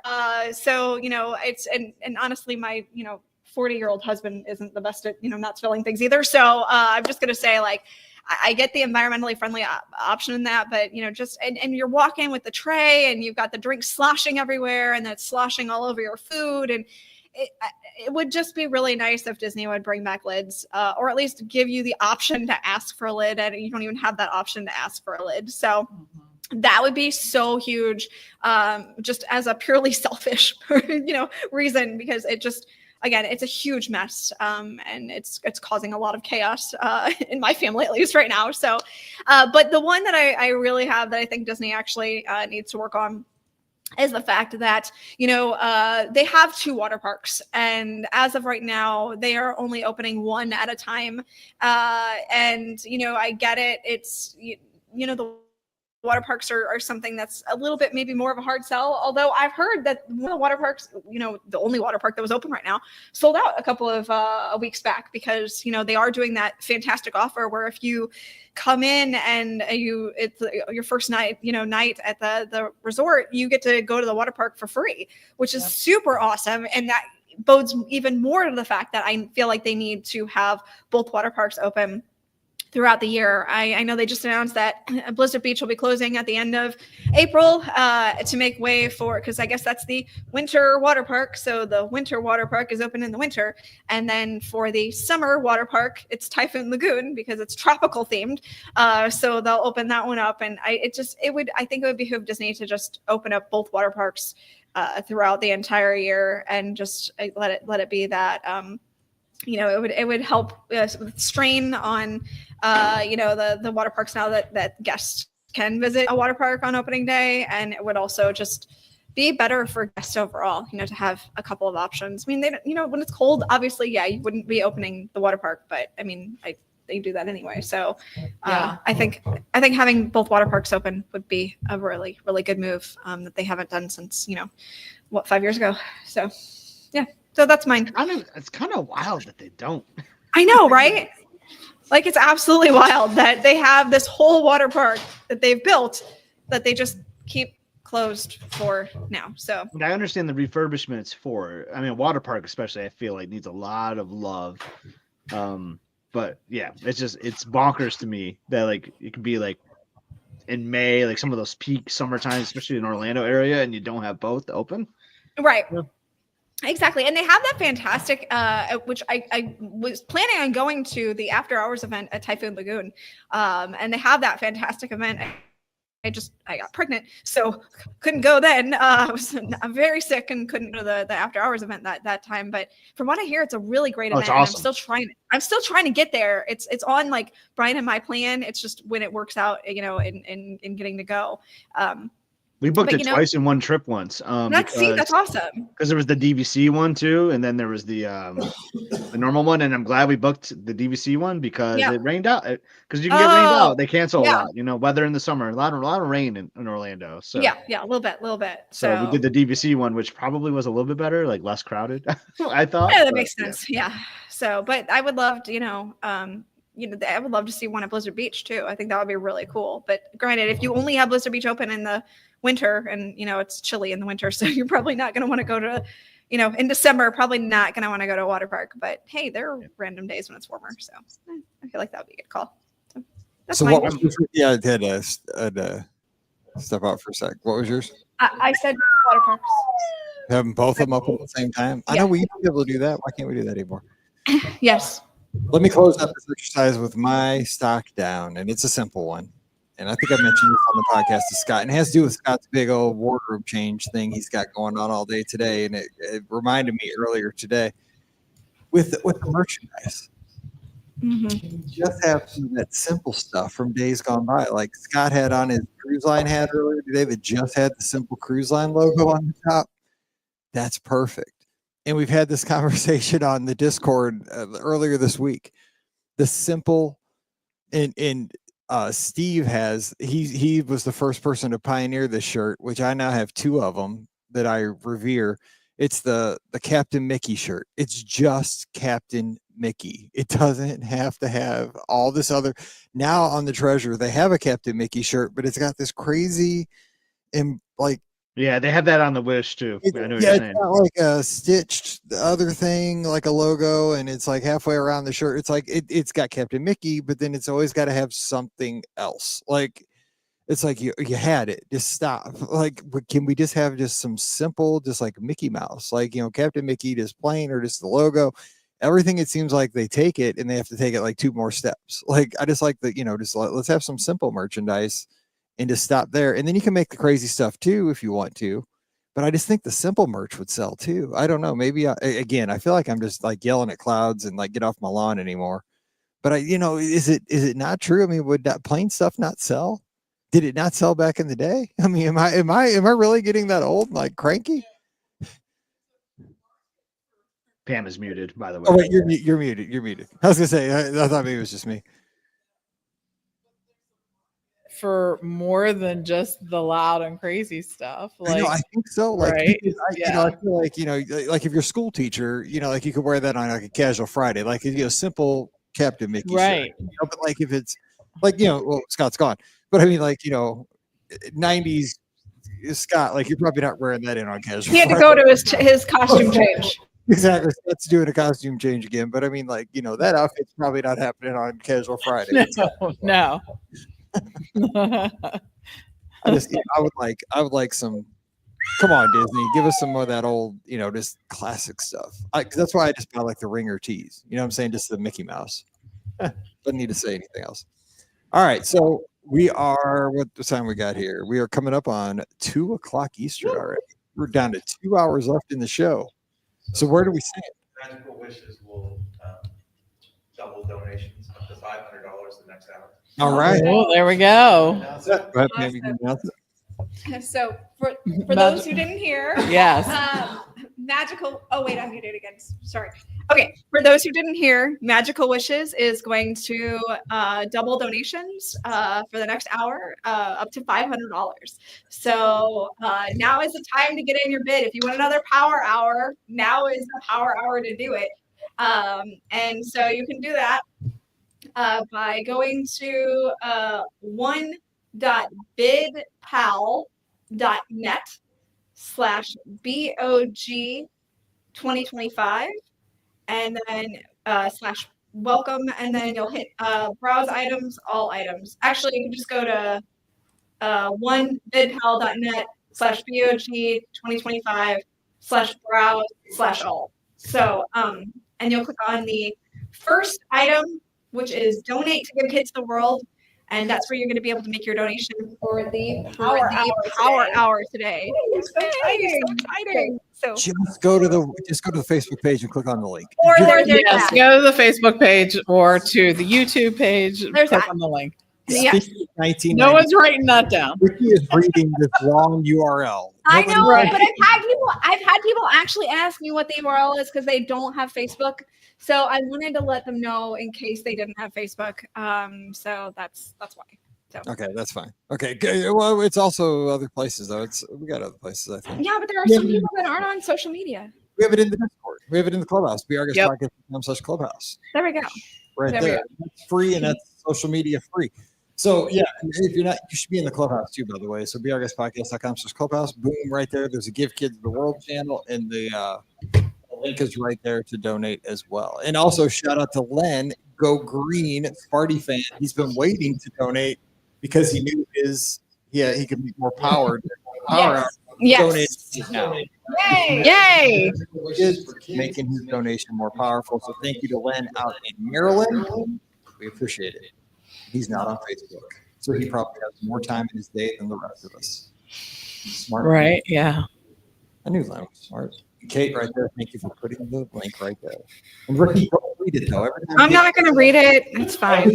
Kate posts the link. Ricky starts reading it. So Kate, stop posting it. Ricky will start reading it. He'll make it long. She's got a thing to read that link. I'm going to hit you later. It's fine. Opposite ends of the table. I know. All right. So if you have any listener questions, we can do those. You can drop those in the chat. We love those. And I had something we were going to talk about here, but I got distracted when Ricky started reading that link, and it just drove me crazy. And You want to blame me? That's fine. But you got distracted because you're old. I am old. I know. Yeah. There's a lot of people about Facebook. A lot of people are smart. I'd never tried to go on Facebook, but it sucked me in. Oh, wait, hang on. Breaking news. Scotty G back and aloha. Scotty G, what's going on? You gotta do outfit change. Aloha. Yes, we're going to Oahu for an Alani fit. So I got the Alani hat. Got the, which way is it? Oh, it's this way. Got the Alani logo, which I love that logo, by the way. So awesome dry fit Nike Polo golf shirt. So excited to be back on the island in a couple of weeks. I like it. What are you looking forward to the most about going out to Hawaii? Well, so we're gonna do more than Alani. We're gonna stay on Waikiki for a little bit too, because Emily is gonna be there Nice. for a band trip. And so senior year, and she's going to play at Pearl Harbor. They're going to play at like that big famous mall out there too. So I'm really excited to just see her perform her instrument that she's been playing like almost her entire life at Hawaii, like at Pearl Harbor. Like that's going to be a goosebump moment for sure. So really looking forward to that. And then actually me and Liz are going to kind of like do our own vacation in the front end because she's going to be off with the band. So like Liz and I are going to kind of do our own thing. Then we'll meet up with Emily and go to Alani at the later end of the trip. But yeah, it's just going to be an awesome time back at Hawaii. That's right. Practicing being empty nesters. I know. I did want to go to like I wanted to island hop a little bit, but like I feel like it's just gonna be a little bit too much work because like the Pearl Harbor thing is Saturday, then we check in the Alani like a couple days later, so we'll just have to make another visit, right, Pam? Yes, there's always a good reason to have an excuse to go back to Hawaii. So Right. Still never been. Oh, I gotta take them off. I think you should do one of those cruises, Mike, because you love cruising so much. Actually, Pam and I did look at that one cruise that goes like 7 days, and you go. Yeah. I think it's called Pride of America. Mhm. We were close to booking that thing one time, and we didn't. We came close. Well, doesn't Disney Cruise Line have an itinerary every now and then that like goes to the islands? Yeah. It's been years for that. Has it? But yeah. I mean, Pam's going to retire here in a few months, and so we'll be able to travel more. See? So. Likes Pam. Yes. Yeah. Let's clarify. I'm still here. Breaking news. I did want to say too, though. So, like you talked about the Musty Adventures, I've been experimenting with a YouTube channel. It's been a lot of fun. You know, I'm not a professional video editor, but we're having fun with it too. So, I do want to throw in some stickers for some of these donations later today. So, I haven't figured out how to do that, but if you want a sticker, just like holler at me, let me know, and we'll hook you up with a fun little drawing that Emily drew up for her logo. That is a cool drawing. That is pretty sweet. I'm giving out stickers here in person too, by the way. I should have gave you some of mine to give out in person. There we go. Some of your Or I should have just been there, I You guess. should have been here because your friends just walked in the door. Oh, my friends are there. Okay. Well, I've been talking to my friends all day, and I've heard Phil back there. I know Steve somewhere in the area too. I got lots of friends. All your friends are here. You should have been here. I know you had you're going to Hawaii. I mean, another day off of work because I would have to come down Friday, and then like I'm about to use 11 days going to Hawaii. So yeah, got to save some of that PTO bank. Life is tough. Thank you, Len, for the donation. We appreciate that so very much. Thank you so much for that. That's a Big Ten donation right there. Big Ten champs. I'm watching my Mizzou Tigers. They were close, and then Kentucky's pulling away. So we'll see. Hey, we got 4 minutes left in the game. I'm just getting updates. I'm not watching the game, just getting updates on my phone. So we'll see how it's going. So, Ricky, you were at Roundup yesterday doing Flower and Garden, but anything exciting happening? And because you've been blogging about stuff, so like, what else is in the news? Oh, you noticed, huh? Yeah. So today Disney is at hold on. Today Disney is at South by Southwest, and they have actually shared some details about the new Monsters Inc. coaster. And if you look at social media and see the actual like, it's basically going to be, they shared the load area for it, and it's going to be it's a suspended coaster for those who have not been paying attention or didn't know, and it will include the first ever vertical lift. And I saw that, like, if you look at the actual video of it, this looks incredible. I'm not even gonna lie, like, this is gonna be insane how they're gonna get guests to fly as you would fly through the door coaster, you know, that they've been talking about for years and years and years, and experience what Mike and Sully experienced when they, you know, did that in the actual movie, in the first Monsters Inc. movie. I mean, we have all been asking for that scene to be able to live it, and now we're finally going to be able to get to do it. So I guess they're going to be hoisted in the air, and then they're going to zoom into the door vault and zoom around the actual attraction, and it's going to be so incredibly cool. Sounds pretty awesome. I'm so excited about this. I can't even tell you. So that's going to be really neat. And then also I mentioned about the Mando and Grogu being added to Millennium Falcon, which it's not going to be added for another year, which it is tying into the movie, which makes sense then at that point if you've because there's a Mandalorian and Grogu movie coming, so that part does make sense. But then Disney also shared a view of the new Cars attraction, which I know we were talking about the fact that obviously they're getting rid of the Rivers of America to make way for the new Cars attractions. It's not Cars Land like in California. It's two separate attractions, and then of course we've got the villains coming as well. But they did share some concept art of what these cars will look like, as well as kind of a view of what we might be in store when racing around this new attraction. And I gotta say, it looks pretty awesome what they've got going on. There's some banking and turning and tight turns, and this is going to be really cool. They're in like kind of souped up ATVs or something like that that they're testing these out on, and if that's going to be what the attraction's like, it's going to be pretty intense for sure. So that's kind of cool too. And then Disney also shared some news about the Avengers Campus, which they're working on an attraction there. And I know that Robert Downey Jr. is part of it. It's like a Stark flight lab where guests are going to sit in gyrokinetic pods and roll along a track before stopping in front of a giant robot arm, which will hoist you up in the air. And you'll make several high-speed maneuvers inspired by Iron Man and other Avengers. So again, this sounds like it's going to be incredibly intense and really cool what they're gonna build here. So we've definitely got some cool things that are coming, and I'm glad to see we're finally doing things on a somewhat quicker level than we had been doing in the past. So that part's really cool because these will all be open. I think they said 2030 or something like that. So all of it. So that's really cool. So yeah. It's the first time Disney did South by Southwest. I'm not entirely sure. I know that they, obviously they were there today, but I'm not entirely sure if they are. I don't remember them usually going to that. I mean, I don't think they have. I mean, they might have been in the past, but I don't know. So, yeah, that's kind of cool. Interesting. Cool. A lot of stuff. I mean, the thing is, it's going to be an interesting summer, right? Once Epic Universe opens, and I mean, what do we like? Look into a crystal ball. What do we think?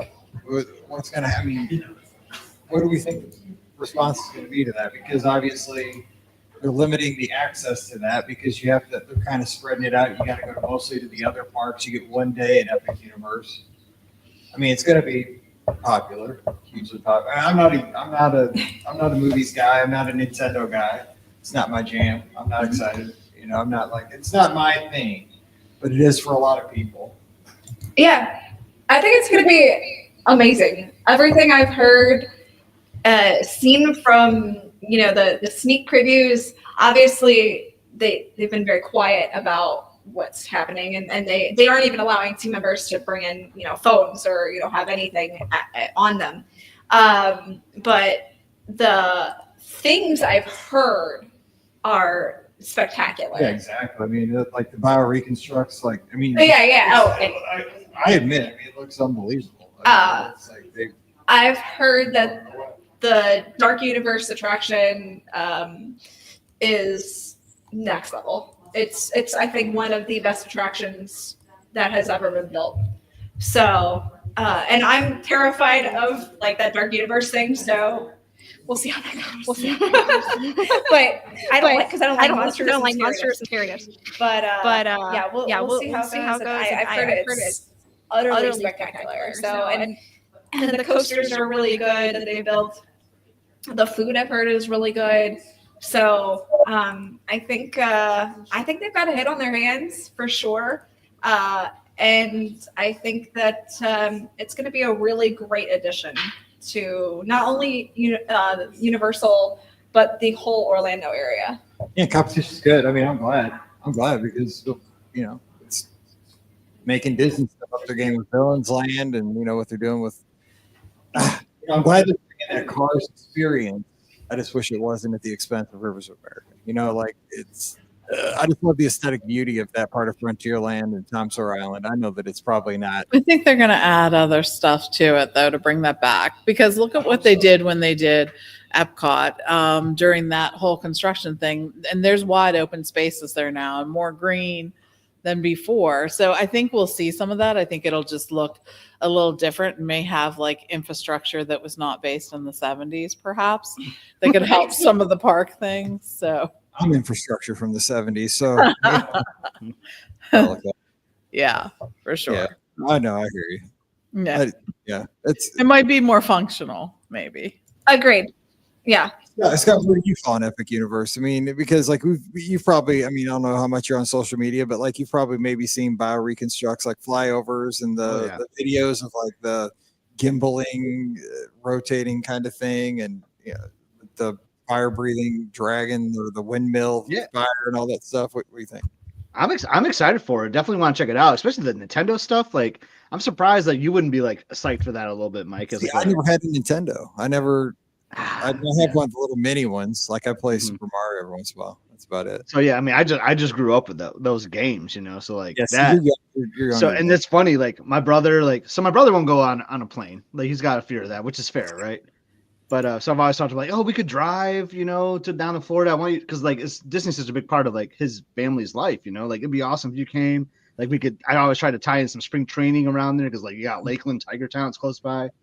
I haven't quite got him there yet, but like this is where I think I could get my brother because like just Nintendo, like the Universal like IPs are kind of like more for him, and like I'm kind of equal. Like I just like it all, So, but like that's gonna be more to him than like Disney characters, So like that'd be kind of cool for me if I can get like my brother to go down there, and then we can like hang out at Epic, and then I could show him like some of my stuff that I like at Disney while I still like all the Universal stuff. So I'm curious what this is gonna do, like how we talked about like Star Wars. That's gonna bring in like this new group of people. Like I think you're gonna see this with Universal. Even you're gonna get this draw of people that they may have not tapped in before, and I'm excited to see what that does. Yeah, because I know there's so many. I mean, Nintendo is huge. I mean, that's going to be incredible. And the thing is, like, I grew up on like a Commodore 64, and like even before that, like the Atari. So I didn't. And then I kind of, I was just a little bit older than that generation. Like you're the prime age, I think, for like that. My brother's just a little bit younger than you because like it was huge for him, but he's a little bit younger than you. But yeah, he came out in '85. The NES came out in '85, and like I got a Commodore 64 around that time. So it was like one or the other. And I shouldn't say this on the air, but like we got Commodore 64 because like you could go on and like pirate games. You know what I'm saying? Like you could download them up to BBS. Because I ran a BBS back then. So, but I'm just excited. I mean, we talked about like Disney resorts. Like, I mean, Universal's getting out into some new hotels and all this too. And like, I just like. As I think we all kind of agree, maybe Ricky not as much because she's still like really dives into the theme parks, but like I know the other three of us, we love the resorts. That's like the best part of the vacation for us. So to have it, I'm becoming more of a resort person. Yeah. But you have a 2-year-old that's gonna want to go into the parks more now too, though. Yeah, that's true. Yeah. But because I love Universal's resorts. Like I love the Lowe's brand. Like I stay at Lowe's hotels even outside of Universal. Just so like having more resorts in the area too like really excites me, so really excited for what they're going to do there. And you called it, Mike. That's going to get Disney trying to like amp up their game a little bit more because they want to be top dog in Orlando, obviously. Right. I mean, it's going to bring a lot of people to Central Florida for sure. I mean, like you said, because there's going to be people that maybe Disney's not their thing, but like I said, there's so many people that are Nintendo or just it expands huge fandoms. So get down there. I got to see this. I got to, what's this all about? And there's another Harry Potter land that's going to that too. That's right. The reach of that itself, I think, is huge. And just like how so many people connect to the Disney stories, there are that many people who are connecting to Universal's IP too. Like how the dragon. Why is the dragon? You know what I mean? How to Train Your Dragon. Yes. Why is that? I was like, How I Met Your Dragon. And I'm like, no, it's a mashup, and it's Barney's the dragon. I like it. Let's go with it.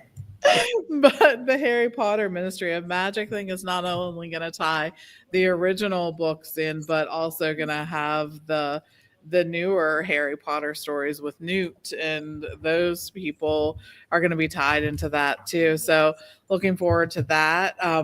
The things that you talked about with Super Nintendo World and Dark Universe and all of that. I think there's going to be that. But yes, you're right. I'm like most interested in the hotels, and we've had agents already stay at some of them. But Helios looks fantastic. The fact that that is really in the park, basically, that you'll be able to have that kind of experience, I think is really cool. It's something that Disney did at Disneyland Paris, right? That hotel is at the entrance of that, but we really don't have that here at World when you think about it. Like, we don't have a resort sort of in the park like that, at the entrance to the park like that. We have some that are within walking distance, but not that. So really looking forward to seeing some of that. And we have some awesome items for these things that are there. And one of the things I wanted to say that you can do is when you go ahead and go to the homepage where the auction is taking place, you can at the top make a donation. You can also, though, hit browse items, and under browse items, you can see featured items, all items, but there's also a category that is items with no bids. Oh, really? And for those people who are looking for a bargain or two, head to that space because there are bargains to be had there. There are Disney items, there are Universal items, and make sure that you go ahead and give those a look because you can find some bargains. In fact, we have items starting at only $5. So if you want to make a donation and get an item for that donation, you can go ahead and do that right now and make sure that every one of the items being featured has a bid of some sort on them. So yeah, that is cool. I just did that. So you can see, like, you can get that cast member 5K fanny pack, $5 starting bid. Right. It's cool. There's a lot of stuff. Yeah, get in on that Disney Vacation Club DCL swag pack. Right. Yeah, that is definitely has some things there that people want.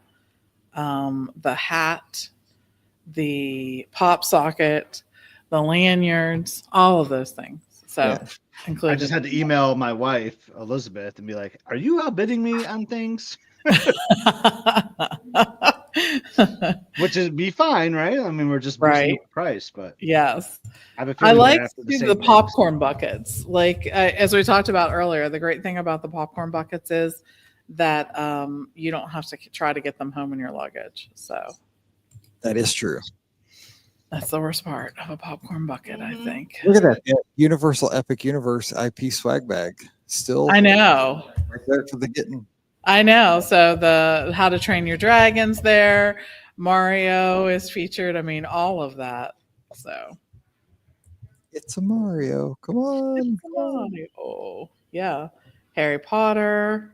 Oh, and I just saw the Figment. I thought he disappeared. Somebody bid on something because everything shifted. He was there and he moved. Yeah, so somebody bid on something. Yeah, something moved because Figment disappeared, but he's in a different row now. Figment's super cute, that little Figment plush. So I need to take him home. That's cute. It's a lot. I know. Though. So if you're a pin collector, like there's a downtown Disney Art of Disney pin from the marketplace. I mean, if that doesn't scream old Disney right there, look at that logo behind it. I just love the art that are on the pins. Yeah, agreed. Like they're pieces of art. Yeah, that has the Disney Quest. That was the Disney Quest kind of logo, right? Yeah, that was up on the yeah, for sure. So yeah, lots of stuff there to look at. Stuff that good memory. I know that Figment plush. I'm really surprised the Figment plush has no bids because you know how popular Figment is. So somebody on this panel that likes Figment a lot. I said there might be some people wanting to swoop in late, but like you might want that's risky, right? You might want to get your bid in. Very risky, yes. That is correct. Okay, I gotta quit browsing here. Let's see. Just so that I can sneak in later and get it. Is that what you're planning on, Scott? Maybe. So let's talk cruise line for a bit. Why don't we do that? It is 2:21, and we're going until 4:00 Eastern. And remember, it's power hour. Power hour. Oh yeah. So I got the power. How much do we have left in that? Because I know that. So we have till 3 o'clock. 3 o'clock. Oh, so we got Yes. Yes. 30 minutes. Okay, cool. Okay, just checking the clock. Oh, and Melissa says favorite topic. It's one of mine too. Me too. Oh, you know me. My So, next outfit change is going to be themed to that. oh, there we go. We just got 6 outfit changes themed to the cruise line. So we check in for our next cruise, which is on the Disney Magic on July 6th. And it's been a long time since I've been on a classic ship. So I am super excited for that this summer. So that's going to be fun. And yeah, I got to check in for that at midnight. That was great planning for doing that at midnight at Coronado Springs last night. But smoothly, I'll tell you what, my last time I checked in at midnight, usually it's at 11 o'clock back home in the central time zone. We get a little lucky there. But it seems like the website is always going through like some kind of issue when I go to do my check-in, and you got to refresh and go on the app or whatever. Last night, it was beautiful. It was just piece of cake. I was in and out by 12:19 and had That's amazing. everything selected that I wanted. Palo That's brunch, awesome. Palo dinner, and everything. The onboard activities, everything. We wanted, got in, got out. And hopefully everything stuck. I think it did. And totally worked like it was supposed to. So kudos to Disney IT, Disney Cruise Line last night. So that was nice. So yeah, looking forward to sailing the Magic. Haven't been on the Magic in a long time. They have an O-Gills. You know how I feel about O-Gills. And that O-Gills, I think, looks nicer than the O-Gills on the Fantasy, from what I've been seeing. When I sailed at 98, there wasn't an O-Gills. I was put in on the retro, one of those retro. Yeah. boats. So No, I think that's one of the more creative, I think, adult spaces on Disney Cruise Line. Like to see that one. Also, I think I think it's gonna be a great time. I think there's something about the classic ships, and there are people who prefer those to the newest, the biggest, the whatnot. So yeah, I think that that'll be a great time, really, specifically that. So all right, so by saying let's talk Disney Cruise Line. So what if you have questions, you want to bring up a topic? So Pam, do you have a Disney cruise on the horizon, or have you gotten back from one recently? Or I know you toured the Fantasy. yeah, yesterday. we just were on the Fantasy yesterday, and I will say that is actually the ship that I've sailed on the least, because for the longest time it only did 7-night sailings, and those are more challenging for me to try to fit in with the other travel that we're doing.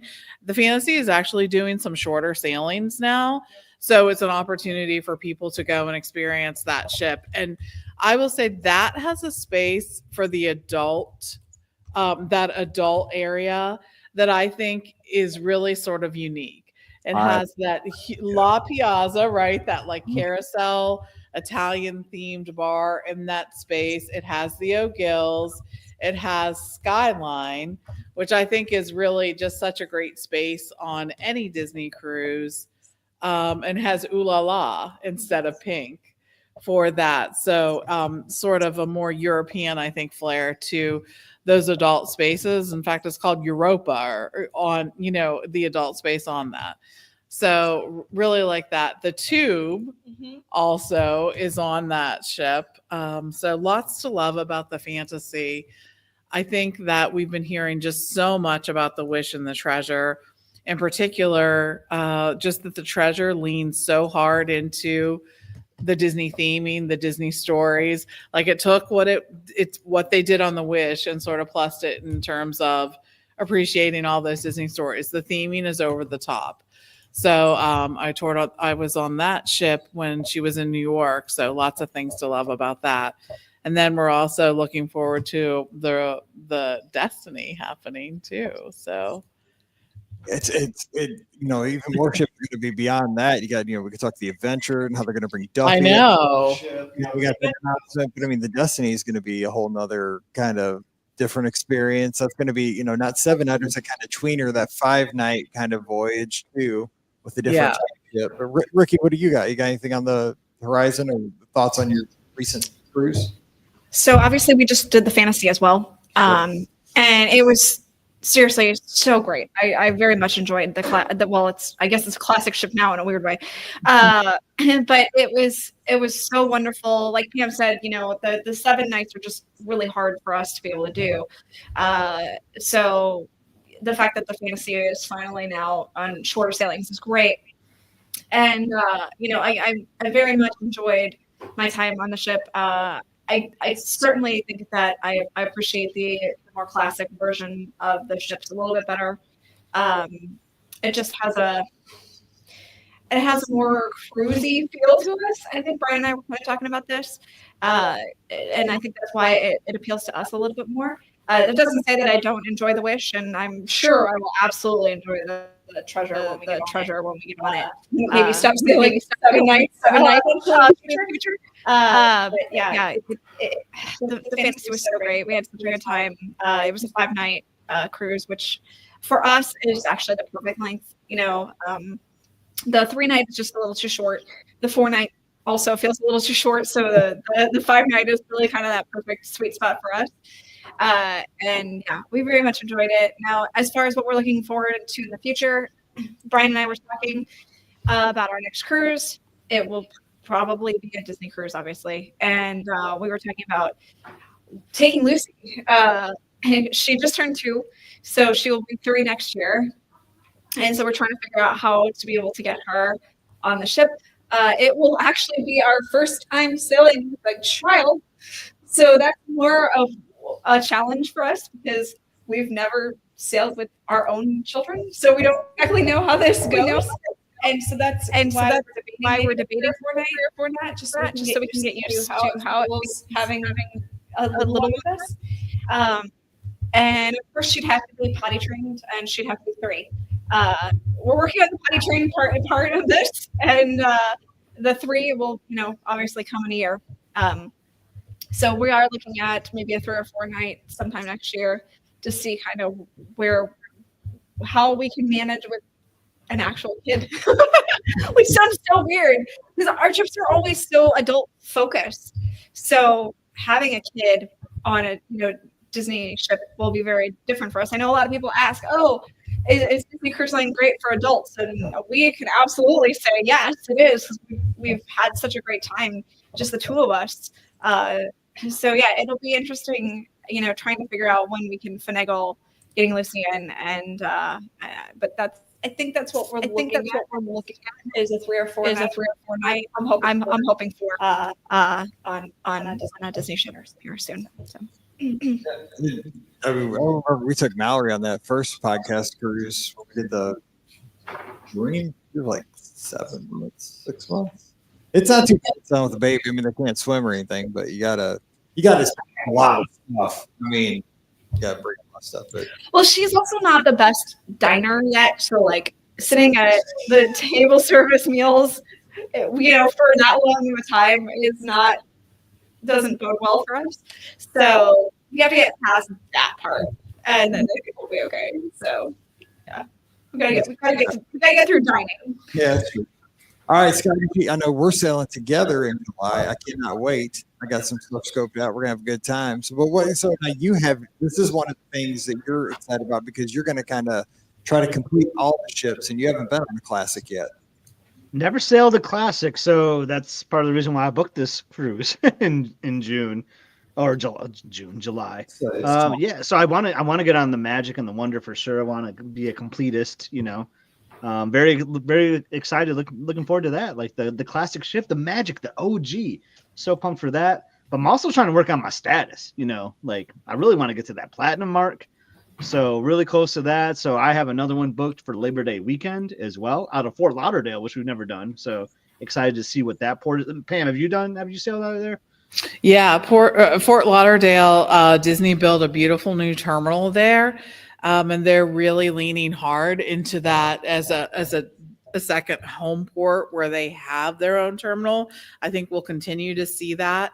I think what's great about Fort Lauderdale is, first of all, you can fly into either Fort Lauderdale or Miami when you're sailing from that port. They're that close to each other. that you can do that. It just gives you another perspective of, you know, we've all probably sailed from Port Canaveral, and this is just another location there. So it's a great port. Lots of good hotels in the area, so and lots of things to do. Awesome. Yeah, really excited for that one. So that's going to be a 3-night. I've been doing some 3 nights, and I know like they're not necessarily my favorite, but they work so well for someone that tries to maximize their PTO, take advantage of like a weekend. So like that's a Labor Day weekend, so we can fly down on a Friday because you know the rule, you got to fly down early. That's and my then- rule. Actually, I had to fly down on a Thursday, and then we do like a Friday, Saturday, Sunday cruise. Come back on Labor Day, so I don't have to use the PTO day there. It's a fun little long weekend. So I love. That's why I really like the 3-nighters for, which we just did on the Wish recently.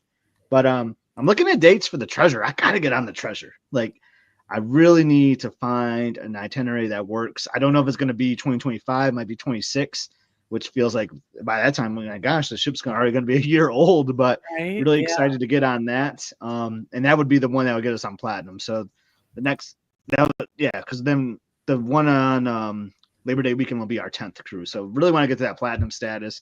It doesn't really matter, but it just, you know, it just seems cooler, right? To be a step higher than where you're currently at. Yep. Yeah, I think we're looking at the Treasure for summer of 26 because that's when Mallory will graduate, and I think she wants to like take a friend as like a graduation gift because she enjoyed because we sailed the Fantasy on an Eastern Caribbean last summer, and we just fell in love with that 7-night Eastern Caribbean sailing to Tortola and St. Thomas, and for me to be able to take that on the Treasure, like I want to do that because I loved it. And we'll talk again on Monday's podcast. It's coming up. We talk about this because that was the sailing. It was a 7-night Eastern. And if you are a person who likes sea days, you don't even get to your first port till day 3. It gives you so much time to get to see the ship because you're not in any hurry. You get on the ship and you don't get to your first port till Tuesday. So you get to explore the ship, and this person was sailing the Treasure. So we talked about really getting to explore, you know, the nooks and crannies and the lounges and the coffee bars, and you know, get to really relax and enjoy the ship. And then by the time you get to your first port, you are excited to get out and explore where you see it and get, back on. Because honestly, with the Treasure sailings, even though they're 7-night itineraries, the ship is the star. It really is. And what you find out is on the Treasure, more than any of the other sailings, there's like a through story from the time you board the ship till the closing. There's a big party in the main atrium at the end of the sailing, and they have a show. And from the like welcome aboard kind of big party they have, there's like a through story all the way through the whole cruise, and that kind of brings everything together. These 2 actors that they have, and it's almost like a theme park experience. It's really there's like a through line to the whole cruise. It's well thought. It's a theme park. It's almost like a cruise club. It's really neat. Do you kind of get that? It's really cool. Yeah, for sure. I think that's a great way of sort of describing it, talking about it. Yeah, it is. Yeah, and Melissa does mention that you get free Palo once you hit platinum. So. I'm gonna say though, so like we sailed the Wish and a couple of weeks ago, and I enjoyed it so much more than the last time. Maybe it's because I knew I was kind of getting into, because like the layout like threw me off the first time we were on that ship. But like this time I knew it better, and I just loved it again. And like this will kind of blow your mind, Pam. Like I actually enjoyed the food in the main dining room. There you go. Like I thought. 1923 is probably the best main dining room food I think I've had. Absolutely, I would 100% agree with that. I thought that was really good.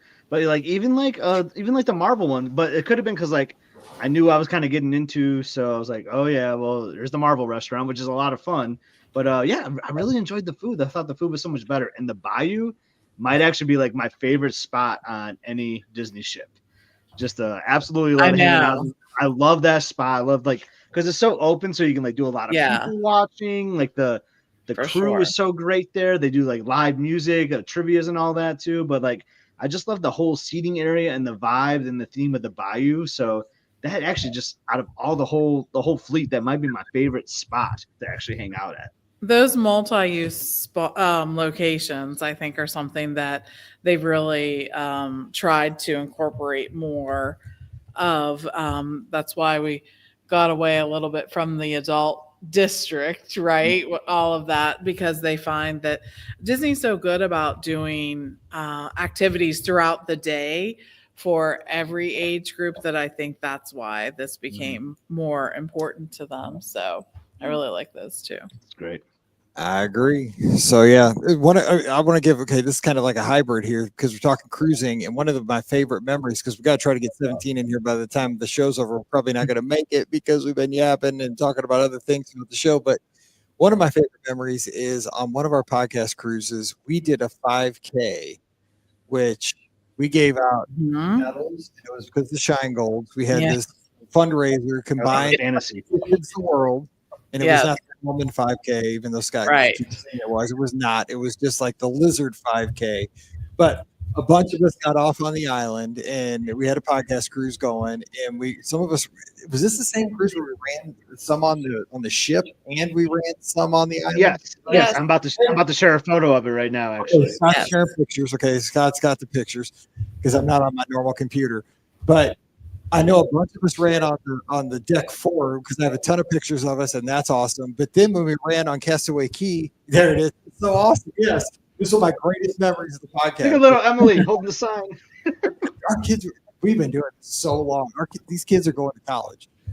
But we were running on deck 4 on all of our shirts. But then when we ran on Castaway Key, so we finish on Castaway Key, right? We get these old rubber medals, which are awesome. But we're finishing, and Teresa and Phil were handing out these really nice gold medals at the finish line, like where you rent the bicycle. And so the people that are not part of our group are like, where do I get one of those cool medals? We're like, sorry. You're not with our group. The people wanted bling bling medals. Yes. We're like, where do you get those? We're like, well, we're with this podcast group, and we're just, raising money for Give Kids the World. And people were like, wanting to be in with us. It was like the coolest thing. And I'll tell you what, that medal in my basement, it's like prominently displayed because it was to raise money for Give Kids the World, which is, again, it's one of my favorite places in the whole world. But it also reminds me of my best friends, and one of my best days ever was that medal. I mean, that is up there with my first dopey, my first marathon. That medal means the world to me, and that's one of my favorite memories ever from this podcast, right there. No doubt. That's one of my favorite memories ever from the show, and it goes to cruising, so I just want to throw it in there. So let's give a couple more memories from the podcast, though, real quick, while we're kind of on that train. So, Pam, you got one? Yeah, I think anytime we did a podcast cruise and we had the opportunity to do it on the ship, like we recorded a show on the ship. Oh, great! I know. I still can't believe that. Like when I'm on a cruise and I see like a Absolutely. show, I was on that stage. When I was on the fantasy and we were in the tube, I was like, I've been on that stage and I've sat there before. I remember whenever we were working with the group department and they were like, all right, send us some logos. Yeah. So we got to put the travel agency logo up there and the Be Our Guest podcast logo up there. And then Mike came in, he's like, that's our logo on the board. We're on the stage. Right? I know. So that's really just such a cool memory, opportunity. The fact that, first of all, the podcast cruises are so great because we get to cruise with so many friends and so many people who share the same passion and have been in our lives for so long. But then to have the chance to do that too, I think every podcast cruise is just such a cool thing. And that's literally where we got to meet Scotty. He came on the one of the podcast crews. Remember that? So yeah, really, really cool. And you guys are so kind to bring me in. like who's this guy just lingering around? Came in the fold. Now Scott and I are doing Sunday Night Live shows, and he's changing outfits every hour. Changing outfits, yes. We hang out all the time. It's crazy. It's like we're brothers. All right, Ricky, you got another memory? I mean, the big one obviously is us being involved in a wedding, which is absolutely incredible. Jay and Melissa are good friends. They met on a podcast cruise actually. And a few years later, they ended up getting married at Disney, and Mike and I were in the wedding. Another We thing got I had to. on the tuxedo. This is true. Yes. Let me tell you about it. Jay and Melissa, because Melissa's in here and Jay will hear the story. They got married outside. Melissa, because we schedule our podcast groups, this is really probably our fault. But they got married outside in July, Yes. and we had to wear tuxes in July at Walt Disney World. Now you think it's hot, like I'm used to wearing, shorts and a t-shirt in the parks in July. A tuxedo on Seabreeze, like on Seabreeze Flight, Yeah. boardwalk. Woo, smoking hot. But anyway, it was worth it. It was good, but it was hot. A tuxedo outside Walt Disney World. I should say it was worth it. Oh, it was awesome. It was a great day, but man, I never thought I'd have a tuxedo on outside in July in Florida. Yeah. That was a hot day, but it was awesome. Like a Secret Service agent walking around because I was staying at Riverside. That was pretty cool. Yeah, it was really amazing. I'm not gonna lie, and getting to see two of our very best friends getting married was super cool. Mhm. So that's always gonna stay with me as a podcast memory, as being a part of a podcast wedding. And Mallory was a flower girl. She was so little then. Yep. And I was showing my dad that where the wedding took place, and then Ariel Yes. reception was. I was giving the tour yesterday. The whole That story. picture of Hannah and Mallory at that wedding was one of my favorite pictures Yes. ever. Yes, I know. Stop. they're so young. I know. That was crazy. Yeah. That's such a good memory. And getting to experience the C's secret lounge too was really cool too. It was funny because we ate there. Our team ate there the other night, and Melissa and I were reflecting on that. So He didn't have to feel that. It was fine. I'm just saying, but like, it's so funny when you don't think about, like, when you come down here and you wear, like, because you're just a person from Missouri and you wear, just like your Mickey Ringer tee and your khaki shorts. And then you're like, okay, well, let's go do a wedding outside and wear a full-on tuxedo, black tuxedo on the board. I will say it was like the coolest thing, right? Because when you're walking on the boardwalk, with and you're the wedding party, that was like, more than Mickey Mouse that day. That was right? awesome. Yeah. That was so fun. That was For the sure. greatest day ever. Scott, you got no memory? I'm choking on Uncrustable. Lots of memories. So one, just thinking like as a big group. So, and I'm going to tie it into this because this is a big memory, right? Doing these shows, these Give Kids the World. I don't want to steal that from Ricky because I'm sure she's going to use that when you go back around to her. But I did an event for Give Kids the World on with Walt Disney World property with the Lizards group. We did the first ever Be Our Guest podcast mini golf tournament. And that was so much fun coordinating. So like I had everyone like with tea time. So like, and I made like 20 tea times ahead of time with Fantasia Garden. So that was interesting, trying to go through the hoops, trying to figure out how to make tea times at a mini golf course. But I did. And then I just had this strict schedule where everyone was like paired in groups. So it was almost like a networking thing. So like you got to maybe not necessarily play with your friends that were there. So you got to mingle and meet new people. And then we tied it into a donation process where you could donate money to Give Kids the World, which we ended up having matched by my company, which was really awesome. So that was one of the coolest things, just because you guys know I like golf. I like the mini golf. And then we just brought in the mini golf with the Lizards, raising money for Give Kids the World on a beautiful, I think it was like I think it was the day of the 5K. So the 10K. So it was a beautiful Friday. And I'll never forget that. It was really awesome. And I'm trying to think who Dave Lawrence won, or was Dave it Lawrence? I took second place. Dave Lawrence played out of his mind. Here's a photo of us afterwards. Just hanging out on the putting green there. That was so much fun. But yeah, where's Dave in this photo? He's somewhere in there. Dave, where you at? He's the champ. He should be in the photo. He's in there somewhere. He's hiding somewhere. But that was a lot. That was a lot of fun. We had beautiful weather, raised a lot of money for Give Kids the World, and just our group just helping out the kids. Man, it was awesome. That was, and you did a great job on that because you had to, like you said, you had to make like a bunch of individual tea times over at Fantasia Gardens. So they're probably. I had to give some credit to Neil too, my buddy Neil from the Lizards. He helped out with a lot of that too. Oh yeah, I was just looking at the photos. We had like prizes for like the best outfits. So there's Jody. She has like this awesome like golf skirt and shirt on, and then we had the worst golfer. I think Marlessa was the worst golfer. We gotta make it fun, right? Yeah. That was Jared and Stacy and Emily and Dana and all of them. They had the matching shirts. They had a team name like the Boathouse Birdies. It was just so much fun. I just love our community when we get together and do things like that. Yeah, that was fun. I remember that. That was crazy. Because we took over Fantasia, and Liz had this great idea. I think is her name Jennifer that lives close to you, Mike? I think I saw her in the chat earlier. She brought like sticky note like name tags to one of our lizards meet before, which was genius because sometimes you meet so many people you forget their names. So we stole that idea, so everyone had a name tag so you could know who everyone was. Like, it was awesome.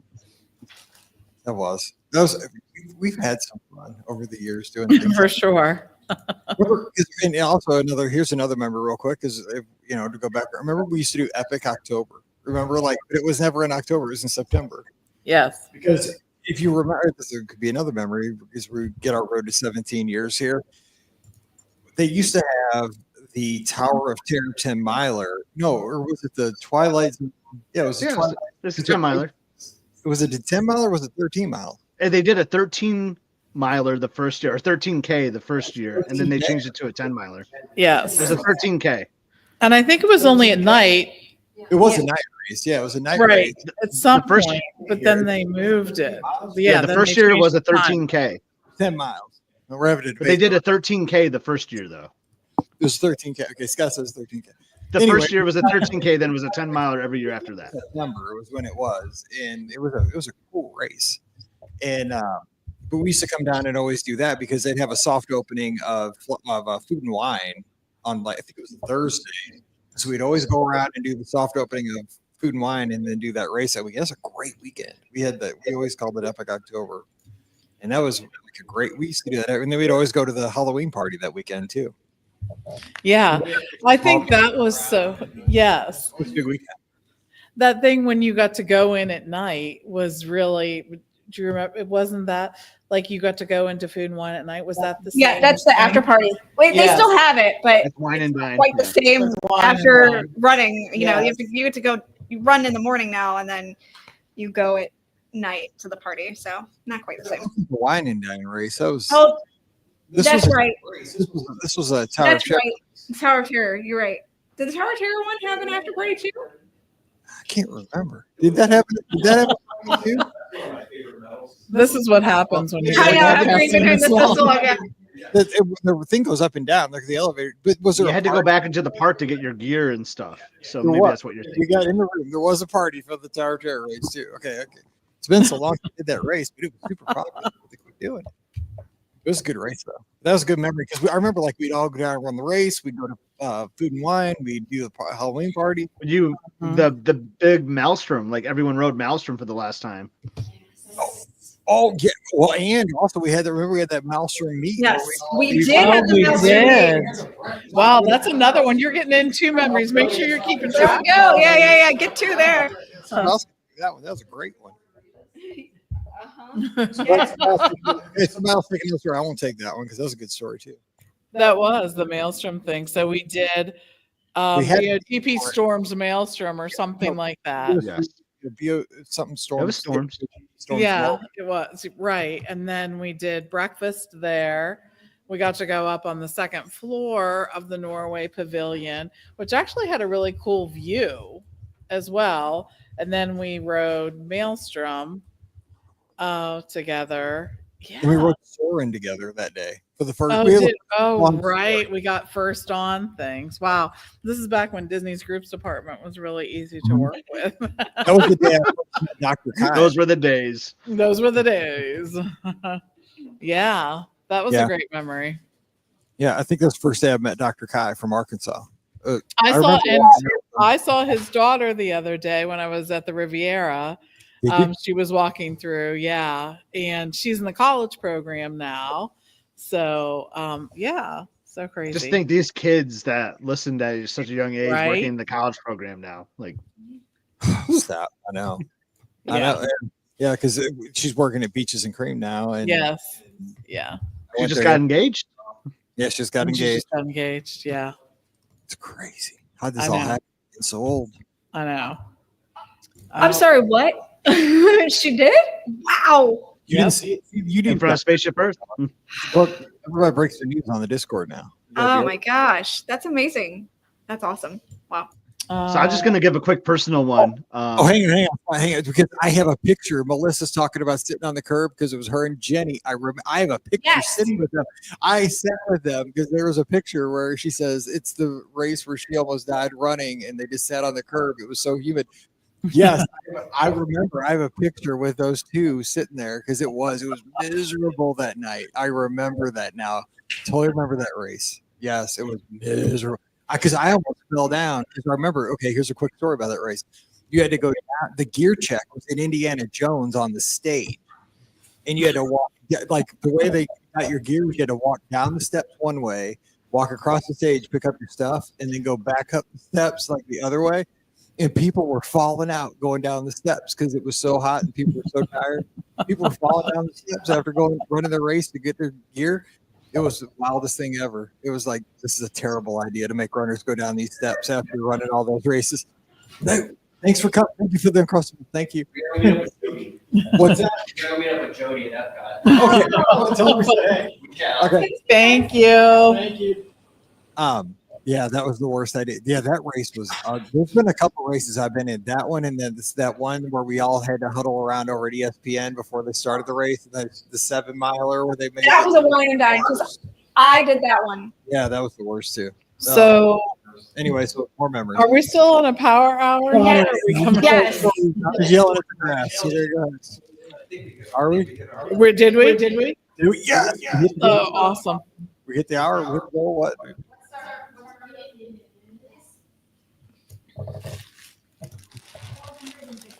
Oh, come on now. Oh, $5. Okay. Well, that one we should hit that. 45. Okay. All right. So we need $45 in 7 minutes. So We need $45 in 7 minutes, apparently. yes. You can do this, people. I have faith in you. Right. We got this. So make sure you make your donation now for the power hour. And that means we're like 40 minutes away till the auction's closing. I know. I know. Crazy. Now is the time to get those bids in too, people. Well, I've been watching. I've been watching. So where's the star? I heard about Steve is going to be doing a Starbucks run. Like, is that happening? He did it. He did it. Oh, magical. Okay. People drinking Starbucks is on the table here. I see. He did it. So, Ricky, do you have another memory? Just put an Uncrustable in her mouth. That's okay. It's fine. It's fine. I can put it down for a minute. So obviously this, like Scott kind of alluded to, for those who don't know, the auction has gone through many iterations over the years. And this has always been kind of my baby. And so Hang on, Ricky, get up closer to your mic because you're echoing really big. Oh, gotcha. So this has always kind of been my baby. The auction started out as a Facebook auction, which just went spectacularly poorly. But at the time, that's what we didn't have the ability to do an auction like an auction. So that's what we had people bid on items, and then I went and saw the timestamp of what time at the cutoff, and I'm like, okay, this is the winner. Needless to say, we also did not have as many items either, so it's grown a lot in that regard too. But it's been wonderful being able to, for all these years, raise money for Give Kids the World. It wouldn't be possible without you all who have been listening and donating all these years. It's just truly incredible. So this will always be a memory that I live with. Excuse me. Now I'm joking on the peanut butter and jelly sandwich, but it's always going to be a memory that will live on forever with me. And it's because of the podcast getting the ability to, first of all, even learn about Give Kids the World. And second of all, to be able to help the children who need it and their families. So that's been the biggest thing for me, for sure. So that's a good one. you know, we've gotten to do like cool stuff with Give Kids World. Like we were down here, we were down here when they had the Christmas lights going. That was a neat opportunity. I mean, you know, it was sad that with COVID and that the families couldn't visit here, but we got to be a part of how it was a different way to raise funds, right? When they had all the little villas decorated, and that was a neat opportunity to see all that. It was, you know, the way they keep on here and still keep the good going, even through bad circumstances. That was kind of cool. Agreed. And also, Len came in. Our good friend Len out in Maryland took care of that last donation, so we have hit the goal of the hour. So thank you to Len. Nice, very nice, awesome. So, well, I have like a cheesy one real quick, just a cheesy memory. Okay, we like it. That's not kind. And you kind of talked about this earlier a little bit, Mike, but like my best friends are from the podcast. So like this is actually kind of been life-changing. Even like not before, like I know I said like I'm a fan first, so I come in, I help out, and you know that's really great too. But as a fan and listener for years, like I've become so good friends with all of you. Like Pan, like we've gone to Hilton, we've done like non-Disney vacations, like Hilton has summer houses, like you know, we've had so many great trips. Mike, our families have done great trips, Ricky too, but like I've met some of my best friends out of here too, like Jared and Stacy. I hate like name dropping, so I can't name drop because I'll leave someone out. But so many great friends that we've done things with, even outside the Disney parks, have happened because of this podcast. But I want to share a picture of a memory that's very much tied to the podcast here. It's right here. Mike, do you recognize that? Oh my gosh. Oh my gosh. So if you're watching, this is Mike's old house. This is where, I don't know, is this where the original BOGP studios, or would that have been at a different house? Nope, that's the original place. Okay, yes. Because I know the original BOGP studio was probably the bathroom, because I remember the call with Pam and all that stuff. But Yep, Yes. But this was in May of 2017. So we went to St. Louis. We got to see the original BOGP studio. And I've seen the new version too. It was fun. Jared and I hit a bunch of buttons. We went live. We had fun with that. But there'd be something about this moment when I got to see it for the first time. And what was really cool for me with this on a personal level is you see Mallory back here. You see Emily back here. Those two did a podcast together. Because this was leading up to our podcast cruise in 2017, the one we did on the fantasy. And those two so my daughter Emily got to record in the Be Our Guest podcast studio for a real episode, and I was just like geeking out as a fan. I'm like, oh my god, this is so cool! Like I've listened to this show for years. I take it on walks. I listen to it at work, and here's Emily recording an episode that's going to hit the feed in just a few days, talking about a Disney cruise. Like I just thought that was like the coolest thing. So on a personal level, this moment hanging out with you guys at your house, and you talked about this, right, Mike? Just hanging out on a Friday night with friends at the houses, like, is one of the coolest things. And we've been fortunate that we actually do get to do that sometimes. So just thank you guys so much for all you do. I love you. You guys are like best friends. And I'm so thankful that we got to meet through the podcast. And I appreciate that, because the whole thing is, you know, people ask, you know, well, you've done, you know, we've done over 2,600 episodes. That's what everybody, you know, freaks out about when I tell them, you know, we've been doing the show for 17 years. And they're like, oh, you do a show a week, you do a show a month. And I'm like, no, we do like 4 a week. And, you know, we do a lot of podcasts. We've done over 2,600. Like, how do you do that many? One, you know, we don't do a lot of research. We're who we are, and we talk about what we love. And we just get together with our friends and just have a good time. And that's just basically what it is. And I get to talk to my friends. That's all it is. You know, we get on a call, we talk with our friends, and the people who tune in are extended family. They all like the same topics, and we all kind of share our stories together, and that's kind of how we all stay in touch. And that's basically what the podcast has always been.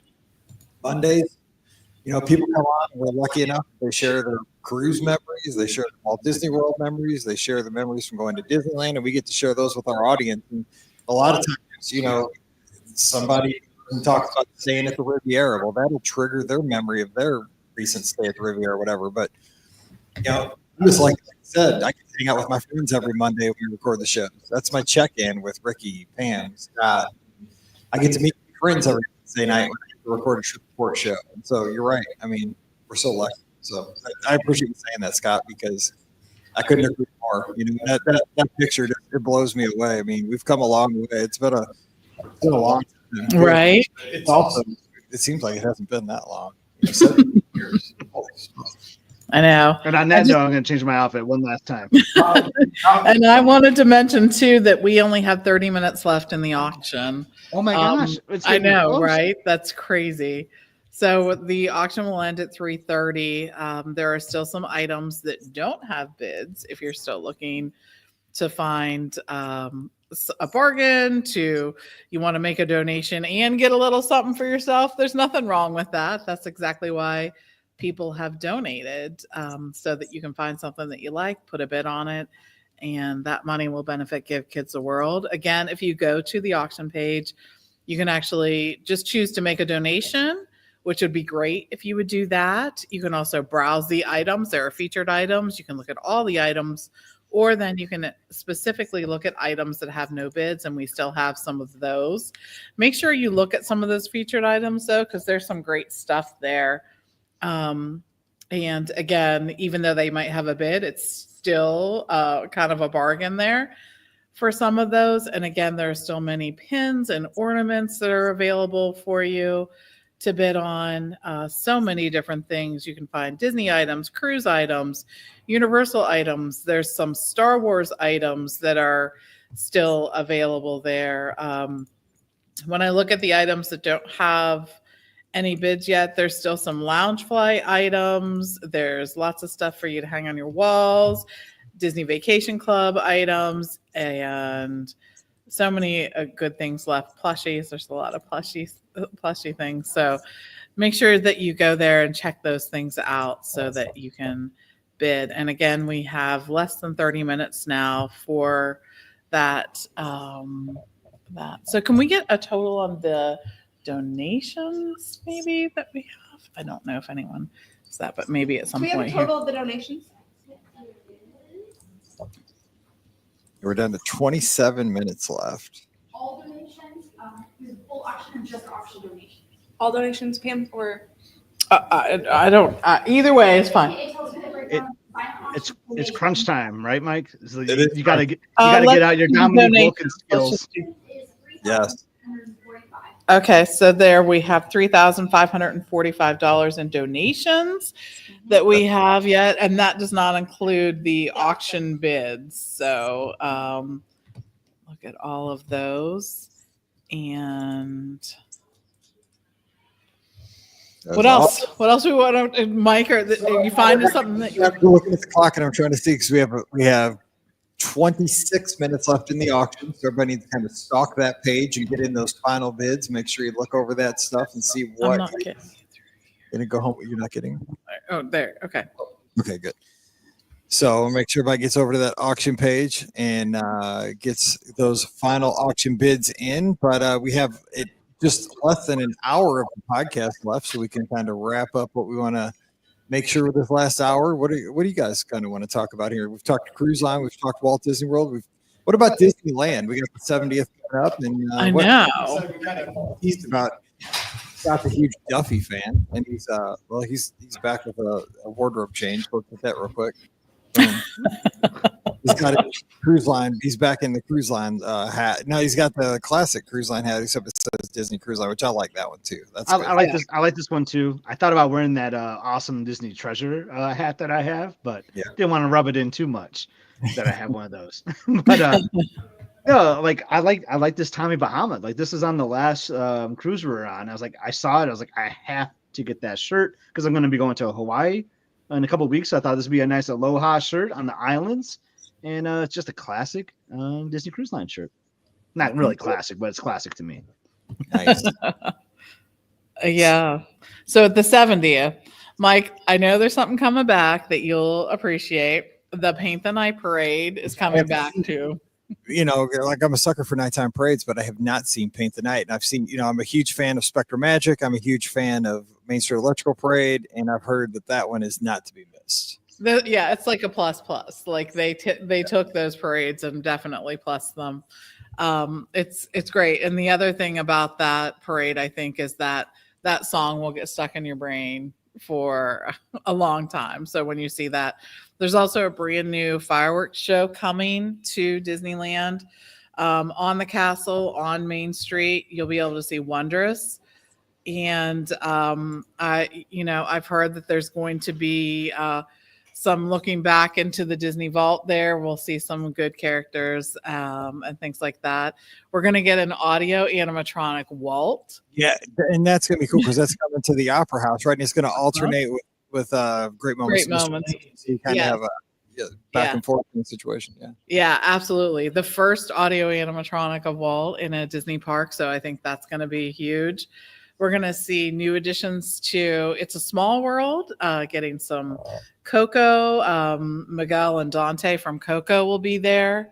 So that's something to look forward to. Another parade. And let's not forget, Pam, that they're going to add the third verse as well to It's a Small World, which is kind of cool. Good. Yeah, which is kind of cool. Same with the first. Yeah, right. No, just kidding. It's not. The Celebrate Happy Cavalcade is going to be happening out at Disneyland. And this was so funny because when I first read this, I was like, is this going to be another parade? But Tapestry of Happiness. So it's actually going to be the same words over and right. over. I know. That's so funny. But it's going to be the projection on It's a Small World. And if you haven't been out to Disneyland, this is the perfect excuse, I think, to go there. But those projections on Small World, and then when they do the evening shows on Small World, and also where they do Phantasmic too, they do some projections there as well. So many great things to look forward to with the 70th anniversary. Going to see incarnations of World of Color, of course, Better Together. That Pixar parade is still going to be there. Lots of things. If you're looking for an excuse to get to Disneyland, and you have only been a Disneyland convert for a few. 22. Yeah. Okay. I love Disneyland so much. I know. It's really, there's just something about it, I think. And this one's going to look pretty spectacular. So get out to Disneyland. There's some specials going on to help you take advantage of your Disney, some of the on-site hotels and some ticket pricing too. So make sure you check that one out. So if right now you went to Disneyland, would you stay at Grand Californian? Like if price was no object, is that your place to go? I mean, no, that's Scott's place, I think. Gosh, I actually like all of the on-site hotels there. And I know I say this all the time, but I think staying on site at Disneyland is actually more important than at Disney World, because it really, if you're looking for something that puts you in that bubble, that's really the only way you're going to feel that. There are a lot of hotels in the area, but nothing feels like a resort stay, I think, like the on-site hotels. Like the guy who's selling the helicopter. Right, right. Yes. Otherwise, you're schlepping through the streets of Anaheim. So if you want to avoid that. I love the Grand Californian. I think it's a spectacular hotel, but I will just say there's something about the nostalgia of the Disneyland hotel that is hard for me to get away with. And the way that they redid their other hotel, which every time I try to say the name of it, I butcher it because it's so close to the area in the back of the of Disney's California Adventure. But is it Pixar? It's not Pixar Pier. Is it Pixar Place? Place. Yeah. It's Place. Okay, good. It's Place. Yeah, it's Place. It's Pixar Pier in the park, and it's Pixar Place. Pixar Pier in the place. Yes, and Pixar Place. And I don't know why they did that. I've been podcasting for 5 hours. I probably have gotten it wrong. Would do that. But they Pixar did. Place Hotel, PPH, I think. And they did such a good job with the renovation of that hotel. I know it seemed like it went on for quite a while, but they really infused even more Disney into those rooms. They're spectacular. They expanded the club level significantly. And they made everything look great. In fact, the pool area really has that sort of inside out theming out there too. So lots of great places to stay at the Disneyland resort too. People love those villas too that they just added. I mean, those are a hit. And when Pixar Place, like people are saying they love it too because it's vibrant. Especially the public area is really popular. But Scott, you love Grand Californian obviously you have the entrance into DCA, but it's also got that kind of. I can't argue Pam either. The nostalgia of a Disneyland hotel. It's where we stayed our first time there too, and it's just. You got all the lands, Adventureland, Fantasyland, like it just spells out Disney. So I love that so much. So it's like a 1A and 1B for me because I think I'd get the Grand Californian a little bit because I love that pool complex. That pool area is so dang good. Those chairs are like some of the most comfortable loungers I think I've They seen. Just are. aren't they? By far. Like the Yes. thickness of those cushions are so Yes. nice. Yes. And they play a killer, like smooth, kind of chill, like background loop while you're in the pool area. Plus, you have like the great little like Craftsman bar that's right out there, the fireplace in the lobby. I love the rooms, and you kind of nailed it. Like the proximity to California Adventure and the parks is really good. Like, I'm not saying like Disneyland Hotel is like that far away from the Esplanade, but like, dang, I mean, California Adventure is like, I'm not California Adventure. Grand California is like right there. So really quick walk back home after a long day in the parks. And Pixar has its own entrance into That's right. California Adventure too. We actually checked that out. It kind of puts you back. You enter sort of by Pixar Pier, not to be confused with Pixar Place. Right. But I still want to call it some. Yeah, I still want to call it something different. Like what Paradise Pier is what I want to call it. Right? Yeah, I know. So It's fun out there. And almost about 15 minutes till auction time. Right. 15 minutes. There's still some items that don't have bids yet, so you can sort by that. And there are still some items that are probably have lower bids than they. This is when you're gonna see it just start ramping up. Like, is this? gonna... Yeah, we're not gonna hear from Scott from the next. Yeah, because he's got work to do here. Bye, Scott. It's been nice seeing you. Yep. He's got a strategic plan. We just talking to avoid because everybody's placing their bids. We're just Pretty much. That's kind of how this works at the last, 15 minutes of it. Yeah. It does. So I just mentioned background loop at the pool, and we had a question in the Discord the other day, like, what's your favorite background loop? And there's so many hard ones to choose, but like everyone, I just want to quick throw one out there. What's a loop that you really enjoy? So mine absolutely is the old Epcot. The old Epcot entrance music. The entrance. There's something about that I don't know why. I think it reminds me of like the trips I went on as a kid, like with my family. You know what I mean? The whole edutainment kind of thing, and we were blown away by all that. So absolutely love that one. So good. And mine would be the Tapestry of Nation, that loop right there, the one that played after Illuminations, and all actually the Illuminations pre-show, and then the Tapestry of Nations. Just all of it was so fantastic. So yeah, exactly, all of it was so good. When I need just good jamming out music, that's what I'll do. Can we just agree Epcot had like the best loops Yes. in general? Like the Interventions loop you could throw in there too was so good. 100% the Interventions loop, yes. Yes. The one that starts off, I mean, who knows where it started off? It's just where somebody copied it and put it up on the internet. But the one that starts off with the flute that goes, yes. Yeah, that's one So you always good. hear. So, but that's a great one. Yeah, I'm trying to think. Like even the Imagination loop, there's a great imagination. But I'm gonna switch parks for one of my favorite, and that's the I love the Tower of Terror background loop, like the cue music, because it's so like 1930s, 40s, which I love that vibe. But like, if you like went and got those songs yourself, they would not sound the same because they did this like weird like editing of the songs to make them sound like spookier in a way. You know what I mean? Like the theme. That loop just gives me chills. I love it so much. It sounds like they're playing it on a record, like an old record. Like a scratchy record or something. Yes. Yeah. And I think they changed the pitch a little bit on them too. Like that's what I'm saying. There's a pitch thing with it. Yeah. Like I agree. Because you download like Spooky. I'm drawing a blank on some of those songs, but like the Vera Lynn song, like it does not sound anything like it does on the Tower of Terror loop. It's just gives you that chill when you hear it. That's a good call. Yeah, that's exactly right. Because they messed with them a little bit. Because that's why I like it. Like you can't replicate it. Like you could try to like download the songs and replicate it, but you can't. Disney Imagineering did it. Yes. Another one I like that you hear in the background of the show all the time, and it was that one that they used to play behind the slideshow back in the resort TV days. That yes.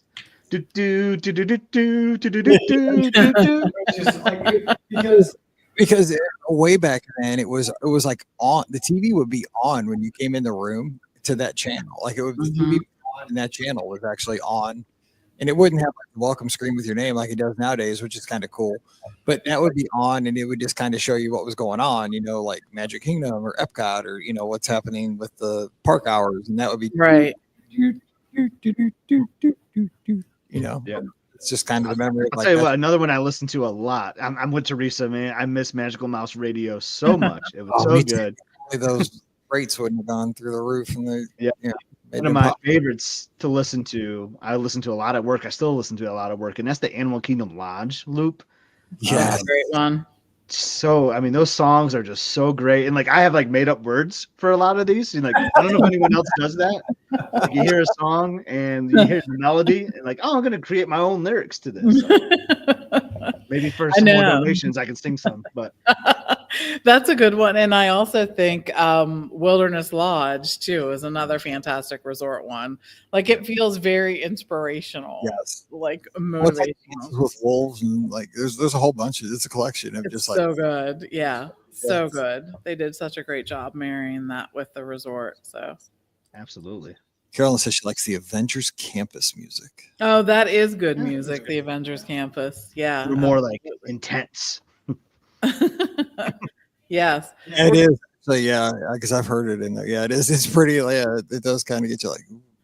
Going back to Pam missing, like we're talking about old Epcot loops we missed because dang, those were so good. But I miss like the old like Jungle Cruise loop, like this Skipper AWOL loop. Like that was so good. I don't know why they had to update or change that one, but what can you do?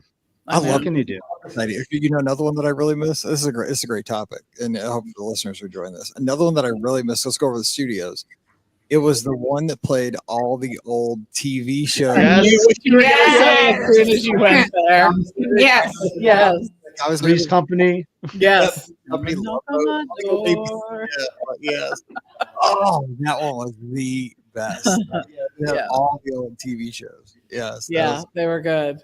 I know they were like classic TV shows and everything, but you were walking back through there to go to Muppet Vision 3D and you heard it. Yeah. Oh man. Yeah. That was walking back to New York Street or that'd be perfect for a Run Disney event. You run by there, you got the Love Boat theme playing, Mike, through the pipes.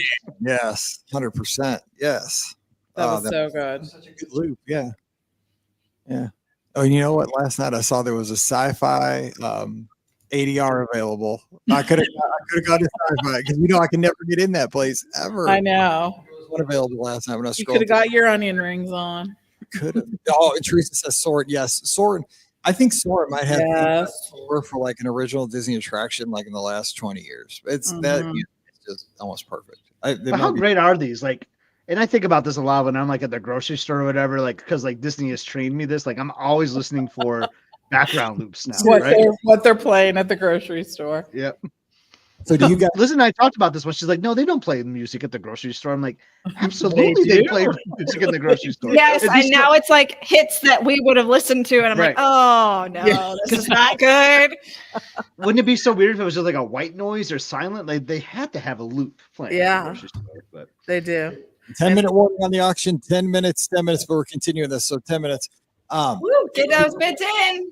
Adjacent to this, you guys use background loops for your ringtones on your phone? You don't? What do you mean? So like Pam, just like when Pam calls me, Soarin' plays. Oh. Pam is Soarin'. My sister-in-law is the Twilight Zone Tower Terror. I should say that. Get out. I just did. What's it, Teresa? You can cut that. You don't have to like if you. Mike, I should have you call me right now. I do. I don't know what you are. No, but I think I have everybody as a different. I have like the Disney Cruise Line bells for our Disney rep. Like that sound good. I'm on Do Not Disturb, so it won't ring. But yeah. So don't try to call me, everybody, and see who you are. But but that's. I was wondering if anybody else did that. Because I like background loops or like attraction audio. Yeah. The monorail chimes my text tone. So like when I'm on the monorail, I always like someone texting me.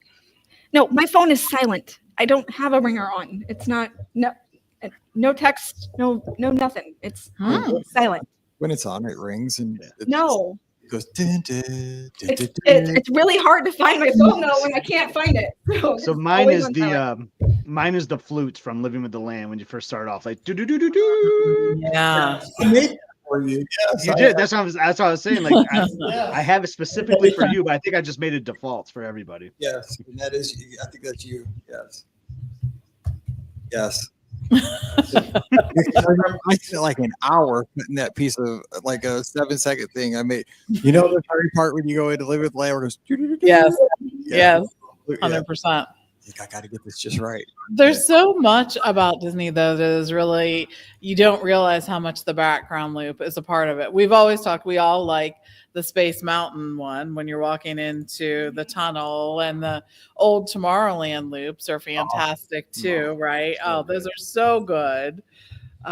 It's just weird how it sort of takes you there. It's almost like the smell. When we were on the Fantasy yesterday and I walked into the atrium and I was like, oh, yep, it smells like a Disney cruise. Yes, And it does. did. I know exactly the smell you're talking about. Yes. I want my would you want your house to smell like that though? I don't know. Scott, do the flute again. Oh, do do do do do. Or no, I like that you do a movement with it.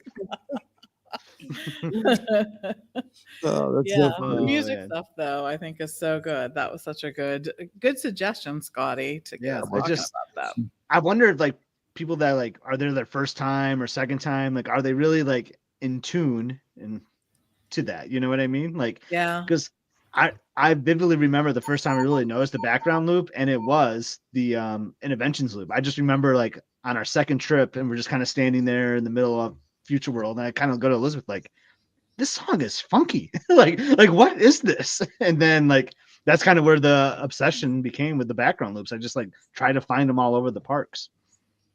It is kind of funny because as you walk around Epcot, you would just hear kind of that do do do do do. It was almost like it had a heartbeat to the park. You know, it's like do do do do do. Because you're right, that interventions loop has that kind of that bass line through it, but it's not, you know, like an intrusive bass line, but it's almost like you said, it's an absence of silence. There's always something. It's like a heartbeat. Yeah. But it was like a futuristic score that was like always there. You know, it made Future World, really. For sure. Mhm. Then Animal Kingdom has those great ones, like in the like Discovery Island. They're just like lush is the only way I can describe them. Like I don't know, they just sound like nature. You know what I mean? There's a lot of flutes and winds instruments. Does Pandora have like a score to it? Oh yeah. There's one. We're not really mentioning a Pandora, like really, because I mean we've talked about all these, but we haven't really mentioned any Pandora stuff. No, but it does. Asia has a loop too. Like it's just you're just not like it's not one that hits home with you, right? Very closely, but yeah, it definitely there's a wherever you're standing, there's like some kind of faint music playing. Right, and if not music, like just background noise, like when you think about the walk from Pandora over toward the Lion King, it's insect or animal heavy for sure with that. So, and we are down to almost only 5 minutes left in the auction, so that we can have a total for you before we end here at 4:00. So crazy awesome. I know. Yeah, there's definitely some good things you can still bid on. So if you're looking to make a donation and maybe get something along the way, now is your chance to do it. Your time to bid. 5 minutes to go. 5 minutes, just under 5 minutes. Get those bids in. Doing some QC here in my max bid. I know we're all trying to get our bids in. Going, oh gosh, what can we do? Heads down. Everybody's got some pride. 5 minutes. Oh, I just got outbid. Speaking. Oh no, it wasn't me. I promise. Do you see what our to be a host? I do. Host? Yes. I've not. Let's just say there's a 1 in front of it. Wow. Yeah. They're gonna have to answer all the questions. Right, and you know that we're always accurate in our answers. So We will be. I promise you that. That's a great, very kind donation to Give Kids the World. We appreciate that. For sure. That's so funny. That's amazing. Oh man, things are starting to go. I'm looking like I've been watching all day. Yeah, things are definitely starting to jockey around a little bit. There still are a I know. few items. This is like the quietest we're gonna be on It this. is absolutely the quietest. Yeah, but check them out. There's still you can still sort by items with no bids if you want, and see which items don't have a bid.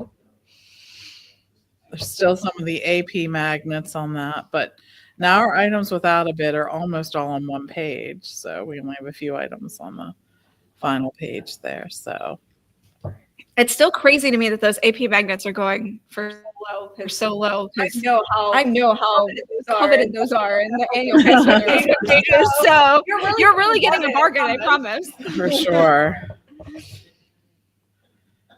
For sure. And there's still a lounge buy and some ornaments and pins too that are going for that. So you can go there and check that part out. I know. Scotty, what are you bidding on right now? He doesn't want to say.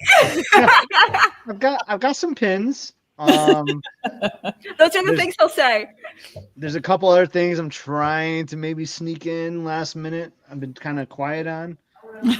Maybe some Trader Sam mugs. Yeah. The Kingdom Keepers books, on a lot of them, there are more than one. You can just buy them outright. I actually bought one of them for Hannah, so I wanted to point that out. So you can buy, that's one of the ones you can buy and know that you're going to get. So, yes.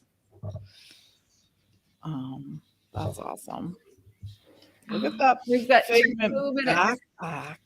2 minutes, everybody. 2 minutes. I know. Wow. Oh my gosh. Oh my gosh. The tension is palpable. I know, right? On the watch going. It's almost 90 seconds. Oh my goodness. I like that you're really timing it out. I don't know. I'm just waiting for the "you've been outbid" notifications to pop up. Someone's gonna sneak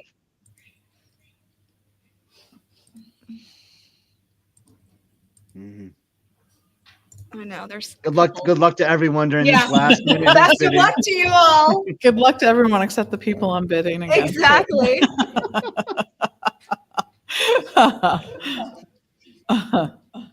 No, there's some good stuff for sure. There is. Yeah.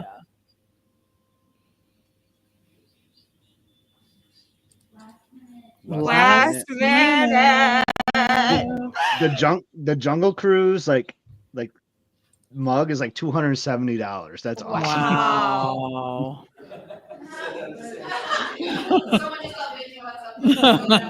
Yes.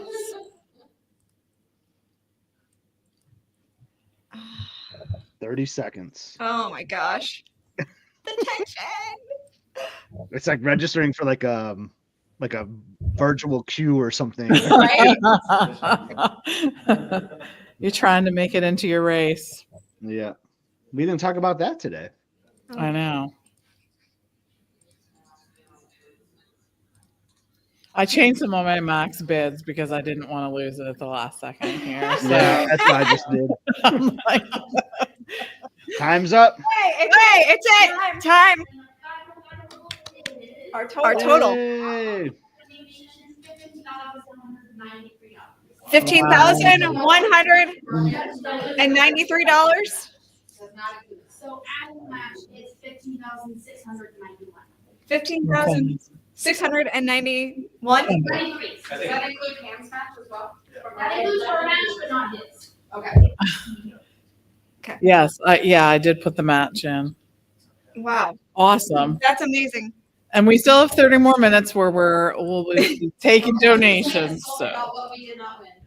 And the donation link is still open for an additional week. Okay. Awesome. So for Great. those who would like to maybe didn't win an auction item, or maybe won an auction item, but maybe didn't spend as much as they wanted to, or maybe you just were delayed in making a donation, You can still make a donation through the next week. So make sure you go to the link that we've been sharing all over the place, and then click on it, and then click the first item there, which is make a donation. All right, Scotty. So what did you know what you win? Did you know? I did. I already got my receipt here. Yeah, so me too. Nice. I'll run through it. Okay. All Kind right. of funny. This is kind of a joke. Mike's gonna miss this, but I did bid on that flower and garden bucket hat. Why not? I love Right? it. Yeah. So I got the flower and garden bucket hat. I got the Flower and Garden Festival pass holder pin from 2011. Remember I told that story about our first trip. Yeah. 2011. It was Flower and Garden, so I was happy to get that. And I also got the 3 pin set from that same festival, so that was good. I got that American Express Mickey ear pin. Thought There that was you go. and there's a Disney Vacation Club 60th anniversary of Disneyland. We were there for the 60th a couple times, DVC members. I was like, oh, why not? Wanted some of those things to get bids, and I thought that was pretty cool. I went with that I'm a glamper, not a camper ornament at Fort Wilderness. I thought that was kind of funny.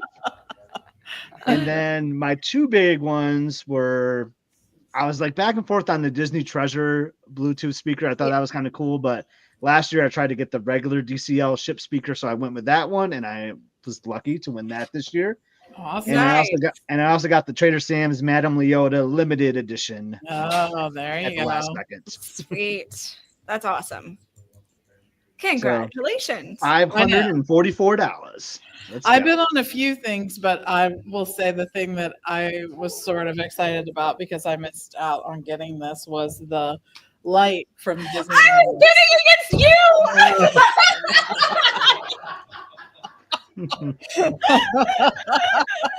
I know. So right. actually, I was glad that I had that. So, well, but I that's won a cool. few other things too. But that was the thing I was. That was the big one. Yeah. Oh, that was so funny. I was bidding against you. Yeah, and I upped my max bid. Yeah. So. That's okay. I ended up getting the Dream Along with Mickey cast costume shirt. So I felt like that was a good cool. If I wasn't gonna get the light bulb, I was like, I'm gonna get something that's a cast exclusive kind of thing. So yeah. And I hope everyone I know it's painful when you get outbid stuff. last second, but just being part of the auction and awesome. bumping up the price just goes a long way too. So. It truly does. Yes. I know. I like seeing people are like, I won this or I won that. Thomas wants to know if I bumped up the price on the Trader Sam Jungle Cruise mug. Maybe just a little. Maybe. I know Thomas bumped some prices up on me last year, so if that was you, Thomas, just returning the favor is all. It's great though how it just takes. All right, so there, let's do them.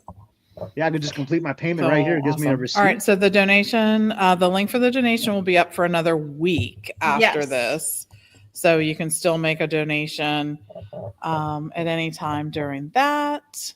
Some companies do match to the donation. Yep. Scott, like you said, your company does. So yep.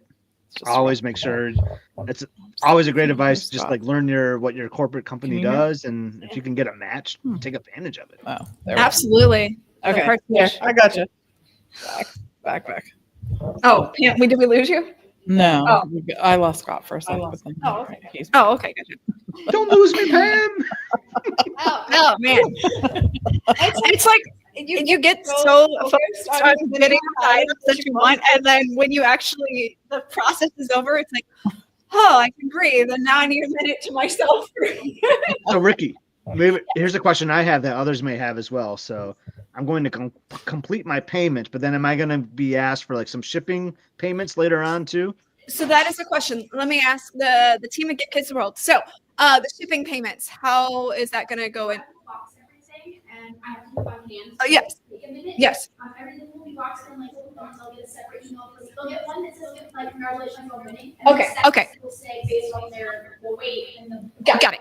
The additional price, and once that relates to me that, once that's paid, then I'll ship it out from you. Okay. All right. Awesome. Great. So yeah, for those who maybe didn't hear, I know the room has an echo and everything, so I don't know if you all heard, but you'll get a separate email that will have the shipping price because she's going to have to box everything up and send it to you. So she'll put it all in one box, and then you'll get a separate email that says the shipping total. You'll then have to pay that, and then she will ship the box to you. So just know there is going to be some shipping depending on what you purchased. and what the items are, and you'll get that. Yes, make sure you check your spam folders because it could be in there. Well, that happened to Elizabeth last time. Yeah, we were like, are we ever going to get this item? Yes. So make sure you check your spam folders to see if you have an email from Give Kids the World. Okay, so I'll make my payment now, then I'll wait for the email for the other thing. So correct. Yes. Okay, cool.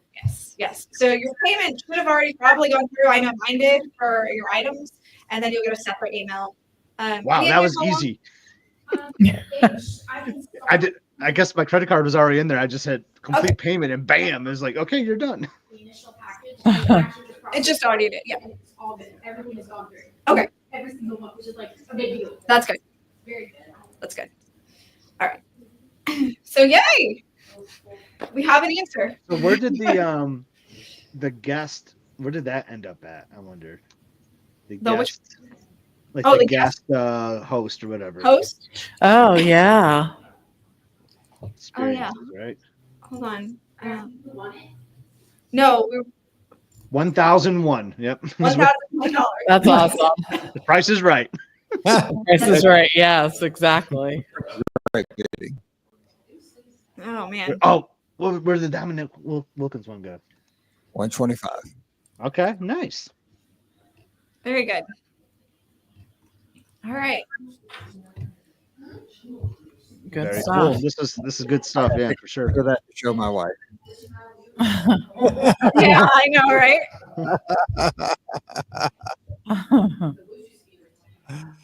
Oh, that's too funny. Yeah, I know. It's cool that you can go back and see all the prices. Yes, it is. Jordan's buddy got the Dominique Wilkins jersey. Oh, sweet. That's awesome. Yeah, and that's all.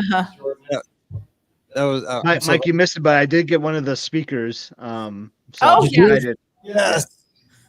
I was gonna go for the treasure one, but I haven't been on the treasure yet, so I thought it'd be kind of weird, you know. Nah, that makes sense.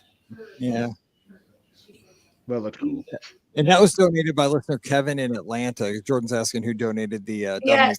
Dominique jersey. He's amazing. Yeah. He is awesome. Oh, I think I've met Kevin before in the parks. Yeah, he's really awesome. He was in the chat earlier. Let me see. I've met a Kevin from Atlanta. I know that much. So I'm guessing it's probably So there's that. Trying to find. And I got the Madame Leota specialty mug too, Mike. You missed that. Oh, nice. Sweet. It's no Black Pearl, but what can you do? You're gonna get the black pearl at some Gotcha. point. Scott. Yes. Just gonna have to keep going to Trader Sam's. Yeah, I think someone, I haven't been watching the Discord, but I think someone told a story about the Black Pearl and how they got one or something. I'll have to go back and read it. And I will say, because we, try to get to 17 memories for 17 years, the Discord over the past year or so has been one of the greatest things ever. Like just daily, kind of like a social media replacement, just to hang out there and just talk to people and talk about Disney. But I mean, it's ironic because it's one of the best sports like chat message areas because of Jason, especially because he has such a deep knowledge of especially college football, but because of his job. But we have sports fans that are like so smart as far as golf and NBA basketball, and the level of sports fandom we have in our Disney community is unbelievable. So if you're any kind of a sports fan, if you go into the Discord and you get into that Sports Center channel, it's crazy, and the breaking news is there immediately. It's wild. So I love our Discord. It's great. It's hot. It's been hopping the last couple of months. I mean, just constant. Yeah, it's a fun chat group. It is. Mostly everyone behaves. Yeah, everybody behaves pretty well, I think. Mostly. I mean, considering how the world is, it's pretty above average. Yeah. I'd say it's definitely above average. Yeah, 100%. Yes. Yeah, compared to the world That's good. stage That's right good. now. Absolutely. Now one of the biggest things I learned from today's 6 hours that is now I want to look at some cruises out of Southampton again. Those European ones. You got me, Pam. I know. Sorry. I love those European cruises. They're so good. I know. It's good. Actually It's going just DCL great to right see the now. different itineraries too that they're doing there. And the price points though, what got right? Because the price point is Mhm. good Yep. on those. A Yeah, lot of those I think Disney's European cruises are they're better great. priced. They're Yeah. kind of a bargain Yeah. in terms of cruising on them. Yeah, I agree. I should probably get a You don't passport. get that, I should- dude. Yeah. Yeah, we have applications on our kitchen table right now. I would really like it if you did that. Yeah, we have birth certificates. No, you know that I don't recommend that. I know. I mean, we just go to the Bahamas. I'm gonna look at some It doesn't August matter. You Southampton still dates. can't get back I from there know, if I something know. happens. I know. Yes, I think it's time for you to do that now. Yes, we're on Plus, it. what if you want to do an Adventures by Disney or something? I know that's already cost me before. Our camp's retiring, so we'll have more opportunities for things very soon. Yes.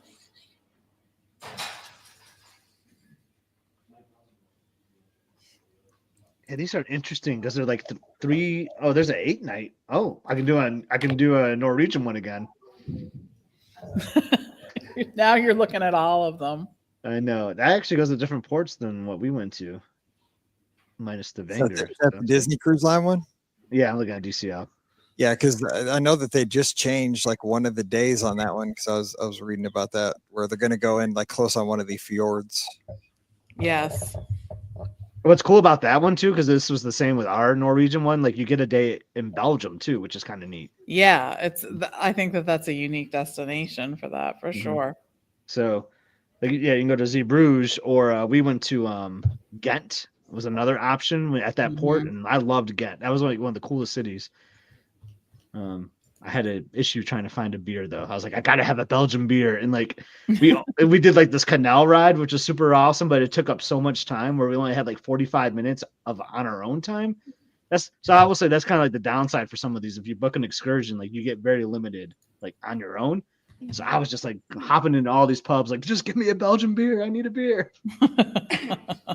I got one. Actually, I got two. Can't just have one. Yes, Malcolm, let's do a UK cruise. Heck yeah. Is that going to be the next podcast cruise? We'll do 2 podcast cruises this summer. We'll do the one on the Magic, and we'll do one out of Southampton. Well, the thing is, next podcast cruise doesn't have to be in the summer anymore. We could do some other time of the year finally. That'll be nice. So, Pam, what's the best part about an Alaska cruise? Because you've done it. Oh gosh. Speaking of summer, that's definitely a summer cruise. So, And Well, Alaska is actually one of my favorite places to cruise. It truly is. I did it a couple summers in a row. We liked it so much, and I would go back again next summer. I think one of the things that's just so cool about an Alaska cruise is, first of all, it is all part of America. Like, right? I mean, like you were going to go into Canada, and you may sail from Canada, but that's a really cool thing, and I think people really appreciate that. The Inside Passage is just spectacular, and there's just so much to see as you're sailing through. The fact that you can get that close to the glaciers, there's just some really unique port adventures that are available on an Alaska cruise. And I will tell you, one of the things that's really cool about an Alaska cruise in the summer is that it's not hot. Yeah. Like the weather, huge, I mean, yeah. it's fantastic weather. yeah, I that think, part's to do that. big. Yeah. So, but so many great excursions, so many great things to see on an Alaska cruise. I think it's really hard to describe it until you see it. But the fact that when you're cruising through the Inside Passage, that you can see, all those vistas are on both sides of you going up in a mountain or, things like that. It's just one of the more beautiful cruises that I've ever been on. And I would go again for sure.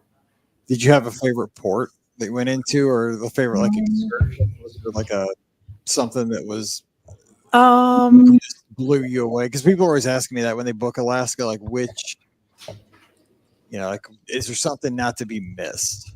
I think that anything that you're going to want to do something near the glacier, whether you do one of the helicopter rides onto the glacier or you just hike in Glacier National Park or do something like that. Like that part, I think is really incredible. I think you wouldn't want to miss doing that. It's just such a unique experience and unique to that place. So yeah, would do that. I was just watching a Love Boat episode the other day where they were sailing up to Alaska and There was a wedding, right? Yes, Yeah. it was Mark Harmon, Yes. and but they were sending another boat over to the glacier and they're chipping off like a piece of the glacier. They're bringing it back, and so everybody could have it in their drinks that night on the ship. Wow. That's part of the storyline. Yeah, like your drinks tonight. I will have- didn't remember that part of it, but yeah, Yeah. that's awesome. That would be probably illegal today. Probably. I think so. I think so for sure. Probably shouldn't do that, or you probably can't do that nowadays. But super. So we interesting. still What are a in like rush. the What a last rush. 15 minutes of the taking the live show, and like we said, the donations are going to be open for another week. Oh, good deal. So people can still do that. But yeah, no, Michael says scenery and ports are absolute highlights. it I is. sent Liz a Spain itinerary. I'm like, maybe we should go to Spain in August, And she's like, dang, look at that rate. And then she's like, oh, that's only 5 nights. I'm like, but it's still good, Liz. She's like, it's got to be longer. Yeah. She's like, that must be longer than 5 nights. It's still good. You could do 2 shorter ones. Yeah. There you go. You can travel all that way. But now I'm Back like, to backers. that would be like a cruise in July, August, and September. I mean, not that there's anything wrong with it. No, not that there's anything wrong with that. Yeah. I'm telling you, I have like a cruising fever right now. It's like, it's bad. So will you do a transatlantic at some point? Oh, I would love to do that. Yeah. I would love to do a transatlantic too. That would be the ultimate, I think, for me. Is a transatlantic. That's my bucket list. That's my bucket list. Like that's Panama what Canal, yeah. Panama Canal. Yep. Because I just want to see the Panama Canal itself, like Mhm. the engineering of Work it. is just my problem. I know because they're so time off. long. Yeah. Agreed. But the price of those is usually not too bad for as long as it is, it's actually, when you're looking for a cruise that's a value, that's a great value. And the transatlantic are too. So Yeah, price per day, they're not bad. no, it's just that you're going to be gone longer. But even then, yeah, it's a good thing. Oh man, I'm looking here at some of to the Alaska. pictures of the Haunted Mansion bar. Dang. Haunted I know Mansion we bar. talked a lot of cruise today. We did. I don't know. We all have cruise on the brain right now. It's a good vacation. I think it's just an easy vacation. There's no multi-pass. There's no lightning lane. I think that's me right there. It's an easy vacation, to I be know honest. it is. Yeah. Yeah. It's crazy the price difference from an inside to a veranda on an Alaskan cruise. It is. Yes. Yeah. Because you're going to want. You want the veranda. Yeah, you absolutely do. That's how I felt about this is the same for the Norwegian fjords. You want that veranda for that. Yeah. I think the bump up though is not that bad, really. So So do we have any final? We're in the last 10 minutes. We're kind of We're booking vacations now. What cruise are we going on next? So we have any?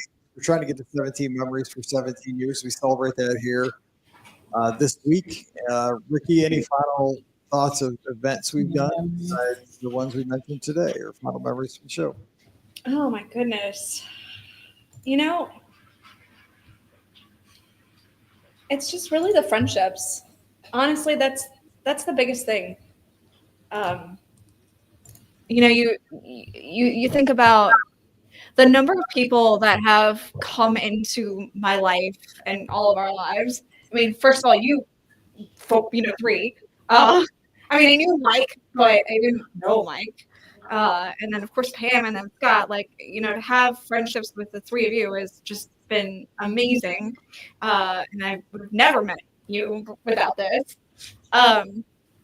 but you know, the friendships that I have, you know, that are life lasting, some in this room, you know, of people that I know, love, adore, text on a regular basis, you know, like it would have never happened without this podcast. So, you know, the friendships is really the biggest thing that I will take away, you know, in general from the 17 years that we've been doing this so far. It's just, you can't express how big and how important those are.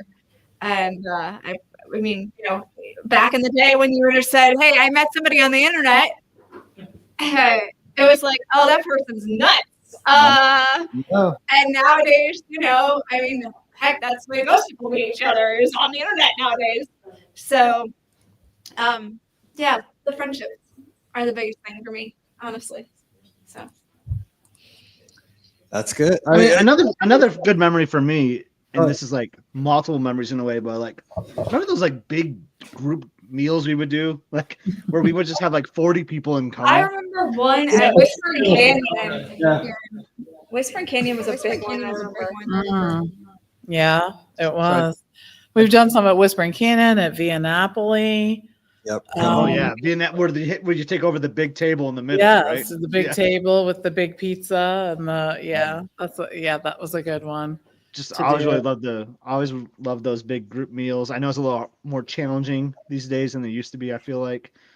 I think you're right. I think it is. is. Mm-hmm. But to go along with that too, though, like you'll be in those meals and then a guest will walk by and be like, "Oh my gosh, Bam, are you from the podcast or the travel agency? That's awesome. Nice to meet you." And like, that is just like, it cracks me up still. Like, even like, I mean, I'm just a listener, but like, I'll be walking in the parks and someone just comes up to me, "Scotty G, what's happening?" Like, that is like, I don't know why. Like, it should be kind of weird, but it's not. I just think it's super cool that like, there's people listening and like recognize us in the parks. And I can't speak on behalf of all of us, but me personally, I love it when people come up. So if you see me, just say hello. That it makes my wife and daughter like crack up a little bit too, so that makes it even better. But I just love meeting listeners of the show. It's my favorite thing.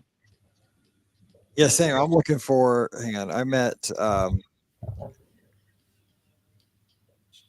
So Darren yesterday, he's the greeter at the beach club.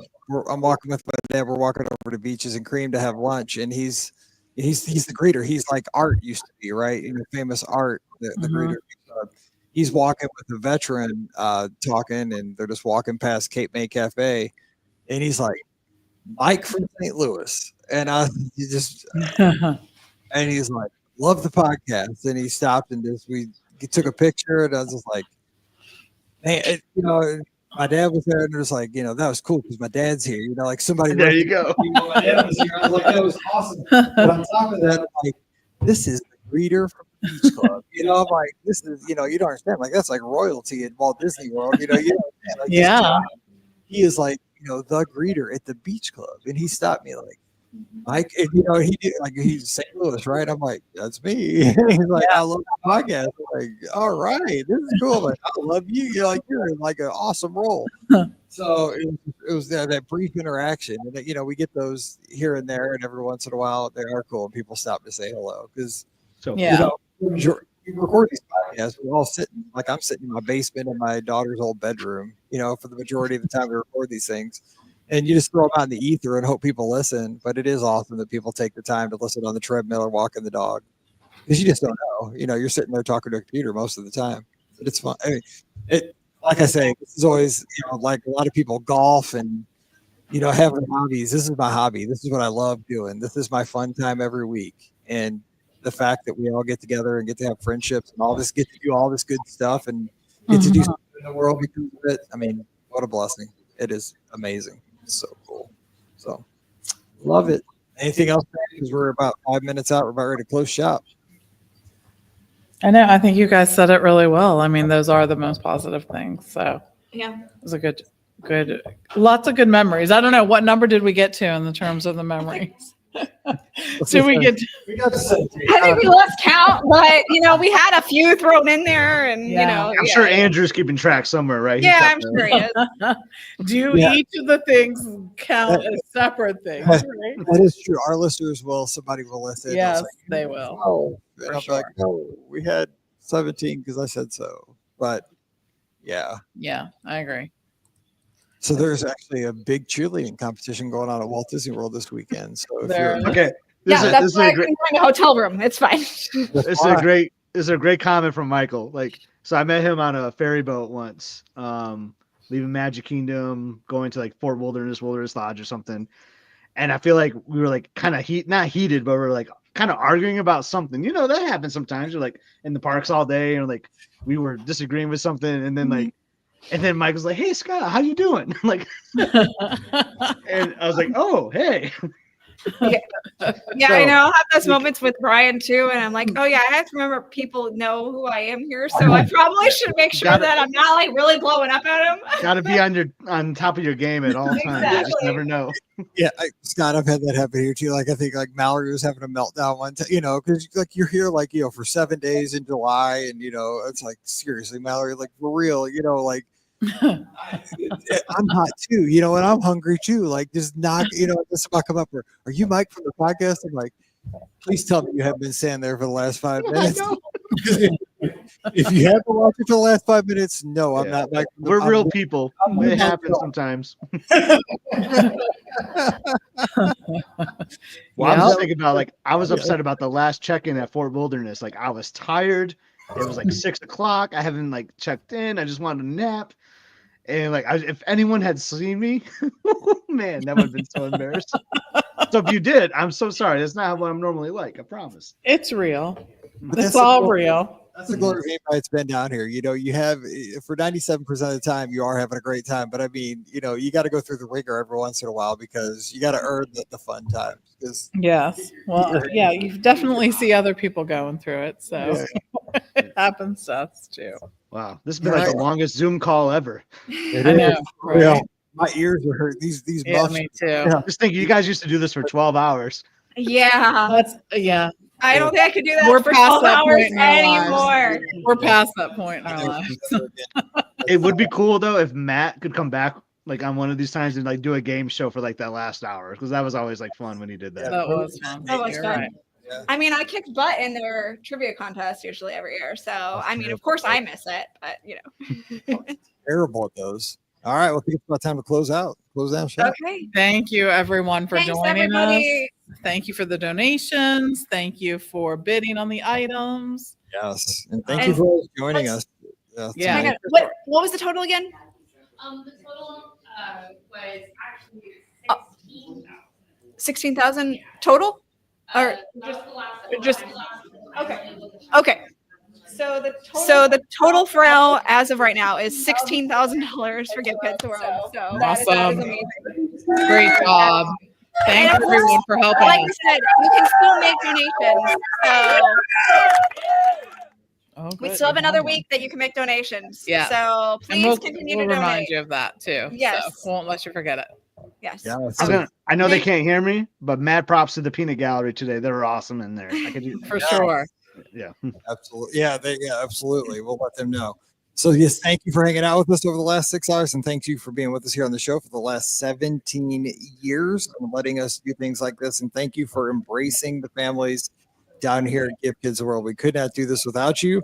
We'll have the shows again this week, Monday, Wednesday, Friday. We're going on the treasure on Monday, just so you know. So that's coming your way. And of course, listener questions on Wednesday and Friday. We'll get back together with a fun topical show. But it is Saturday night. It is time to going to the Where are you going to dinner? Where are you guys going to dinner? You guys celebrating? Are we going to dinner? I don't know. I don't know. I had 2 Uncrustables and an egg McMuffin today. And of course, you ran 13 miles too. So. My dad got to catch a flight, so we got to get out of here and All right. wrap up the show. Thanks, guys. We'll see you real soon. Bye. Bye. Bye. Yay. Real soon. All right, I will catch you guys later. I'll see you, Scott. See ya. You're the only one I want to talk to when I end the stream. Everybody else be here on my right. You're awesome, AG. You're awesome. All right. See you guys. Sorry I wasn't there, but we'll see you I'll next call time. I'll call All you. right. See you. All right. Bye. See you.